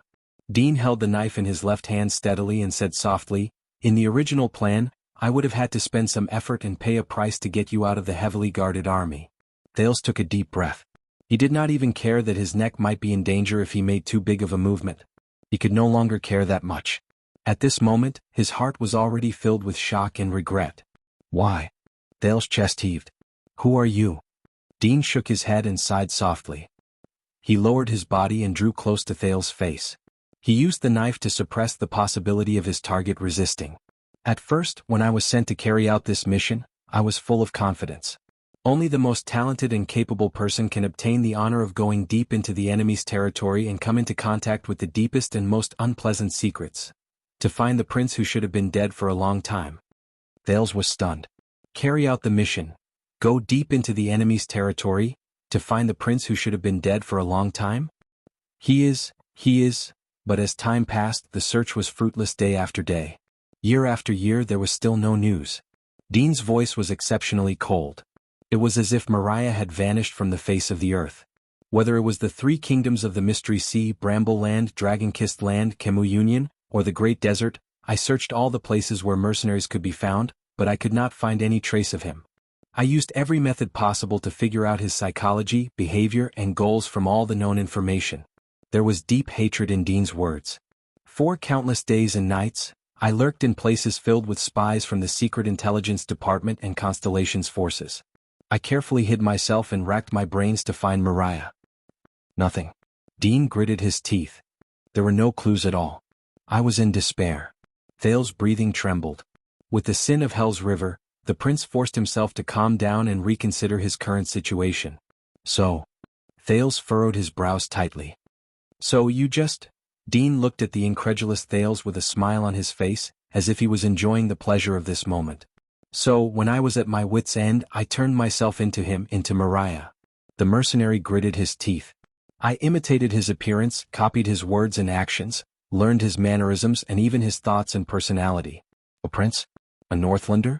Learned the Orc language? A student of the Star Killer? A mercenary? A whore who liked the lower classes. His words became more hurried, and there was deep hatred and indignation hidden in them. I treated his wish as my wish and his actions as my actions. I went to the places he was most likely to go, did the things he was most likely to do, and hoped to find something using the suspicious identity of Dean, to understand something or to lure out those who were interested in him, to see what clues I could get from them or even to lure out Mariah himself. Dean's raised voice came to an abrupt halt. His expression was obscure and pained. But I still failed. Nothing, the suspicious mercenary said hatefully. Other than a few spies who were suspected to be Northlanders, there was still nothing. During these 5 years I was like a headless fly, a blind cheetah and a stiff sand snake.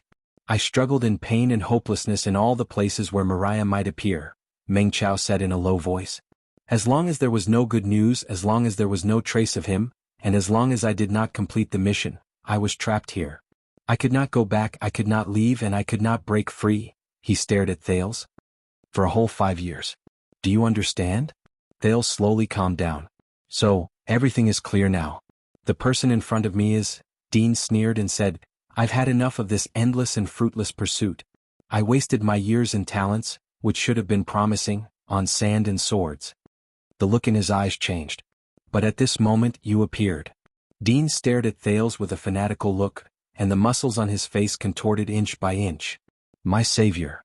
Thales stared at him with a dazed expression, but his right hand quietly moved to his waist. But the experienced mercenary noticed it. The knife in his hand moved slightly. Thales had to raise his head to prevent it from cutting into his artery. At the same time he sighed and lowered his right hand. "So, you've been eyeing me since the moment we met," the prince said in annoyance. He only snorted coldly and shook his head. "At first, I wasn't sure who you were, especially when we first met Constellation's army. You never revealed your identity. Even after we arrived at Blade Fang's camp, you didn't show any signs of wanting to look for reinforcements. This made me even more suspicious. Maybe you're not who I think you are?" Dean did not care about Thales' petty tricks. "I had no choice but to suppress the urge to attack time and time again. My probing had to be done at the right time. I was hiding here, isolated and without help. If I was the slightest bit careless, I would be doomed eternally and drowned in the secret intelligence department and Constellation's army who would come after hearing the news." Until tonight. The house was still quiet, but the atmosphere was completely different. The cold-faced man suppressed Thales, turning the first night the mercenaries returned home into a night full of conspiracies and dangerous conflicts.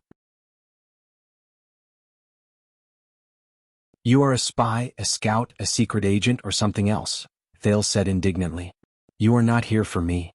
Dean raised his eyebrows. "No." He shook his head, feeling rather satisfied. "Escape Thales, you are a pleasant surprise. Perhaps you are not my first target and you are not the mission I have been hiding here for, but there is no doubt that you are a ticket. You are my special permit to jump out of this bottomless quagmire." Thales closed his eyes and exhaled in pain. "Haha, now it seems that King Chapman and you both know about Mariah." "He will not be satisfied," Dean said in a low voice. "But I caught you. At least this makes sense. I can finally leave this place." Thales thought of something. "Wait." He opened his eyes and with the knife on his neck, he spoke with difficulty. "Her?" Thales asked in surprise. "Did you say her?" "Yes, my dear Prince Thales." Dean nodded slightly, and a cold smile appeared at the corners of his lips. He lowered his upper body a little and put on a non-standard bow. "Secret room greets you." Thales did not answer. His sighs were all buried in his chest. There was a long silence between the man and the teenager.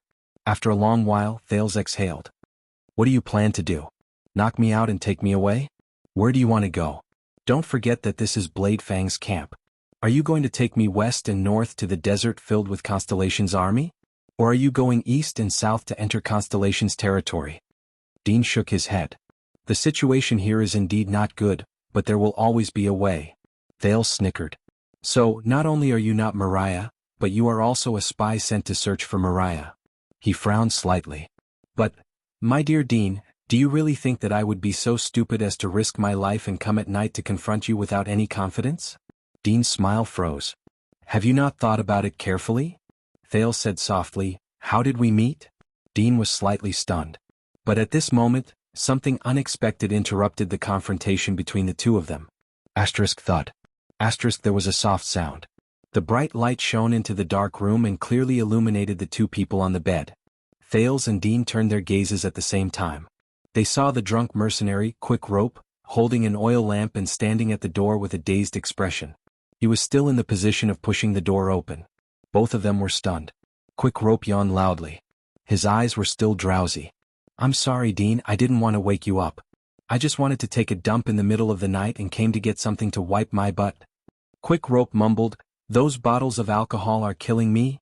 A second later he saw Thales, who was suppressed by Dean, on the bed, and he was instantly dumbfounded. His mouth was even bigger than an egg. Under the duo's incredulous gazes, Quick Rope quickly covered his eyes. He stuttered and said in a panicked tone, "Don't worry, I didn't see anything. I mean, you can continue, I swear I won't say anything to Louisa." Quick Rope covered his eyes tightly and stepped into the room carefully, as if he was afraid of disturbing something. He touched a broken cabinet beside the bed. "So where did you put the things?" The two people who were in a tense confrontation on the bed finally reacted. They fought to speak. "Quick Rope, it's not what you see." Dean frowned as he pressed Quick Rope down. "Why is very suspicious, I suspect he might be." "No, Quick Rope, I'm Prince Thales, he's a Northland spy." Thales, who was pressed under Quick Rope, said with great difficulty, "Hurry up and find the camps." Dean exerted a little force on the knife in his hand, and Thales' words were stuck in his throat. Quick Rope covered his eyes and moved slowly to the cabinet. "While role-playing? Interrogating the prince?" The mercenary smiled awkwardly. You guys sure have a lot of tricks.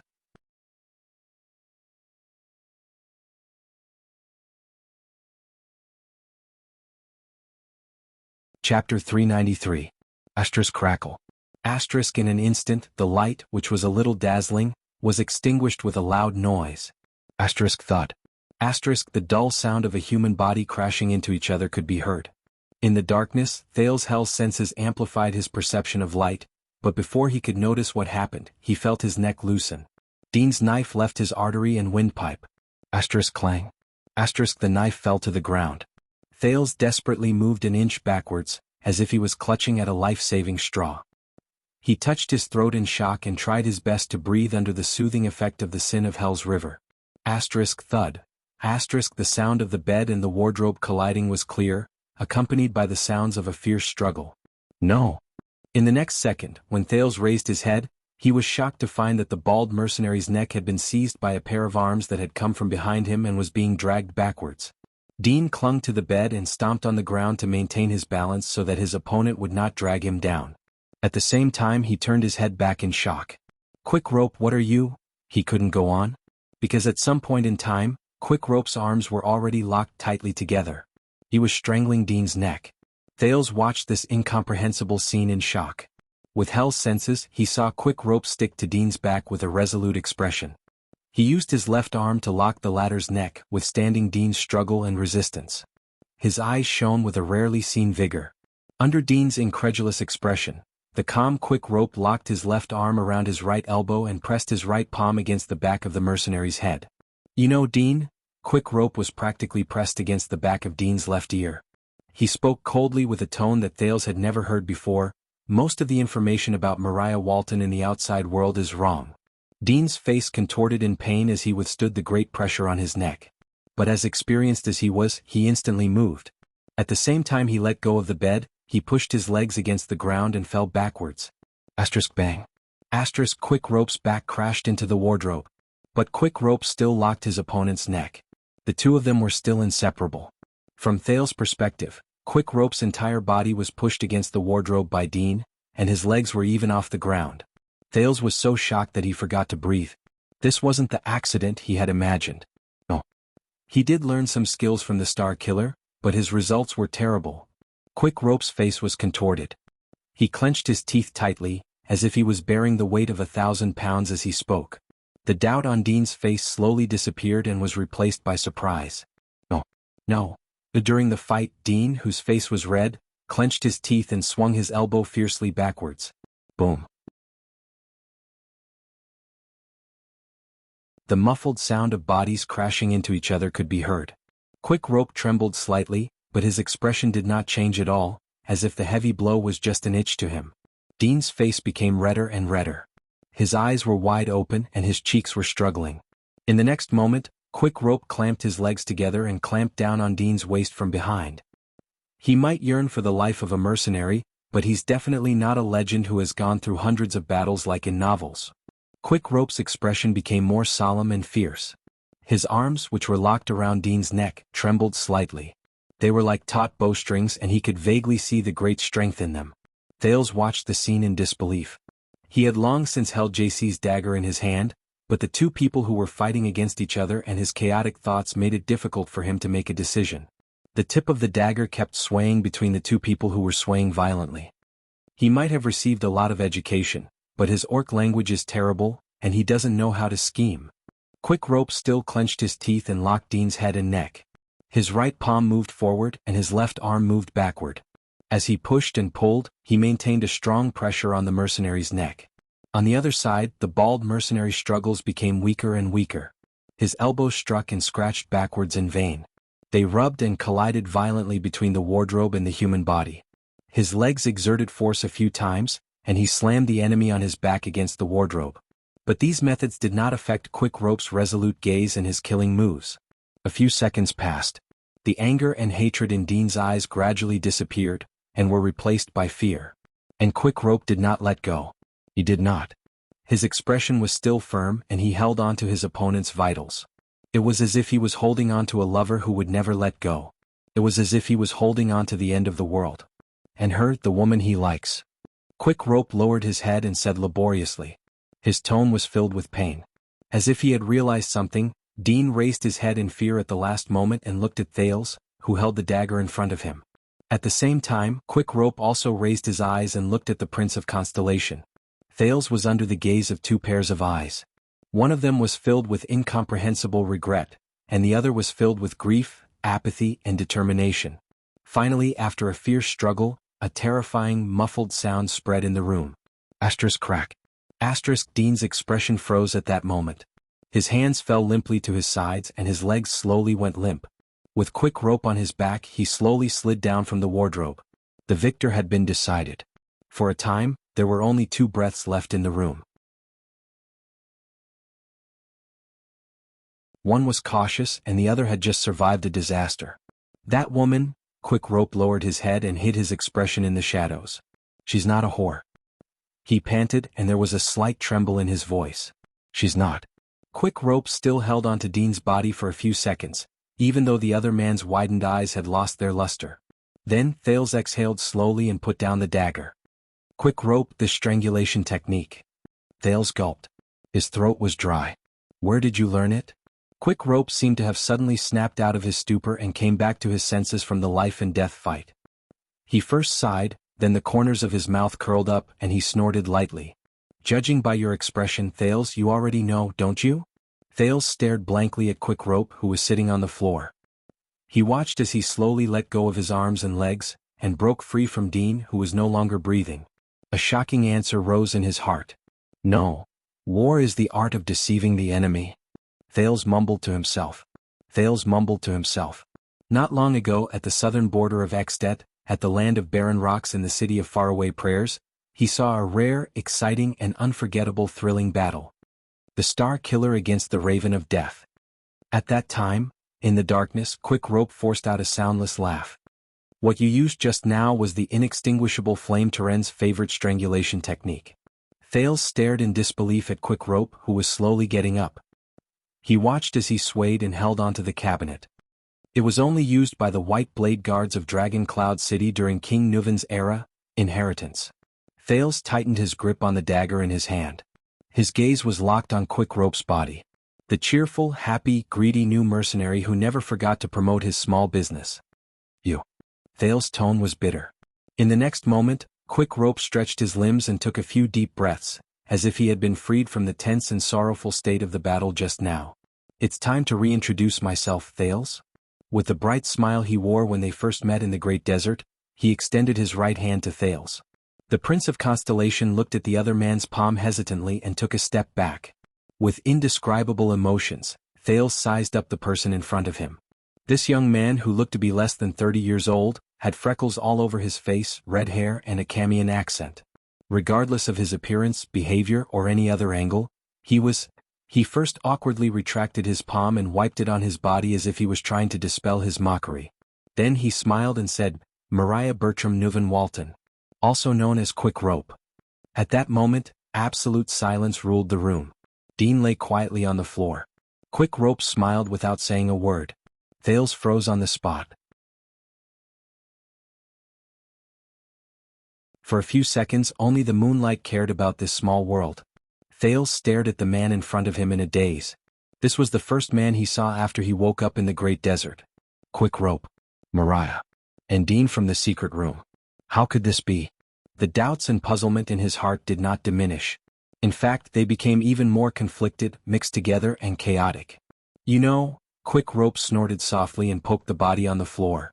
When I was helping an unscrupulous owner of an aphrodisiac run his wares, I heard him say that there was a group of powerful mercenaries around the three kingdoms of the Mystery Sea. One of them was quite knowledgeable and had unique skills. By the looks of it, he might be a Northlander of noble birth. Quick Rope shrugged and looked at Dean's lifeless eyes. He sighed softly with a subtle emotion. To a certain extent, his strategy was right. It's just that he suffered a loss in information. There was still silence. In the next second, Quick Rope patted his butt and stepped over Dean's body. His smile was bright and cheerful, as if he was not the one who ruthlessly killed Thales just now and mourned in silence. In the face of the acquaintance, who had just helped him out of trouble, Thales vigilantly took a step back. His gaze swept past Dean on the floor. By the way, I'm going to take a dump. With the help of the moonlight, Quick Rope turned around and took out a roll of rough hemp rope and leaf paper from the cabinet. His smile remained as if he did not care about Thales' reaction. He happily handed over a roll of hemp rope. "Don't worry, you don't have to queue up. There are 2 pits. But Thales stared at him with a complicated expression. He did not speak. JC was still in his hands. No one knew how the Prince of Constellation felt at that moment. In the silence, Quick Rope seemed to have finally realized the atmosphere in front of him. He sheepishly took back the hemp rope. "Haha, just kidding." Quick Rope exhaled and stuffed the hemp rope and leaf paper back into the cabinet in resignation. He raised the low-quality oil lamp, which had been extinguished for a long time.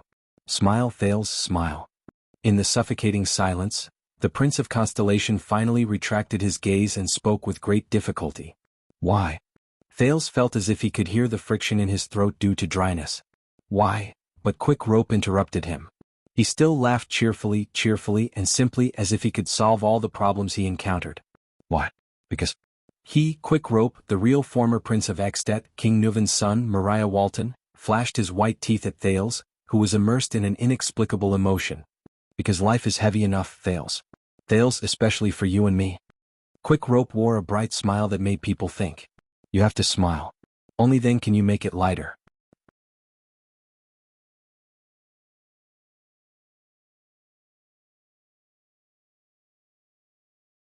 Chapter 394. Don't worry, the others in the team won't be back tonight because of various things. Quick Rope lay on the bed casually and swung his wrist, which was sore from the intense fight just now.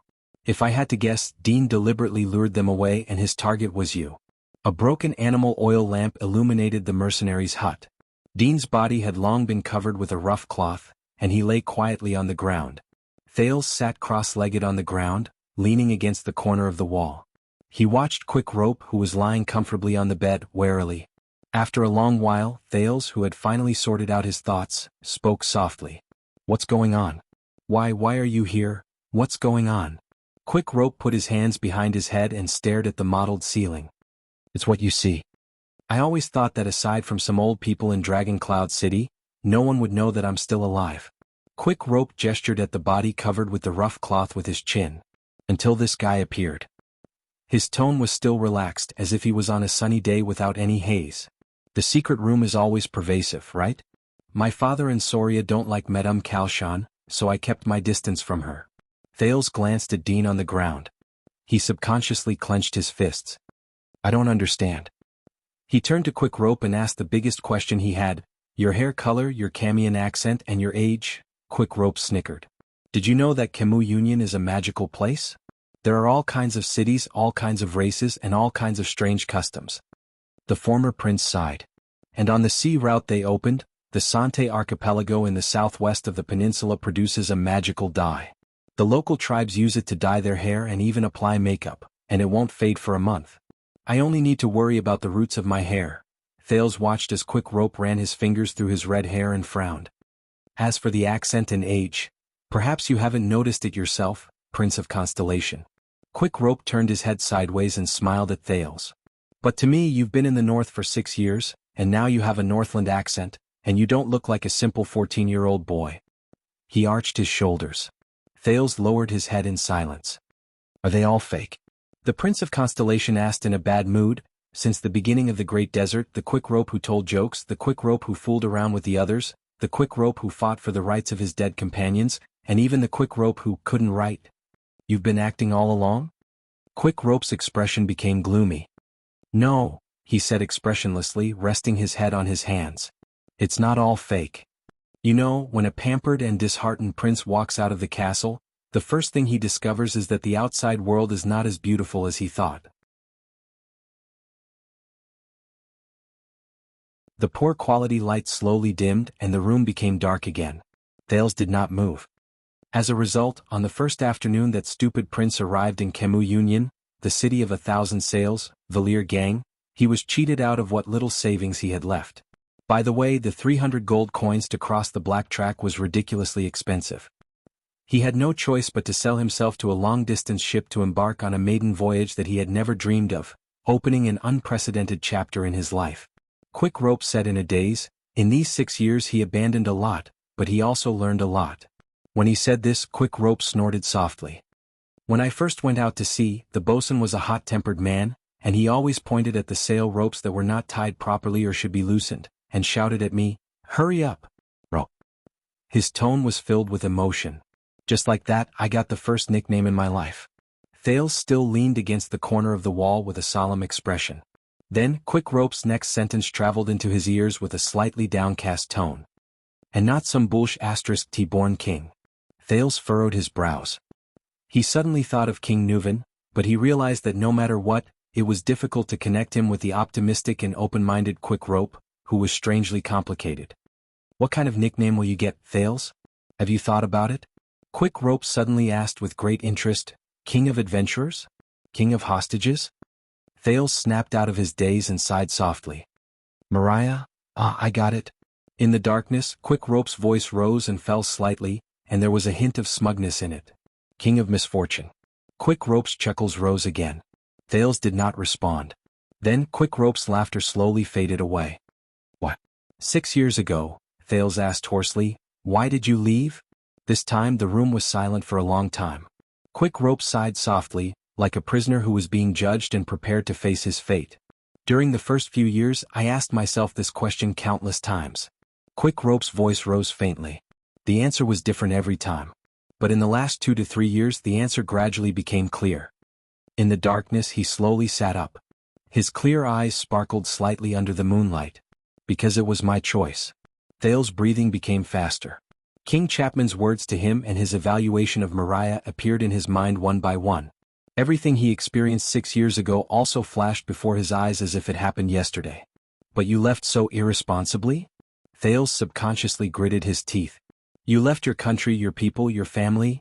Quick Rope's silhouette trembled slightly under the moonlight. "Do you know how much Dragon Cloud City has suffered because of your disappearance? Do you know that your willfulness almost caused the 2 countries to fight each other and caused countless deaths and injuries? Do you know what kind of fate your decision caused me, Lampard, Saroma, and your father, King Nuvan, to face?" At that moment, Thales felt as if he had returned to the underground tomb of Renaissance Palace. He heard that heavy, awe-inspiring and slightly powerful voice. "Fate will prepare you. In the past 6 years there was blood, death, betrayal, murder, politics, helplessness, powerlessness, helplessness, and regret. If this is the prince's fate," Thales' emotions became more and more chaotic. "But in the face of fate, the person before me, how is he?" "My father." Quick Rope spoke hoarsely, interrupting Thales' thoughts, which he did not know whether it was jealousy or indignation. 6 years ago when he was about to die, how was he? Thales was slightly stunned. "Nuvan the Seventh. The born king. The apathetic old man who rubbed his ring. All these years all I heard were rumors." "But you were there, Thales?" Quick Rope said faintly. There was a barely noticeable tremble in his voice. "You were there." For a moment only their breathing could be heard in the house. Thales was silent for a while. "Dragon's blood. That night 6 years ago was too unforgettable. I don't know how to describe it, but at that time..." Finally, Thales sighed and suppressed the indignation that had suddenly welled up in him. He was not bad. Nuvan still retained the domineering and awe-inspiring aura of the born king. He told Quick Rope about the past as if he was telling the story of his family to a son who did not return home all year round. At that time, he had just punished Beacon Illumination City and united the forces of the other archdukes. Black Sand region was nothing to worry about. Thales pondered and said, "And he survived the Calamities crisis, witnessed the return of the Queen of the Sky, and was thinking about teaching the Calamities who broke his toys a lesson." The prince said dejectedly, "He even planned everything and planned the future of the Walton family in Dragon Cloud City. And the future of the Prince of Constellation." Quick Rope smiled. He's still the same." His tone was nostalgic, but there was an almost overflowing melancholy in his voice. "He controls everything in his hands." Thales nodded. "That was how he was before he died, the last King Nuvan," the prince said with difficulty, "until..." He did not continue. "Is that so?" Quick Rope took over his words. His tone was unclear. Thales sighed and said, "Don't worry, everything happened very quickly. In an instant he passed away without feeling any pain." There were 2 seconds of silence. "Is that so?" Quick Rope leaned against the wall and hugged his knees tightly. "What about Dragon Cloud City?" Thales' breathing froze for a moment. "Really?" the prince asked with faint resentment. You're asking me? The calamities came to Shield District and fought against the Queen of the Sky until dawn. There were many casualties. After the king died, rumors spread everywhere and order was in chaos. The army of Black Sand region entered the city at night and met with Lisbon's soldiers. Thales took a deep breath and spoke, as if he was listening to a stranger tell an unfamiliar story. The White Blade Guard suffered heavy losses. Nicholas led the last of his men and fought back desperately. Thales' tone became more and more anxious. Lampard occupied Heroic Spirit Palace for a time. The 5 archdukes held each other's future and lives in the Hall of Heroes. Their hands were on the hilts of their swords and it was a battle of life and death. Archduke Rockney and Archduke Alcius even drew their weapons and planned to fight to the death against Lampard. Castellan Merc. Countless people died in that damn tug-of-war. With every word he said, Quick Rope's shadow trembled. In the end, Alex Walton inherited the throne with great difficulty under heavy pressure and under their malicious gazes. In the end, Thales widened his eyes and stared at the figure on the bed. Under countless hateful gazes, Chapman Lampard wore a blood-stained crown, stepped on countless corpses and was crowned king. He was Chapman the First. Quick Rope exhaled heavily. Over the past 6 years, Dragon Cloud City has been in turmoil. The Archduchess qualifications have been questioned, the vassals are in conflict, the king harbors malicious intentions, the suzerains are eyeing me with hostility, and I have been trapped there as a hostage and a chess piece until now. That's the answer you want. Are you satisfied? Thales said coldly, Maria Walton, the one who evaded responsibility and caused all this. Quick Rope did not speak for a long time.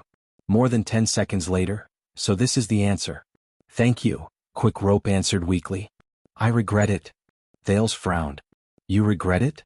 The Prince of Constellation sneered. That's your kingdom, your city, your hometown. And you regret it? Quick Rope shook his head. Thales? His tone was a little gloomy.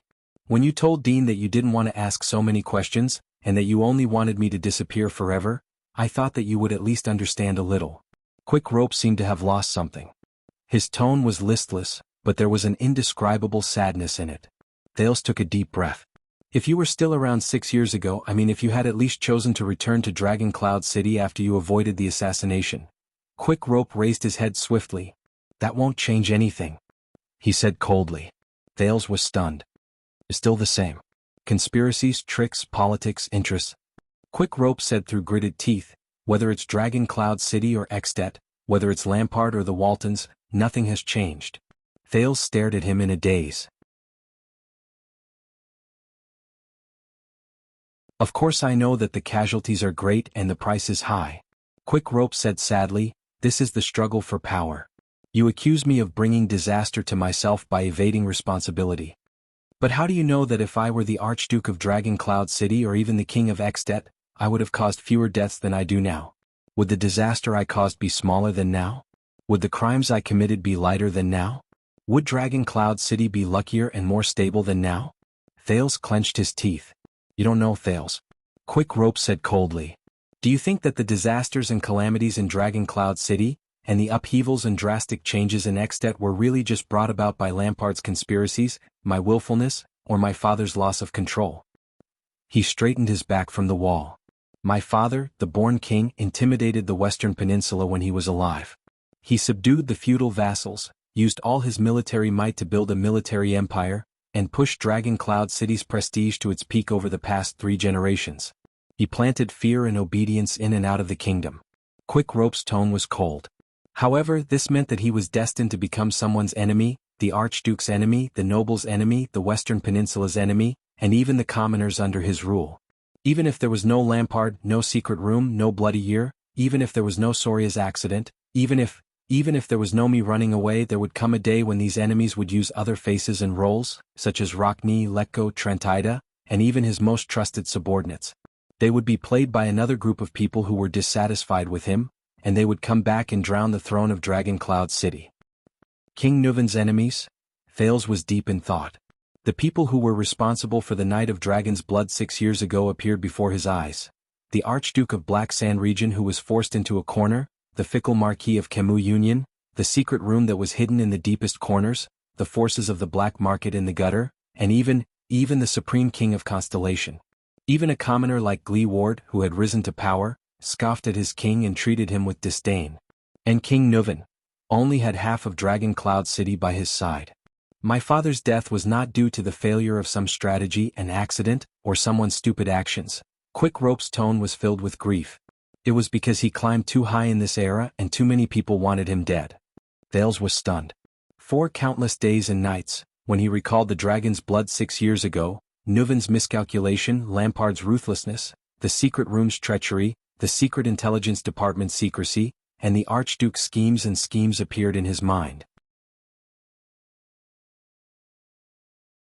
But there is only a thin line between extreme prosperity and extreme decline. This is the general trend, Thales.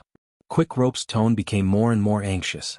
After returning from the sea and narrowly escaping death, I understood that history is not controlled by individuals like us, who seem to have high statuses and extraordinary power. Instead, it is determined by the world's countless unstoppable waves, unfathomable whirlpools, tides that shake thousands of miles and trade winds. If the tide is stopped, no matter how sturdy a warship is, it will still be crushed to pieces. If it is set to sail with the wind, no matter how fragile a sampan is, it will still be able to travel thousands of miles. In front of it, even the mightiest of heroes will be powerless, and even the most insignificant commoners will be able to reach the top. Too many people only see conspiracies and schemes, open strife and veiled strife, heroes and bandits. But in the face of a raging tide, an individual is too insignificant. There is actually very little that we can do. No one can go against the tide and turn the tide. That is just an illusion that we have for those who have surfaced at the end of the tide. Forget about my father. Even if the King of Renaissance and the Dragon Knight King are reincarnated, it will be the same, even if my father succeeds in handing the throne to me. His voice trembled slightly. I can see it very clearly. No matter who sits on the throne, Dragon Cloud City is destined to decline after reaching its peak. No matter who leads the kingdom of the Great Dragon, Extet will also have its ups and downs. Quick Rope stared at Thales silently. Just like the royal bloodline that runs through your veins, just like the once insufferably arrogant empire. Thales subconsciously clenched his fists. Do you think that Dragon Cloud City is in a precarious and unstable state because of an archduchess? Do you think that it is definitely a bad thing? Quick Rope lowered his head. How would you know that if the current Dragon Cloud City after King Nuvan was still inherited by a legitimate male descendant and still held the authority of the born king, then the new king and the old suzerains would not deal with Dragon Cloud City with pressure and tactics that are 100 times more terrifying than they are now. Like ants nibbling away at the carcasses of insects, they would eat us until only our remains are left? I'm not them, Thales. I'm not my father, I'm not Soria, and I'm not my cousin, Chapman Lampard, who killed his own brother. Quick Rope crossed his arms over his chest. His voice was trembling. I cannot do it. In that kind of abyss-like, hopeless situation, in that kind of air filled with conspiracies and schemes, in that kind of breathless air, in those days when everyone lived in hell, other than bringing Dragon Cloud City to destruction.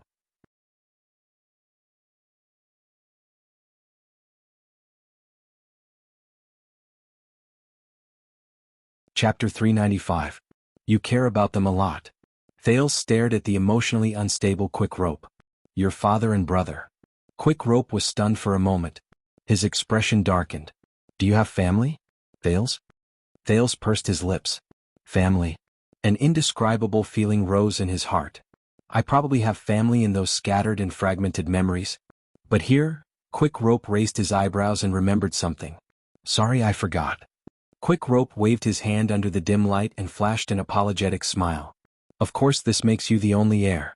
Your identity is sensitive, and you're the center of attention. Thales nodded wordlessly. But I do. Quick Rope's smile slowly disappeared. From the first day I could remember, I was told that I had a great and wise father, and an exemplary brother. My father was very strict and cold. As the king of the entire kingdom of the dragon, he always had endless government affairs to deal with, and reasons that could not be refuted. My brother was very outstanding, dazzling, courageous, capable, and experienced. His prestige was deeply rooted in the hearts of the people. Quick Rope shifted his shoulders. His expression was indiscernible in the darkness where the light from the fire could not reach. And I, King Nuvan's second son, Prince Soria's younger brother? He was silent for a moment before he raised his head. Thales. My father and brother were both so outstanding, and I lived under their shadows for more than 10 years, chasing after their footsteps, chasing after their world. But no matter how hard I worked, no matter how well I performed in my studies, no matter how much I talked during meals, no matter how many prey I hunted, I could never reach them. Thales listened attentively, but Quick Rope laughed disapprovingly. Until Gings, the female official, told me. His eyes reflected the light, and there was an indescribable emotion in them. I am his younger brother. I was born to assist and serve him. Soria is destined to become the Archduke of Dragon Cloud City, and even the King of Extet. I want to respect him from the bottom of my heart, obey him, be loyal to him, and become his assistant and arm. I can only follow the rules and complete my studies in an upright manner, grow up, become an adult, and be an ordinary Northland noble who is neither outstanding nor bad. That is enough. Quick Rope took a deep breath. There was a barely noticeable teasing tone in his voice. After I become an adult, as the younger brother of the future king, I will have my own small piece of land. I will be given the title of a baron or even a viscount. I will have my own family name and my own family. I will bask in the glory of the dragon spear branch. Or, as a chess piece in a marriage alliance, I will marry a wife, have children, grow old, die, and wait for my descendants to write my name between the two genealogies. Any overstepping and disrespectful thoughts are wrong. If my performance is too outstanding and abnormal, people will instead suspect that a disloyal subject is secretly instigating me. Thales stared at Quick Rope and tried his best to imagine the former Prince Mariah. This is the first half of my life, and the life I once thought I would have, Quick Rope said emotionlessly, having returned to his original state. Silence. But this did not last, did it? In the silence, Thales took over the conversation softly. Accidents always happen suddenly. Quick Rope turned to him and the corners of his lips curled up slightly. Yes, it's exactly what you think, the former prince said faintly. 18 years ago, on the night before the war, I was brought out of the castle by Nicholas and his guards while I was sleeping. I returned to Dragon Cloud City from the remote fiefdom that belonged to me, the fiefdom that I thought I would spend the rest of my life in. Quick Rope's gaze froze in the air.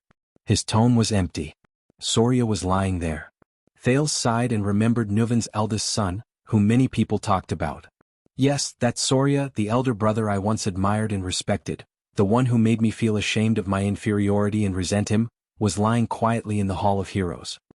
He did not move, his face was pale, his eyes were covered with gold coins, and he held a long sword in his hand. There was a huge age gap between us and we usually did not talk much. But I think that was the closest we've ever had to each other and the closest we've ever had to each other. Quick Rope said in a daze. That day my once heroic father seemed to have aged 20 years. He talked a lot about the power of the king, the relationship between the archdukes, his attitude towards his vassals, and the upcoming war. But I didn't listen to a single word. My mind was filled with Soria's pale face. Quick Rope said in a daze. That night I became the first heir. Thales sighed softly. For some reason, he remembered the day he was acknowledged as the second prince of Constellation in Renaissance Palace. In the first 10 years of your life, everyone reprimanded you to be a docile and obedient young man, and not to go out of line in the slightest. But after one night, everyone turned around and forced you to become a wise prince with great talent and strategy. Quick Rope's words were lifeless and lifeless. There was a faint hint of mockery in them. Damn fate. After I experienced doubt, envy, jealousy, resentment, pain, indignation, and finally giving up and letting go, it came to me like a drama. He sneered. But do you know what I saw in that seat, in that hell? Thales raised his head and looked straight into Quick Rope's eyes. Twisted, the former Prince Mariah spat out these two words with a cold expression. Concret Pofrit, the boy from Beacon Illumination City who used to be carefree and grew up with me. I don't know when he started to become paranoid. He has a lot on his mind, and when he speaks, he is hypocritical and polite, Quick Rope said quietly. I tried to get close to him as a friend, but, ever since Concret's grandfather and father passed away, ever since he became the young Archduke of Beacon Illumination City, and ever since I became the heir of Dragon Cloud City, there was something indescribable in his eyes when he looked at me. Thales furrowed his eyebrows. Archduke Pofrit's hysterical and painful confession at the end of the duel appeared before his eyes. When my father gave him a warning, I dissuaded him. I volunteered to convince Beacon Illumination City. Quick Rope trembled slightly. But no matter how hard I tried, how I expressed my sincerity and apology, how I promised him that I would, Concret's smile no longer had any warmth. hatred, jealousy, and madness. These were the things I could decipher from him. We can no longer drink without a grudge like we did in the past. His last few words were filled with desolation. As for Chapman Lampard, when I saw him for the first time after the war, I understood. Quick Rope chuckled. My cousin Chapman, who used to be calm, gentle, and well-mannered, no longer existed. There was only stillness, pain, emptiness, and indifference left in his eyes. There was only the taciturn Archduke of Black Sand region left in his body. It was as if the ghosts of his family were still hanging over his head, lingering for a long time. Every time I spoke to him, I shuddered. Either I was talking to a dead person or I was the dead person in his eyes. Thales thought of the Archduke of Black Sand region, who flickered in the firelight. He clenched his fists. Twisted, Thales twisted, Quick Rope's voice echoed. They were all twisted and captured, including my father and elder brother. Thales, they were captured by power, enslaved and lost. The former Prince of Extet said coldly, in those chains they became something else. Indifferent tools, cold-blooded scum, suspicious tyrants, but they were no longer themselves. Thales was stunned. A conversation from a long, long time ago echoed in his mind again. Because if you want to enter this circle, Thales, and even climb to the top, Quick Rope's tone became urgent, the first thing you have to do is to bow down to them. The first thing you have to do is to bow down to them, open up your body and mind, let their world and ideas rule over you, and turn you into someone you can't even recognize. Only then can you start playing this game, and only then can you play it well. I heard that you were found among the people, Thales, Quick Rope called out softly, snapping Thales out of his deep thoughts and absent-mindedness. Then answer me. Think about it carefully. What did you become after you became a prince? Can you still choose your own path? Follow your own heart? After you became a prince. Quick Rope's words were like a sharp knife that pierced straight into Thales' heart. Are you still yourself? Are you still Thales? Or have you become something else? What did you gain and what did you lose? Thales listened quietly. When he thought of this, he subconsciously tightened his grip on JC's dagger behind his waist. The dagger he brought out of the abandoned house. His past. His past. A few seconds later, Thales' expression was still. He shook his head. I don't know, he said with difficulty. What do you think? Quick Rope smiled. Like you, I don't know either. The former prince knocked on the wall and leaned against it stiffly. But I know how this will end.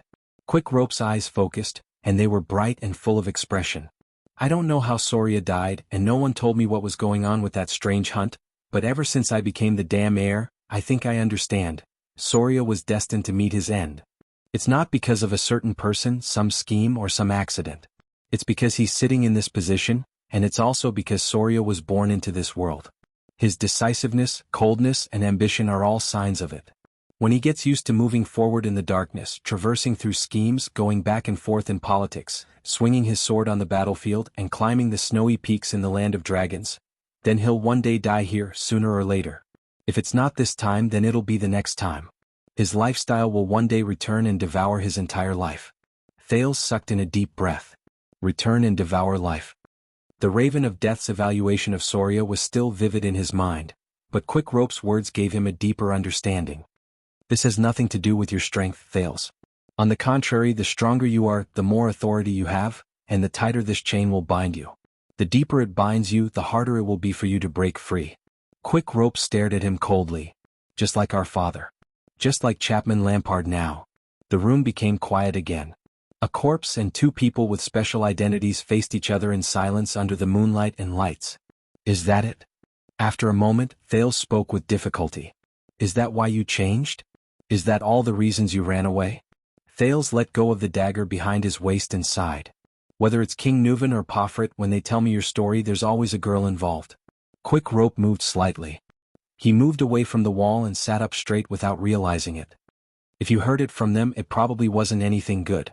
Quick Rope's face showed a rare hint of a smile without gloom. Thales raised his eyebrows. So? Quick Rope paused for a moment, then stared at the Prince of Constellation with a strange gaze. His tone was profound and gentle. Thales, you're not old, but have you ever fallen in love with someone or been loved by someone? Quick Rope said faintly, sometimes young and inexperienced feelings are more unforgettable. Thales was about to shake his head. But at that moment he remembered a voice. It was a gentle and pleasant female voice that only appeared in the fragments. His body stiffened and he stopped himself from shaking his head. Every time it appeared, it would make him tremble and feel pain, even though he did not know it. That voice, he could never remember its owner's name. Thales shuddered slightly. Maybe, Thales said subconsciously and nodded in his daze. Maybe there is. The moonlight shone on the room as if it was gently caressing the two silent people. Quick Rope stared at the prince for a long time before he finally revealed a faint smile. How nice. Quick Rope crossed his arms and retracted his gaze from Thales to look at the moonlight outside the broken window. Regardless of whether someone cares about me or someone cares about me, he said faintly.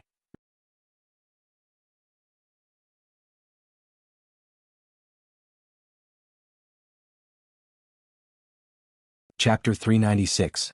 Blade Fang's camp was under curfew, and only the faintly discernible sound of the wind could be heard on the streets.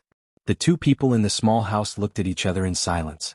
After I saw the tragedy of Black Sand region and after I returned from Beacon Illumination City, I returned to my old fief and locked myself up in the days when I was at my most dejected, dispirited, defeated, annoyed, and in constant conflict with my father.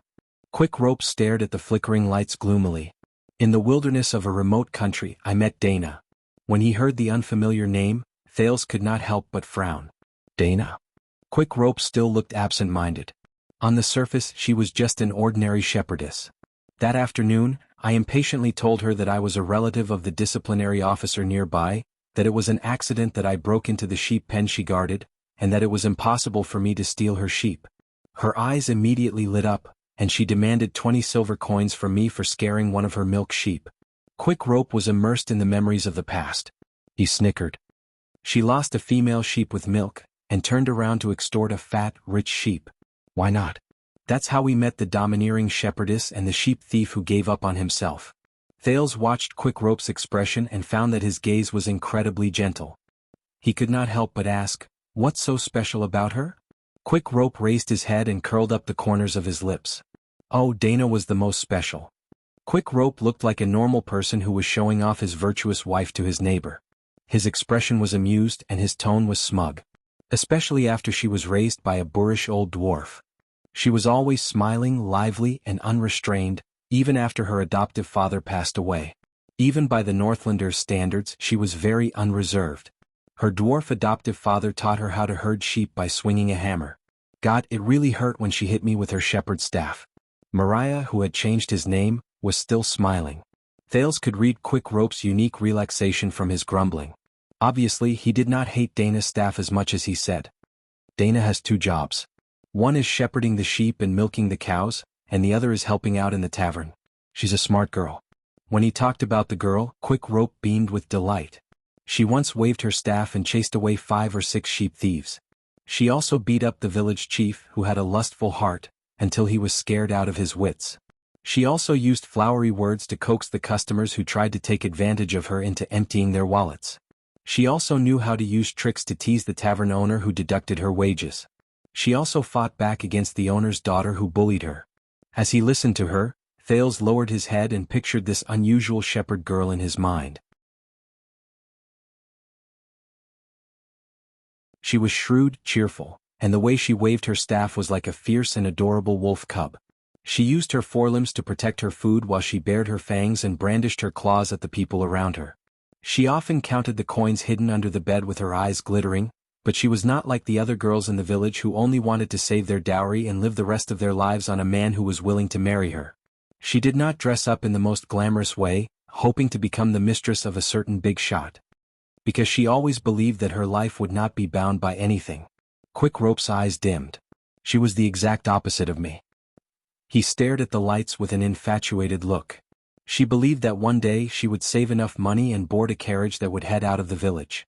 She would arrive at the port of Elafir City by a ship, and become a female navigator who explored the world. She would travel around the world, and spend her life's brilliance amidst the stormy waves and mirages. A female navigator. Thales remembered something and subconsciously looked at Quick Rope. But she did not know that other than passengers, the sailing ships did not accept women. They thought that women on the sea were ominous. Quick Rope lowered his gaze, but the corners of his lips were still raised. An old sailor told me that it was said that the sea shepherd maiden did not like the same sex. Thales did not speak. I do not know if it was love or if it was just an inexperienced fondness, but at least when I lay beside Diana, smelled the scent of goat milk on her body, looked at her cheerful and lively smile, and even tasted the softness of her lips, I could forget a lot of unhappy things. Quick Rope said in a daze. In front of her, I was Mariah, not the heir of the Walking Dead. I could speak my truest desires and thoughts aloud. I did not have to tell her that my desire to travel around the world was a dream of becoming a mercenary, to show that I was a tough Northland warrior. Quick Rope stopped, as if he was savoring his emotions at that moment. The moonlight was shrouded by clouds. The low-quality lamp oil slowly ran out, and the simple house made of clay became darker. But no one wanted to turn on the lights again. What happened after that? Thales asked in the darkness. Quick Rope sucked in a breath and changed his posture. He seemed to have just snapped out of his daze and continued his story. Just like that, I went back and forth between Dragon Cloud City and my fief. I witnessed the darkness and distortions of power, and at the same time, I felt Diana's happiness and gentleness. For Diana and her dream of traveling around the world, I tried to go against my will and cater to my father's requests, but I resisted his urging me to get married. I racked my brains again and again to convince him that the future Archduke of Dragon Cloud City must have a wife who was in line with his political interests, so I could not be hasty. My father was actually very pleased. He thought that I was enlightened and knew how to weigh the pros and cons for Dragon Cloud City. Even though he did not know the reason why I suddenly pulled myself together, he did not care about it. He probably thought that disciplining me was the same as disciplining Soria. Quick Rope snorted. There was a faint hint of sadness in his laughter. But of course this could not last. My father still found a good candidate for a wife for me. He asked me to try to amend the Fortress Treaty, even though she and her family were in enemy countries. Fortress Treaty. Enemy countries. At that moment, Thales suddenly raised his head. He could not hide the surprise on his face. So, the diplomatic mission you took 6 years ago? Quick Rope nodded and sighed quietly. Yes, 6 years ago, according to the plan after the treaty was amended, Dragon Cloud City was to propose marriage to Duke Arun's only daughter, the Lampard family's mortal enemy, who was a noble of the Empire. He shook his head in disgust. Even though Extet had just hanged the old Duke Arund in Cold Castle more than 10 years ago, Thales furrowed his eyebrows. Miranda? How is that possible? Quick Rope sighed. Whether it was the marriage proposal or the treaty, they were just means. My father did not want to let Constellation recover slowly after the war, and he also did not want Black Sand region to use the fortress as an excuse to raise their army. He wanted to test King Kessel and the Arund family, and at the same time strike Black Sand region. The reactions of these three would tell us what to do next. So this is the purpose of your diplomatic mission, Thales said in a daze. To prepare for the next war or negotiation, whether it be Constellation or Black Sand region. New Star and Dragon's Blood. He tightened his arms. Quick Rope snorted softly. There was a hint of sarcasm in his tone. Yes, whether it was to rope in your northern territory, divide Constellation, amend the treaty to obtain benefits, suppress Black Sand region, or at the same time accumulate prestige for me in the future king selection. My father was always so thorough in his plans. He killed many birds with one stone. He could play a simple matter in so many ways, and the meaning was far-reaching. When King Nuvan was mentioned, Quick Rope's mood became much lower. Don't play against him on the same chessboard, Thales, because you don't know how deep his methods are in this game, and how many cards he has up his sleeves. Quick Rope's expression was indifferent. And those who are toyed with by my father and don't know it are extremely sad. Don't play against him on the same chessboard? Those who are toyed with by my father and don't know it? Thales' breathing quickened. He remembered the conversation he had with King Chapman in the carriage. When they talked about King Nuvan, both he and Chapman could sense a hint of respect and chilliness in each other's eyes that came from the bottom of their hearts. Who would have thought that a person who had been dead for many years could still make them so miserable? Quick Rope's tone was filled with complicated melancholy. I guess Chapman and Concrave finally realized this after countless failures against the king. Don't play games with King Nuvan. Both of them were silent for a while. What happened next is probably the model for many night novels and bardic poems. Quick Rope forced a smile. My father finally found out that his son and heir was actually infatuated with a shepherdess from the countryside, and because of this, he resisted his mission. Thales raised his eyebrows. I guess the born king wasn't too happy. Not too happy? Quick Rope sneered. There was faint resentment in his tone. Your choice of words is too polite, Thales. And then? Thales asked. Quick Rope paused for a moment. From this moment onwards, his silhouette in the darkness became bleak and desolate. My father sent someone to my fief, Thales. Quick Rope said dejectedly. He found Diana. He found her. There was a long silence. After a long while, Thales finally opened his mouth and asked with great difficulty, What happened? Quick Rope did not seem to have the motivation and desire to continue speaking, but he still spoke again. This time his voice was hoarse. Diana died. The person who spoke was like a walking corpse. He did not move and there was no sign of life. On the day I heard the news and rushed back to my fief. Thales held his breath. Quick Rope said dryly as if he was narrating someone else's story, I pushed the white blade guards away like a madman, but I could only find her body in the sheep pen, which had been cold for a long time. There was still a smile on her face. She was poisoned to death. Quick Rope's voice trembled. There was fear and remorse in his voice as he sobbed. They told me that she committed suicide by taking poison, but Thales, poisoned to death. At that moment, Thales remembered that night in Heroic Spirit Palace. He remembered King Nuven's exquisite ring. Triumph. He remembered the girl he used to be, Alex. Thales immediately shuddered. The Prince of Constellation held back his words. Only Quick Rope's pained panting could be heard in the house. Finally, Quick Rope calmed down. Chains. Thales snapped out of his daze. What? The chains of power, Thales. At some point in time, Quick Rope's voice became faintly resolute. That night, I stared at Diana's body in a daze, just like how I stared at Soria's body. I suddenly understood that I never broke free from it.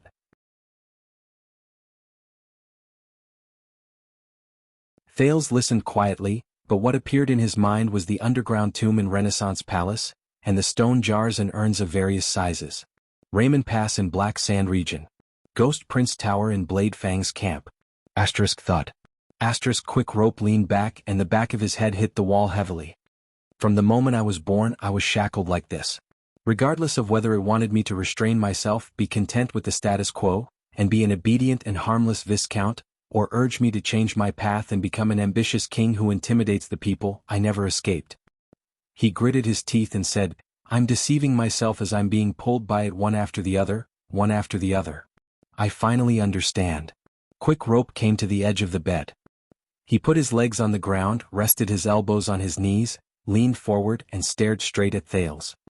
I could either obey, submit, and let it lock my body and mind tighter and tighter. Quick Rope's tone made Thales' heart tense. Or I could completely abandon it, and become my true self. Thales was silent. Mariah died a long time ago, Thales. He did not die when he was assassinated by the Constellations, or when he fled Heroic Spirit Palace, Quick Rope said coldly. Instead, he died when he began his life as Nuven's son and the Walton bloodline. And it was not until the night I climbed the black track with difficulty and crawled out of Dragon Cloud City that the man named Mariah came to life for the first time. On that day, I saw that I was truly using my own hands to save myself, to reverse fate, and to ruthlessly shatter all illusions and flukes. In the darkness, Quick Rope's eyes shone brightly. I completely spurned this power, but in reality, it was a chain that imprisoned me.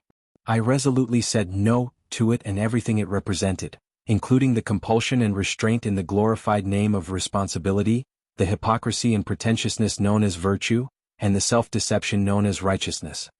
Quick Rope's voice faded away, leaving behind only determination and resolution. After a long time, Thales, who was filled with emotions, finally spoke with difficulty. So you chose to leave.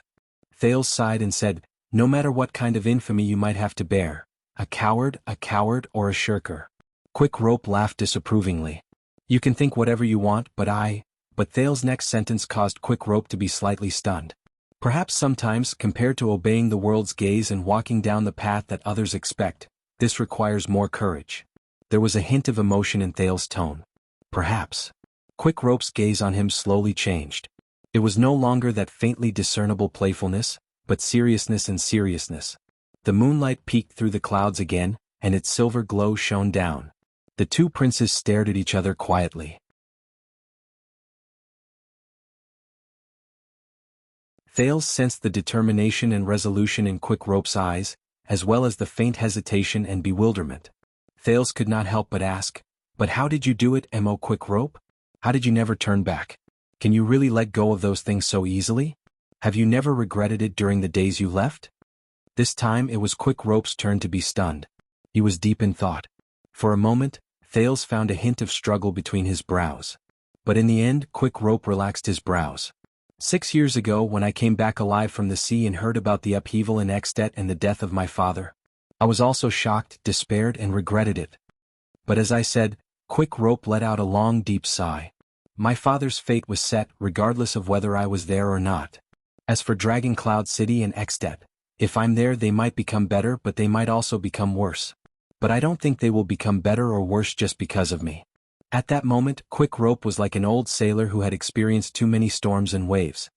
He was telling a story around the stove at dusk on the day he returned from his last voyage. I don't want to, and I can't, be too greedy to try to control things that are beyond my control. If there are two outcomes in history, should I cry because Dragon Cloud City will wither away without me, or should I cheer and jump for joy because Dragon Cloud City survived without me? Thales was stunned. The only thing I can do is to save myself. That's all. He said faintly, that's all.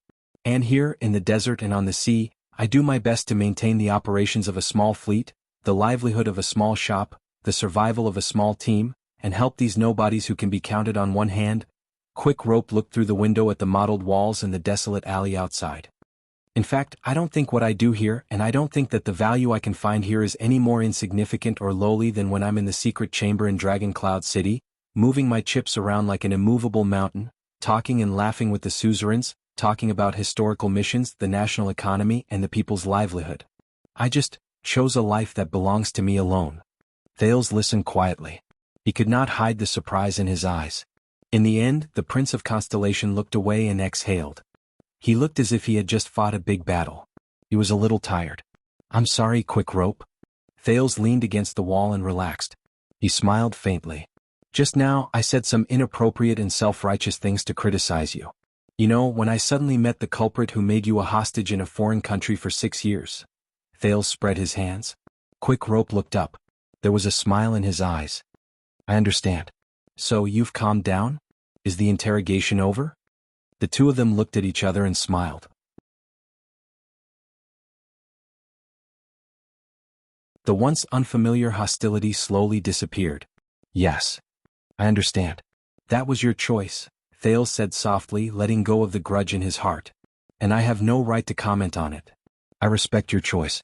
Quick Rope took a deep breath. He said these two short words softly, but he could not help but feel sentimental. Thank you. Don't misunderstand, I don't completely agree with your views. Thales twisted his waist to soothe his bleeding back. Especially when it comes to the operation of history, or your opinion on responsibility. Quick Rope blinked. But you said that you respect my choice. This is far more valuable than completely agreeing. Quick Rope quietly watched Thales' silhouette in the dark. He smiled. Thank you. Thales raised his eyebrows. All right, I accept. He snorted softly. But Quick Rope shook his head. No. This thank you is for Alex. At that moment, Thales froze. Quick Rope looked at Thales seriously. In your story about Dragon Cloud City, you talked about so many things that can be considered secrets. The duel, the calamity, Ruba, and the coronation. You seem to have witnessed it with your own eyes, but you didn't mention yourself. Either you're purely boasting like a street vendor who hears hearsay. He narrowed his eyes. Or you were in it at that time, Thales Jadestar. So, thank you for helping her, the current Archduchess of Dragon Cloud City, on that seemingly terrifying night. Thales exhaled heavily. Thales frowned and said, Did you just say that your grades in politics class are very bad? Quick Rope shrugged and smiled again. Of course I can't compare to a certain someone who slaughtered everyone in the national conference. No. Thales shook his head. Without waiting for him to speak, he answered his own question. I was thinking, Quick Rope, that you might be very smart. Smarter than most of the nobles who seem to be shrewd and intelligent. Thales sighed. It's just that your teacher didn't notice. Quick Rope's smile froze a little. He sneered and continued with the topic just now. I know what that girl's personality is like, Quick Rope said faintly. Quick Rope said faintly, although Alex is very annoying aside from her mother's looks, she also inherited her father's pride and arrogance, but she's not a bad girl. It's just that she was a little arrogant during her childhood when she was undisciplined. Thales felt as if his heart was being squeezed. Alex, As he listened to Quick Rope talk about the girl in his memory, his heart felt empty.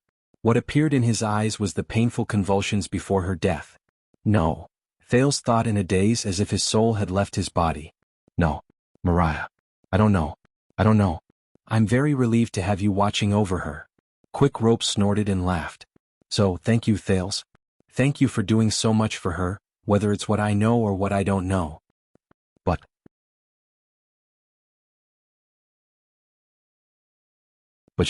But the girl in my memory is already... Thales clenched his teeth. Be careful, Thales. Quick Rope narrowed his eyes at him and changed the topic. Although I've said it before, regardless of whether someone cares for you or someone cares for you, but the love between you might be more bumpy than mine and Dana's. At that moment, Thales froze on the spot. Love. Quick Rope, you misunderstood, Thales sighed. But Quick Rope interrupted him. Don't think that this is very far away from you, Thales. In this era, bloodline and family background are a curse. Quick Rope placed his hands on his knees and pointed at Thales. His expression was solemn. With your status, there will come a day when someone's family, friends, people with prestige, and people you trust will come to you and tell you righteously and sternly that for a greater benefit, for a greater number of people, and for a greater goal, you must surrender yourself, including your love, your life, and your freedom. Surrender to them, become their captive, and join their game. Thales was stunned. And your choice will determine what kind of person you are. Quick Rope stared at Thales, making the latter rather uneasy. Quick Rope's expression did not change. But no matter what you choose, no matter what you sacrifice or leave behind, you have to make sure that this is your own choice, Thales. Don't let others decide for you. The former Prince of Extet's gaze tensed. Never. Thales stared at him in a daze. At that moment, all sorts of feelings welled up in his heart. His entire mind was filled with pity for Alex, guilt for deceiving Mariah, worry for little rascal's future, lament for the chains of power, and not knowing whether to laugh or cry at the misunderstanding. It was incredibly complicated. He had nothing to say. As for me, don't worry. Quick Rope raised his eyebrows. His smile was sincere and simple. Once I get rid of Dean, I will go far away. I won't return to Dragon Cloud City, and I won't show myself. I won't cause trouble for my niece. Of course, I won't cause trouble for you either. This is my promise, the promise of a Northlander. The light was too dim, and he did not notice that Thales' expression was not quite right.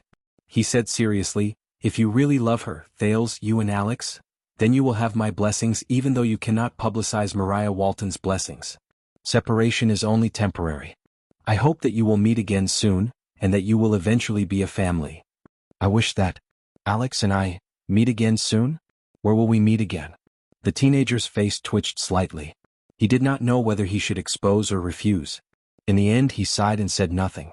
In the face of the hopeful Quick Rope, the Prince of Constellation forced an ugly and awkward smile.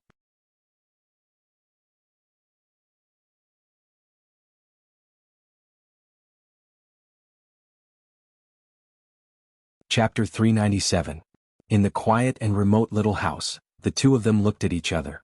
What should we do next? Thales said worriedly, I mean you. Quick Rope shrugged. Find a good explanation for this scene. Louisa and the others should be back tomorrow morning. I don't want to be caught red-handed by them. You're not leaving right away? Dean is dead and Quick Rope, who was in the same team, is missing. Quick Rope rejected him bluntly. Do you think the people in the secret room are fools? I need to find a cover, Thales. I need to find someone who won't be suspicious. Thales stared at Dean on the ground and said thoughtfully, but a lie always needs more lies to cover it up, unless we can guarantee that this guy has mysteriously disappeared and no one knows about it, and that he will never appear again. Quick Rope rolled his eyes and put on a fawning expression. If you don't intend to kill me or capture me to do anything shameful, Honorable Prince Thales. Quick Rope rubbed his hands and looked like he was trying to sell insurance money. Can you go to the Constellation officials in the camp and ask them to dispose of the body in secret? I'll be innocent, you'll go home, everyone will be happy. Thales snorted softly. Do you think the people in the Secret Intelligence Department are fools? Quick Rope blinked. But you're a prince. Thales frowned. What I mean is... Quick Rope extended his hands and patted himself, then politely gestured to Thales.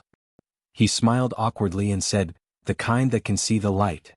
Prince, see the light? Thales sighed and refused. The composition of the Constellation army in the camp is complicated. The main force is searching for me in the desert. The local nobles and the central forces of the royal family don't like each other. They give me a bad feeling. It's better not to count on them to keep their mouths shut for me. Quick Rope raised his eyebrows. Oh my bright moon, do you see this? This is the chain of power. He shook his finger and clicked his tongue. Be careful, Thales, you're already trapped in it. Thales rolled his eyes at him without hiding it.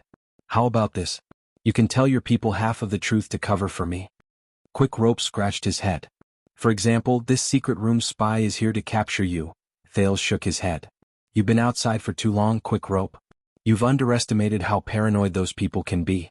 The spy sent by the secret room has been lurking in the shadows for 5 whole years. As long as it's the connections he's in contact with, the places he's been to, the news he's concerned about on a daily basis, his unique behavior, and his intentional dressing. I don't think the Secret Intelligence Department would miss these things. Do you want to bet your life on the Black Prophet's carelessness, or on his pure kindness? Quick Rope's face fell. Phew, maybe I shouldn't have shown up. He leaned against the wall miserably. Indeed, I shouldn't have, Thales muttered. When Quick Rope heard that, he protested, Hey, I just saved your butt. Thales pursed his lips. How do you know that I will definitely suffer?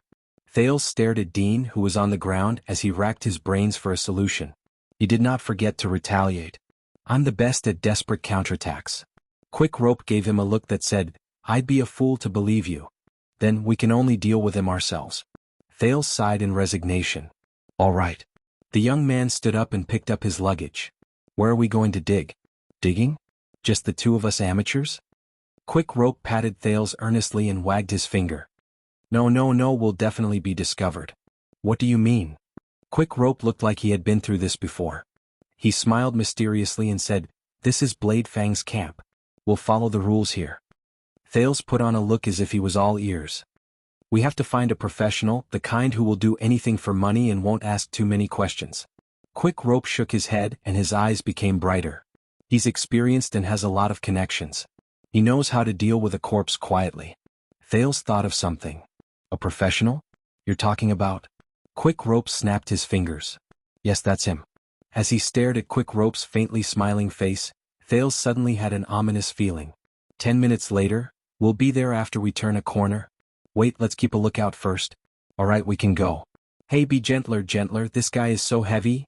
Under the dim moonlight, Thales and Quick Rope laboriously carried a sack the size of a man, one in front of the other, and turned a corner. They bent their backs, tiptoed, and walked through the alley sneakily. Visiting him at this hour?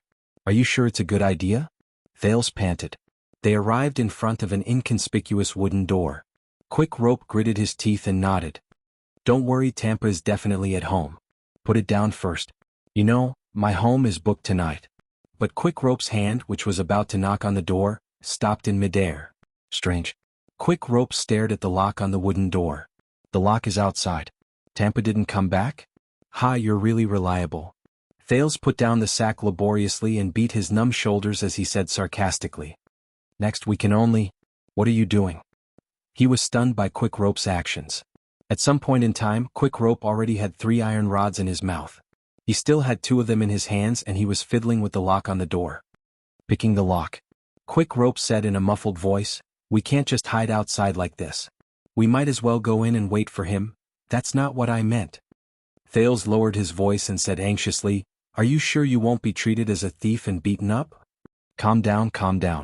Quick Rope was calm and composed. You don't know the rules of the world.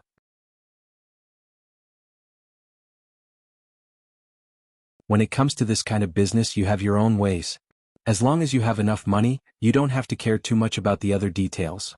When he saw that the lock in his hand did not budge, he calmly switched to another iron rod. Thales frowned. Wait, where did you learn how to pick locks? You know, when I first arrived in Kemu Union, life was not easy. Quick Rope snorted softly and switched to a second iron rod. I had to learn another skill. Thales widened his eyes. Skill? If your father knew that his son was a thief in Kemu Union, he said in disbelief. I'm sorry, I embarrassed Raikaru and Chara by being a thief, Quick Rope said sarcastically without any apologies. He impatiently switched to the third iron rod. But seriously, damn it, Tampa must have gotten a new lock. This thing is even tighter than a virgin. What was I talking about? Annoyed, he clumsily shook the unmovable lock. In the end he had no choice but to switch to the first iron rod. Do you really know how to pick locks? Thales looked at him doubtfully. You don't understand, but I've been on the streets before, Quick Rope said nonchalantly. His hands did not stop moving, but cold sweat began to break out on his forehead. You have to know that not just anyone can become a thief, Thales sighed. He could not bear to watch any longer. In the next second, the Prince of Constellation snatched the iron rod and lock from Quick Rope's hands and pushed him to the side. Don't mess around. Quick Rope glared at Thales and protested in dissatisfaction. Picking locks is a technical skill. Not everyone knows how to. During the time he spoke, click. There was a barely audible sound of the mechanism. Quick Rope froze for a moment. Thales exhaled in satisfaction. He turned around and casually tossed the item in his hand. Quick Rope caught the item Thales threw in a flurry, and he was immediately stunned. Clang. The iron rod in his mouth fell to the ground. Quick Rope stared at the item in his hand in a daze. His mouth was so wide that an egg could be stuffed in it. Impossible. His voice was laced with an aggrieved sob. It was two iron rods stuck in it, something that had already been opened, the lock. 3 seconds later, why? Quick Rope held the lock. His face was filled with grief and indignation, as if he had been deceived. He said in a trembling voice, "Why are you so skilled?" The Prince of Constellation shrugged indifferently and opened the wooden door with a relaxed expression. Come on. Thales pointed at the lock in a nonchalant manner. Picking locks is something like, everyone knows how to do it. Quick Rope froze. Once he finished speaking, the prince, who was trying his best to hold back his laughter, bent down to worry about the sack. Quick Rope was left alone, staring at the lock in his hand in disbelief. He wanted to cry, but no tears came out. His emotions were complicated. He looked at the lock, then at Thales' back. Maybe, no, definitely, I must have pried it loose first, he said dryly. Yes, that must be it. It must be. When he thought of this, Quick Rope's mood became much better. If that's the case, Quick Rope smiled and thought contentedly, my skills have improved.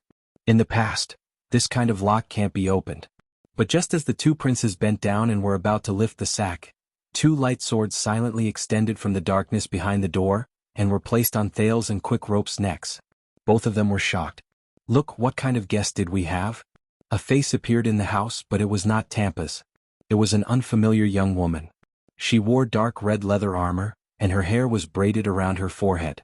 She held 2 swords at the same time, one on the left and the other on the right. There was a faint smile on her face. 2 lousy thieves. As she spoke, the sword in the woman's hand turned slightly. Thales felt a chill on his neck. He exchanged a frightened look with Quick Rope, and they fought to raise their hands. Thales gritted his teeth and said to Quick Rope, "Are you sure we've pried the right door?" Quick Rope stared at the woman behind the door in fear as well. He understood what Quick Rope meant. He understood what Thales meant and said, "That's right, the last time I came, hey, stop chatting." The woman shook the sword in her hand and said scornfully, "Thieves, I didn't allow you to speak." In the next second, while the woman was distracted, Thales and Quick Rope swayed to the left and right in tacit understanding. They used the narrow angle of the door to dodge to the sides to avoid the blade. Well, the woman was slightly shocked when her sword missed. "You're quite skilled thieves." But the danger was not over yet. Thales heard footsteps from his left and right through his hell senses. Again he froze. At some point in time, 2 unfamiliar men stood behind them expressionlessly. One of them was burly and the other was lean. But both of them raised their swords and placed them against Thales and Quick Rope's lower backs.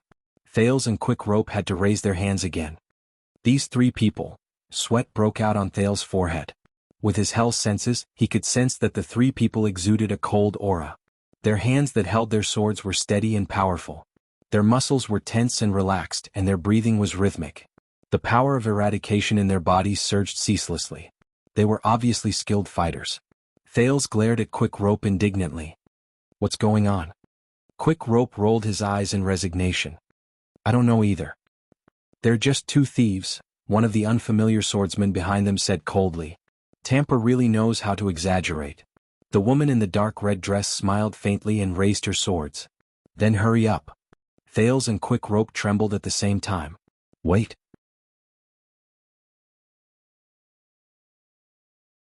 Quick Rope blurted out in a moment of panic, "You must be the bodyguards Tampa hired, right?"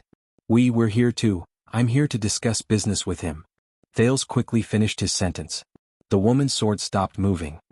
To talk business with Tampa? She frowned. By picking the lock? It's a shady business. Forgive me. Quick Rope forced a smile. The woman in red and the two swordsmen exchanged glances. One of the swordsmen kicked the sack on the ground, then frowned and said, "There's a person inside?" "To be precise, it's a corpse." Thales nodded awkwardly. "So we had to pick the lock. Can you understand?" The woman raised her head suspiciously. "You know Tampa?"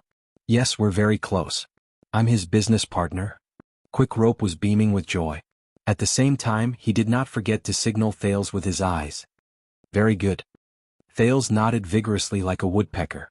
"We even drank together today." The woman in red and the swordsman looked at each other again and nodded. "All right." The young woman snorted softly and walked out of the door. "Come with us. Tampa won't stay here tonight." Thales and Quick Rope breathed a sigh of relief. But the swordsmen behind them did not hold back. They still used the tips of their swords to force the two of them to follow.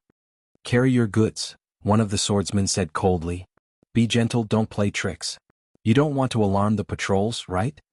Thales and Quick Rope looked at each other helplessly. They could feel the tip of the sword pressed against their waists, but they could only obediently do as they were told. Under the watchful eyes of the four swords, the two of them carried the sack while trembling with fear. They purposely chose a quiet path and walked through the streets again. They soon arrived at a new location. "My home, tavern."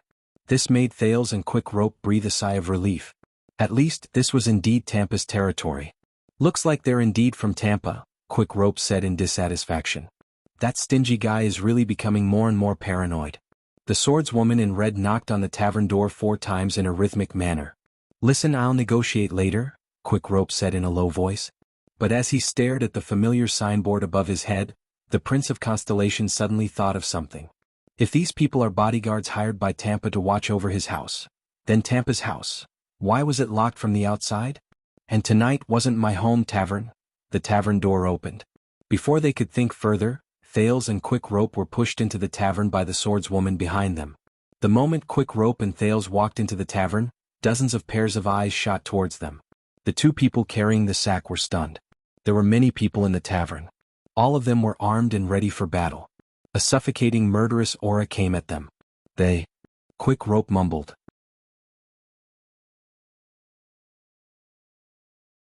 There was no need for him to remind them. Thales recognized them. They were Blood Whistle, the mercenary group known as the 100 Men Group. Yes, they had booked the entire tavern tonight. But they did not have the drunken, relaxed, and partying scene that Thales imagined. On the contrary, the tavern was eerily quiet. Even the whispers of these mercenaries were low-key and quiet, showing that they were well-trained. Thales' heart was filled with unease. What is going on? What happened to the tavern? Where's Tampa? Let's go inside. The swordswoman in red turned her head and said, "Tampa is inside discussing business with our boss." The mercenaries of Blood Whistle were either sitting or standing. Some were leaning against the wall, some were leaning against the pillar, some were propped up against the table, some were even sitting on the stairs, leaning against the railing on the second floor, and some were even hiding in the corner. Most of them were relaxed, but their gazes were bright. They're like soldiers guarding a bunker. No, Thales shook his head in his heart. Based on the atmosphere, they're like soldier ants guarding an ant nest. When they saw the two princes enter, these people's expressions changed. Their gazes were fierce and they harbored malicious intentions. Thales panicked and cast a glance at the equally surprised and bewildered Quick Rope. Something doesn't seem right?" Quick Rope returned him a glance anxiously. "Don't worry. Everything is under control." Under the dozens of cold and terrifying gazes, Thales braced himself. He carried the sack, ignored the malicious smile of the fierce man on his left, and followed the swordswoman forward. A mercenary with a sword on his back and a shield on his back stood in front of them. He raised his hand to stop them from moving forward. He narrowed his eyes slightly and sized up Thales and Quick Rope. "Marina," the mercenary said coldly. "They have weapons." The swordswoman in red named Marina turned her head around to look at Thales. She looked at the daggers, machetes, and crossbows on their bodies, then laughed involuntarily. "Why, Sean, do you think the boss and the others will be afraid of this?" As Marina laughed, many of the mercenaries who were sizing up Thales also laughed. But compared to Dante's greatsword and the friendly and casual atmosphere, Thales could only feel waves of murderous intent and coldness from the people of Blood Whistle. These people? Thales looked around with an unpleasant expression. He felt that he had fallen into another pit. It was filled with muddy water. Sean, the mercenary who blocked the way, laughed. He seemed to be amused by the joke as well. He patted Marina's shoulder and made way for them. Thales and Quick Rope walked into the center of the tavern anxiously with the sack on their shoulders. Here, the mercenaries maintained their distance, and they were scattered rather sparsely.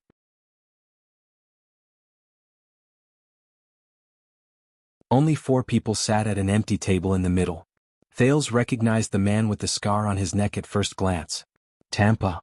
Quick Rope's expression relaxed and the sack rolled down from his shoulder. He endured the strange atmosphere around him. Hey, I was wondering why I couldn't find you. But Thales noticed that Tampa's expression was extremely unpleasant at that moment, and his sitting posture was stiff. Quick Rope? And you? The tavern owner frowned and looked at the 2 people who came in incredulously. Of course it's us. I say, you're really... Quick Rope's expression was stiff, and his voice slowly became softer. Am I interrupting something? Tampa did not answer him, but his expression became even more unpleasant. The other 3 people at the empty table turned their heads around. A thought appeared in Thales' mind. He recognized the people in front of him.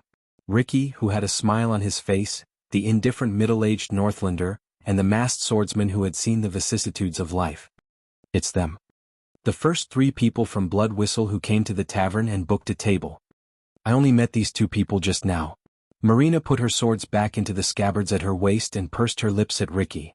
They were obviously picking the lock, but they said they wanted to do business with him. Ricky nodded. His gaze moved back and forth between Thales and Quick Rope. His gaze made Thales feel terrified, as if he had been seen through from the inside out. Thank you, Marina, he said politely. You've been a great help. Marina nodded in understanding and retreated to the side. I recognize you. Ricky sized up the 2 of them and chuckled softly. Dante's great sword. And you're new to it. Thales and Quick Rope forced a mournful smile. Listen, Tampa. Quick Rope was the first to speak, and he looked like a simple-minded fool. We're done with the business you asked me to do, and we're here tonight to report. He kicked the sack under his feet. At the empty table, Tampa had a strange expression on his face. Ricky turned to Tampa. The tavern owner's face twitched and he coughed. All right, I got it. Listen, Quick Rope, you go back first. I'll find time to talk business with you tomorrow. I can tell. A thought appeared in Quick Rope's mind. You're a little busy right now. It's fine, we can talk tomorrow. Marina giggled by the side. Ricky was deep in thought. Thales nudged Quick Rope gently. The 2 of them bent down in tacit understanding, ready to pick up the sack. But Thales had only bent down halfway when a boot stopped on the sack in front of his chest. Listen to your mother and stand still, thieves. Marina sat on a chair by the side, raised her slender thighs, and hooked them against Thales' chest with a smile. Thales and Quick Rope glanced at the 2 swords at Marina's waist, then at the mercenaries around them from the corner of their eyes.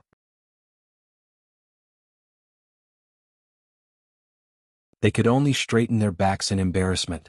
This is bad. It looks like it won't be easy to get away. Ricky, the leader of the mercenaries, spoke. Oh, so they're the backup you claim to be? You're reliable security consultant? Thales frowned. Ricky sighed and lowered his arm. You're so humorous, Tampa. Tampa looked like he had met an unlucky victim, and he covered his face in pain. Quick Rope put on a baffled expression, then forced a smile. Actually, Thales coughed and his words were stuck in his mouth. All right, the teenager said slowly. He looked at Tampa, then at Ricky. He raised his hands to show that he was harmless while he said carefully, I know, sirs, that we might not have come at the right time. But honestly, I don't understand and I don't want to know what's going on with you right now, so no matter where you are. Tampa's face became more and more dispirited. He coughed loudly and his tone was unfriendly. Then get lost. Thales and Quick Rope followed his advice and bent down for the second time to pick up the sack that was out of their reach. But they stopped in the middle of the journey. At some point in time, Marina's sword was placed horizontally in front of their chests. Ah! The delicate and pretty woman opened her mouth playfully, waved the sword in her hand and clicked her tongue maliciously. If you don't listen to your mother, you'll be spanked. Thales and Quick Rope straightened their backs again with unpleasant expressions on their faces. Ricky sighed, raised his head and smiled. You really don't understand the situation, but it's okay, I'll tell you. The situation is very simple. Ricky flashed a friendly smile at the two, then pointed at Tampa and said softly, "We Blood Whistle are in Tampa's tavern."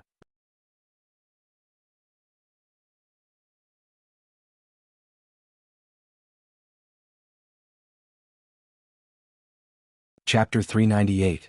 Thales and Quick Rope stared at the tavern owner, who was sitting at the empty table. He was sweating profusely as if he was sitting on pins and needles. What was the probability of running into the tavern owner and being robbed when they went out to dispose of corpses at night? "Marina, where's your manners? Why don't you invite our two new friends to sit down?" Ricky still looked easy to talk to. "Give them a drink while you're at it. Forget about the wine, I need them to stay awake." When he said these words, he fixed his gaze on Tampa. "Give them a drink and stay awake." Thales and Quick Rope stared at each other in surprise and bewilderment. They communicated their feelings with their eyes. "What's going on?" "I don't know." The mercenaries around them still stared coldly at the two newcomers. They whispered and sneered at them, exuding their unique might.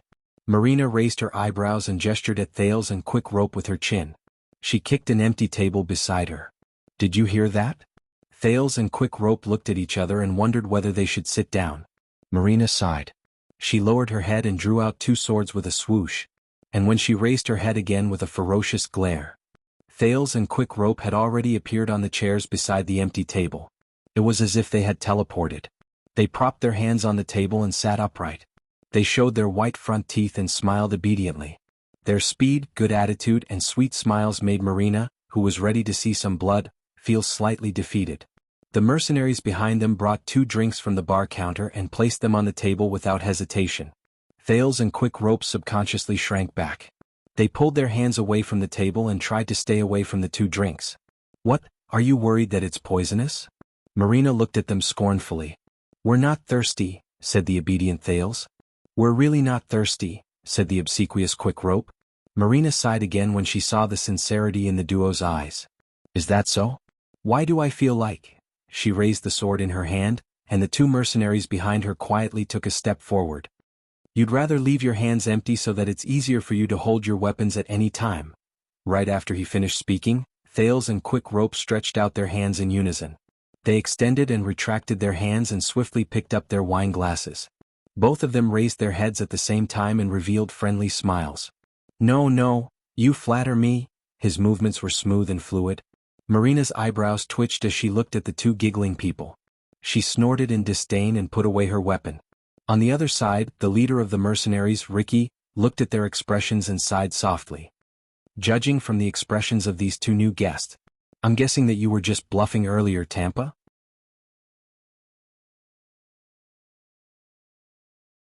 Tampa, the main character who was hijacked, coughed with an unpleasant expression.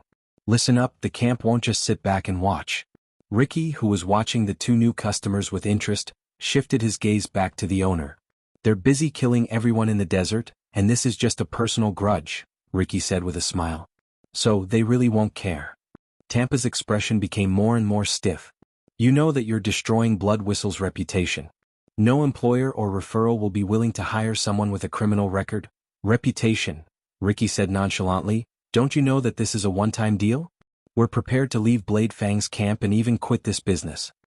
Thales, who held his wine glass tightly, looked around at the mercenaries in the tavern. Their silence added an inexplicable sense of tension to the atmosphere. A one-time deal. These words made Thales extremely uneasy. It meant that this group of people did not care about the possible consequences. Then he and Quick Rope, the two people who were dragged into this for no reason, what should they do to get out safely? "I have no grudge against Blood Whistle."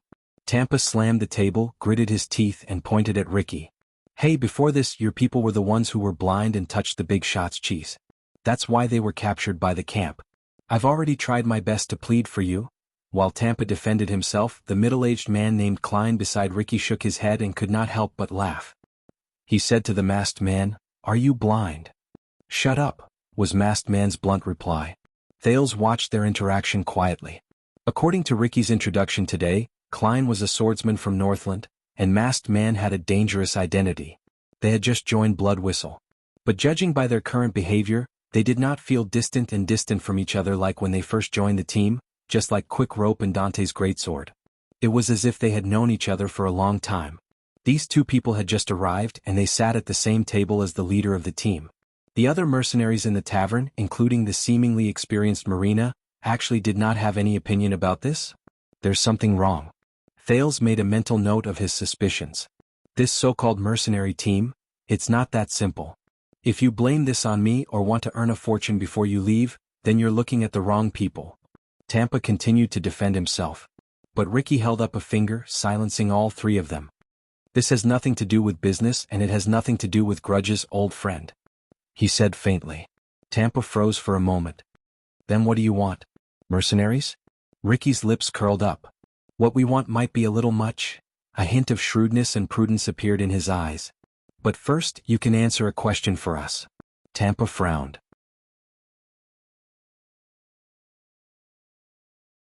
When he saw this scene and how Ricky did not hide his question from them, Thales immediately felt that something was wrong. Ricky's expression became serious. About 20 years ago, there was a mercenary team called the 9 Powerhouses. There's a mercenary team called the 9 Giants that is active around the desert. You know about it, right?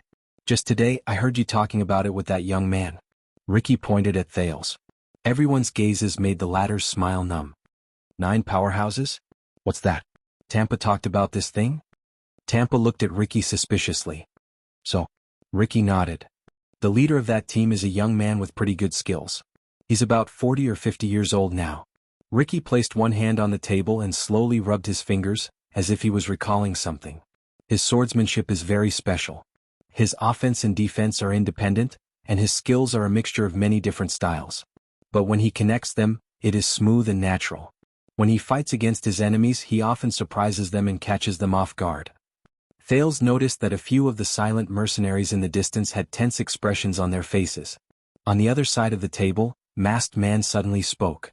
Even when he faces powerful enemies or even attacks from all sides, he can withstand the pressure and not be at a disadvantage. His voice was old. Ricky nodded slightly and looked into the distance. His gaze was profound. Exactly. He turned to Tampa. Who is he? Tampa was stunned for a moment. Just because of this? This is very important. You are the owner of this place.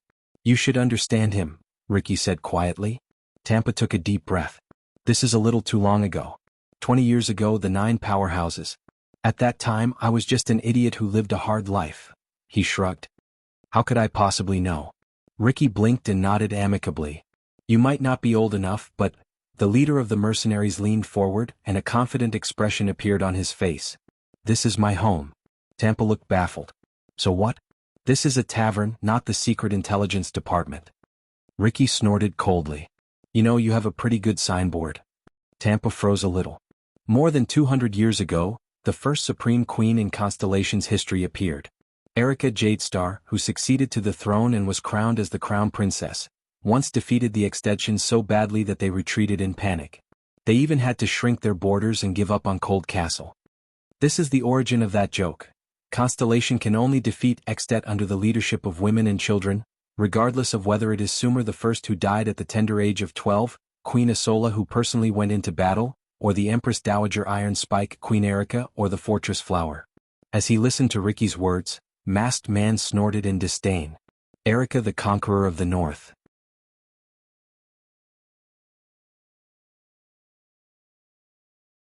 Thales had heard of this history before. Of course, it was from the perspective of the Northlanders who were filled with righteous indignation. It was said that Princess Erica was dissolute and had endless desires. Before she was crowned, it was difficult for her to marry because of her terrible reputation and the fact that her biological father was an illegitimate child whose father was a mystery. For the sake of power, she did not hesitate to use her beauty and body to seduce her enemies and instigate them to support her crown. She even seduced Sid Schuster in a sinister and despicable manner. The wise common-elected king of Extet sternly rejected the queen's flashy beauty and ugly heart. He said no, Thales History Book Note 4. Despite sticking to the interests and integrity of the Northlanders, he was captured by the enraged whore queen. He was captured across provinces from Fort Final to Eternal Star City, Thales History Book Note 13. Unfortunately, he fell into her clutches. His body was honest, Thales History Book Note 15. He was locked in the castle, imprisoned all year round, tortured every night, and humiliated. Every time Little Rascal saw this, she would ask Thales out of curiosity why he smiled so strangely. At the same time, the despicable and shameless Constellations gathered their troops in secret and seized the opportunity to launch a sneak attack. The Extensions, who were worried about the king's safety, why is he not dead yet? Thales History Book Note 24, who were leaderless and disunited, resisted tenaciously. They fought bravely and built an unyielding line of defense in front of Cold Castle. Then they lost Cold Castle. Thales History Book Note 37. In the end, they crushed Constellation's Whore Queen's plot to enslave Northland. Incidentally, the history book filled with Thales' nonsensical words and personal notes was eventually discovered by Ginks, the female official. As the Archduchess Guard, Lord Nicholas was filled with emotion after he read it. Impressed, he decided to let it join the firewood in the fireplace and contribute to the warmth of heroic Spirit Palace during the cold winter. Thales shook his head and pulled his attention back to what was in front of him. Ricky continued, but Erica's later years were not very happy. The conqueror of the north was usurped by her younger brother, and she had no choice but to go into exile in the western desert. She died of depression after being besieged day after day and being betrayed endlessly. The forces loyal to Queen Erica fled to Bladefang's Dune. With the tacit consent of the Duke of Western Desert, they were not willing to serve the cruel Red King and join his repeated conquests and suppression of rebellions. They were also not willing to go far away and be buried. Hence, they chose to continue fighting for the Duke and the country at the western border in the name of mercenaries.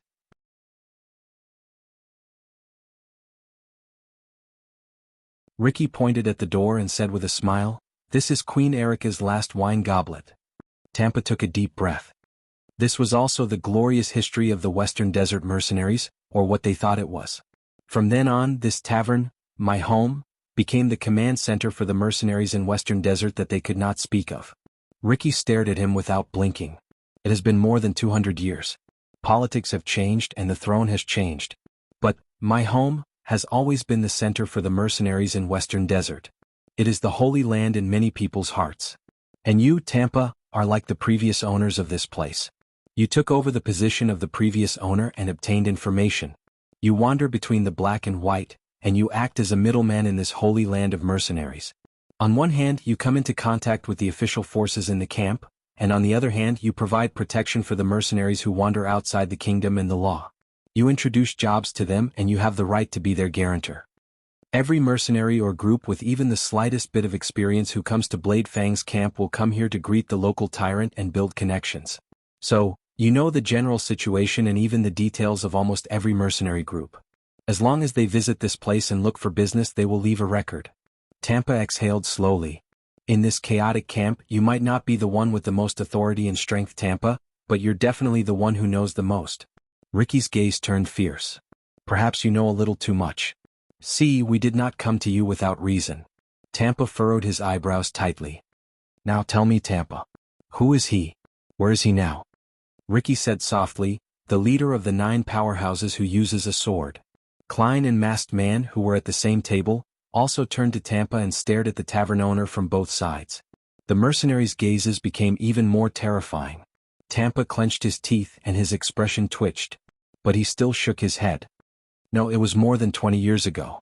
It was too long ago and they disbanded a long time ago. I don't remember it all. Ricky's smile slowly disappeared. It seems that you don't understand our determination to come here today, he said coldly. Once he finished speaking, Ricky nodded slightly at Marina. Marina flashed a mysterious smile and placed her hands on the shoulders of the 2 new guests. Thales and Quick Rope turned their heads and looked at her in puzzlement. What is she trying to do? But in the next moment, Thales felt a bone-piercing chill come from the spot where Marina's palm was placed. It went straight into his body. Thales shuddered. Cold. Extreme cold. It was as if someone had suddenly replaced all his blood with ice water. It flowed through his veins. At that moment, Thales' face turned pale.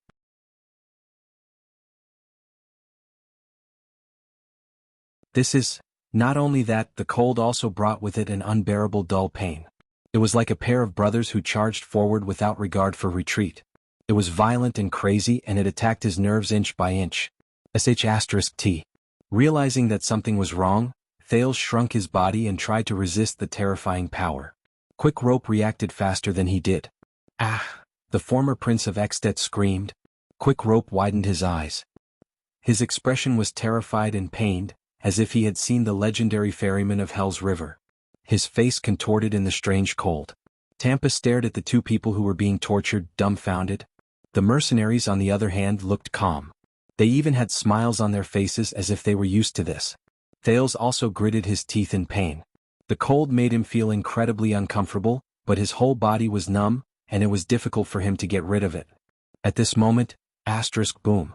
A power that had been dormant for a few days suddenly woke up in Thales' body. The sin of Hell's river was like a beast that had been released from its cage, or a flood that had broken through a dam.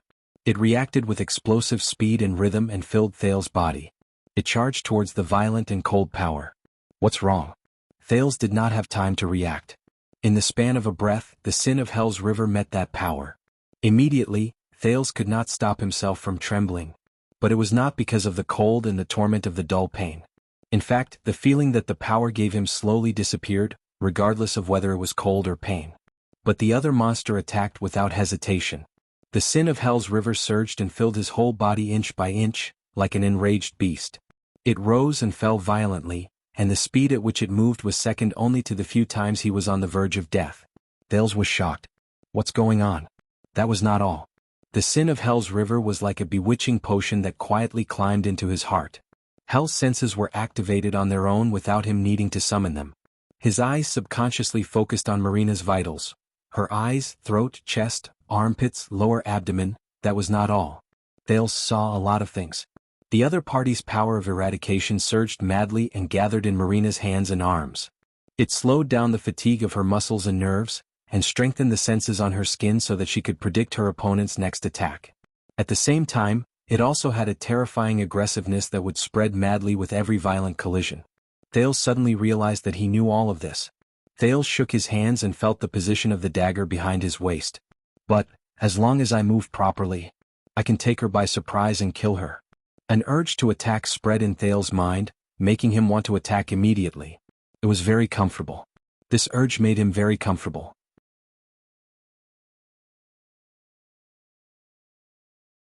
I really want to. Under the urging of the sin of Hell's river, he subconsciously wanted to reach out and touch the dagger.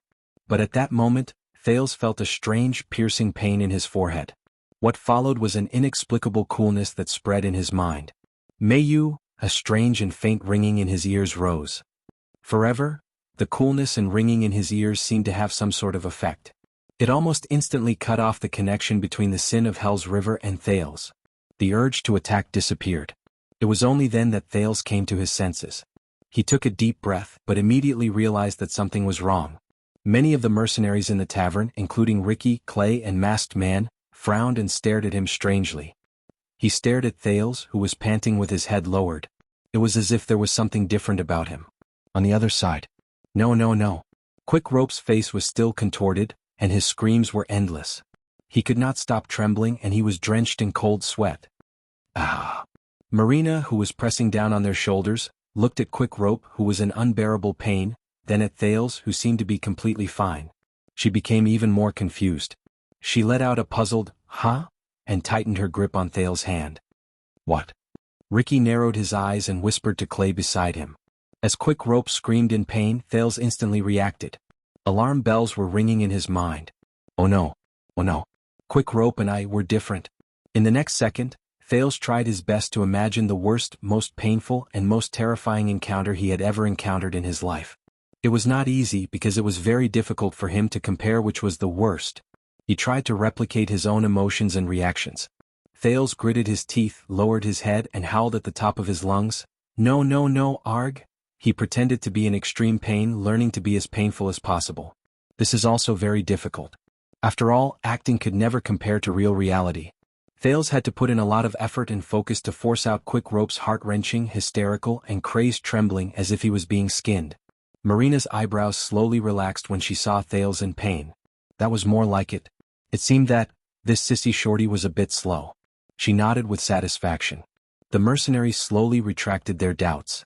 Enough.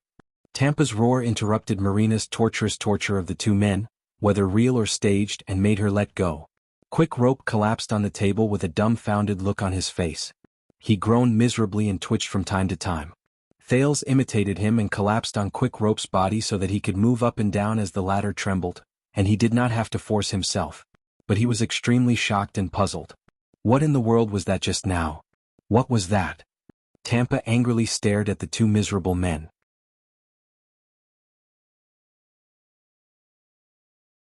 Your poison?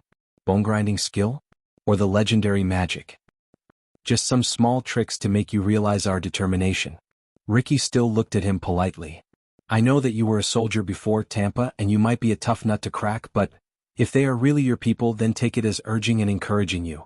The leader of the mercenaries chuckled. If not, take it as an example. He waved his hand at Marina. Put more strength into it. Thales and Quick Rope trembled at the same time. Tampa stared at them in disbelief. His expression was bewildered and hesitant. Enough. Before Marina smiled and pressed her hands together again, Tampa spat indignantly. He looked at Ricky in annoyance. The 9 powerhouses. Yes, the 9 powerhouses. I remember now. Ricky nodded in satisfaction. Thales and Quick Rope breathed a sigh of relief and looked at the tavern owner gratefully. Damn it. Tampa cursed under his breath. Please say that again? Ricky's smile was the same as before. Tampa snorted angrily and said reluctantly, more than 10 years ago, I mean during the Bloody Year, most of the Western Peninsula was at war. The desert was in chaos and the nobles and mobs in the south rebelled. In the end, Extet's unprecedented army went south. Quite a number of famous mercenary groups in the western desert. Soul Ripper, Double-Edged Sword, Moonscar, Evil Punishing Army, Immortal Hunters and Dawnlight Servants, were affected by the chaos of the war and met with great misfortune. They either died or were scattered. Some of them were even removed from their names. The 9 powerhouses were no exception. The middle-aged man named Klein interrupted him rudely. We know that part of history better than you do. Cut the crap. Tampa immediately froze and cast a displeased look at Klein. But under the surface, only a few people in the circle know that the 9 powerhouses survived the Bloody Year, he said indignantly. Ricky's gaze focused. That's something I heard from old Rooney's father. One night after the war, the psionic who was in charge of settling accounts among the 9 powerhouses knocked on the tavern door while carrying their leader on his back. He was covered in wounds and blood. Tampa gritted his teeth. That night, old Rooney's father found a doctor for them. He even helped the 9 powerhouses get rid of all the assets they left behind in one night so that they could disappear without a trace. Tampa snorted angrily. And the person you asked about? When he appeared again, it was already a few years later. The mercenaries from Blood Whistle looked at each other with solemn expressions. Some of the old people told me that during the past decade or so, a new and powerful underground gang in the interior and south of Constellation worshipped him like a myth. He became more and more powerful, even more so than when he was a mercenary.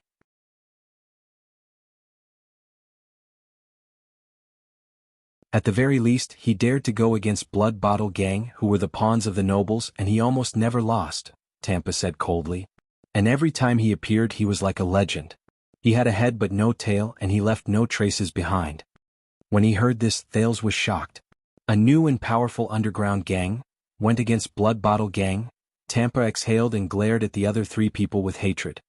He even has a new name. He did not finish speaking. Because another person helped him say the answer. Black Sword. The only masked man clenched his fists, and his voice was as cold as ice. Tampa was stunned. At that moment, almost all the mercenaries in the tavern held their breaths. They looked at each other as if they had found the greatest treasure. Is that right? Masked Man slowly said, enunciating each word, because he uses a black and swarthy sword that is extremely inconvenient to use. Whether it is slashing, stabbing, blocking or parrying, they are all very strange, ancient demon sword. You're tuning in to the Han Li's Wuxia Adventures YouTube channel. We're so grateful for your support and don't forget to subscribe to join us on this incredible journey through captivating stories. Your generosity through donations truly makes a world of difference, as it's the primary source of revenue that allows me to expand and enhance this channel for you. Thank you from the bottom of my heart for being a part of this adventure.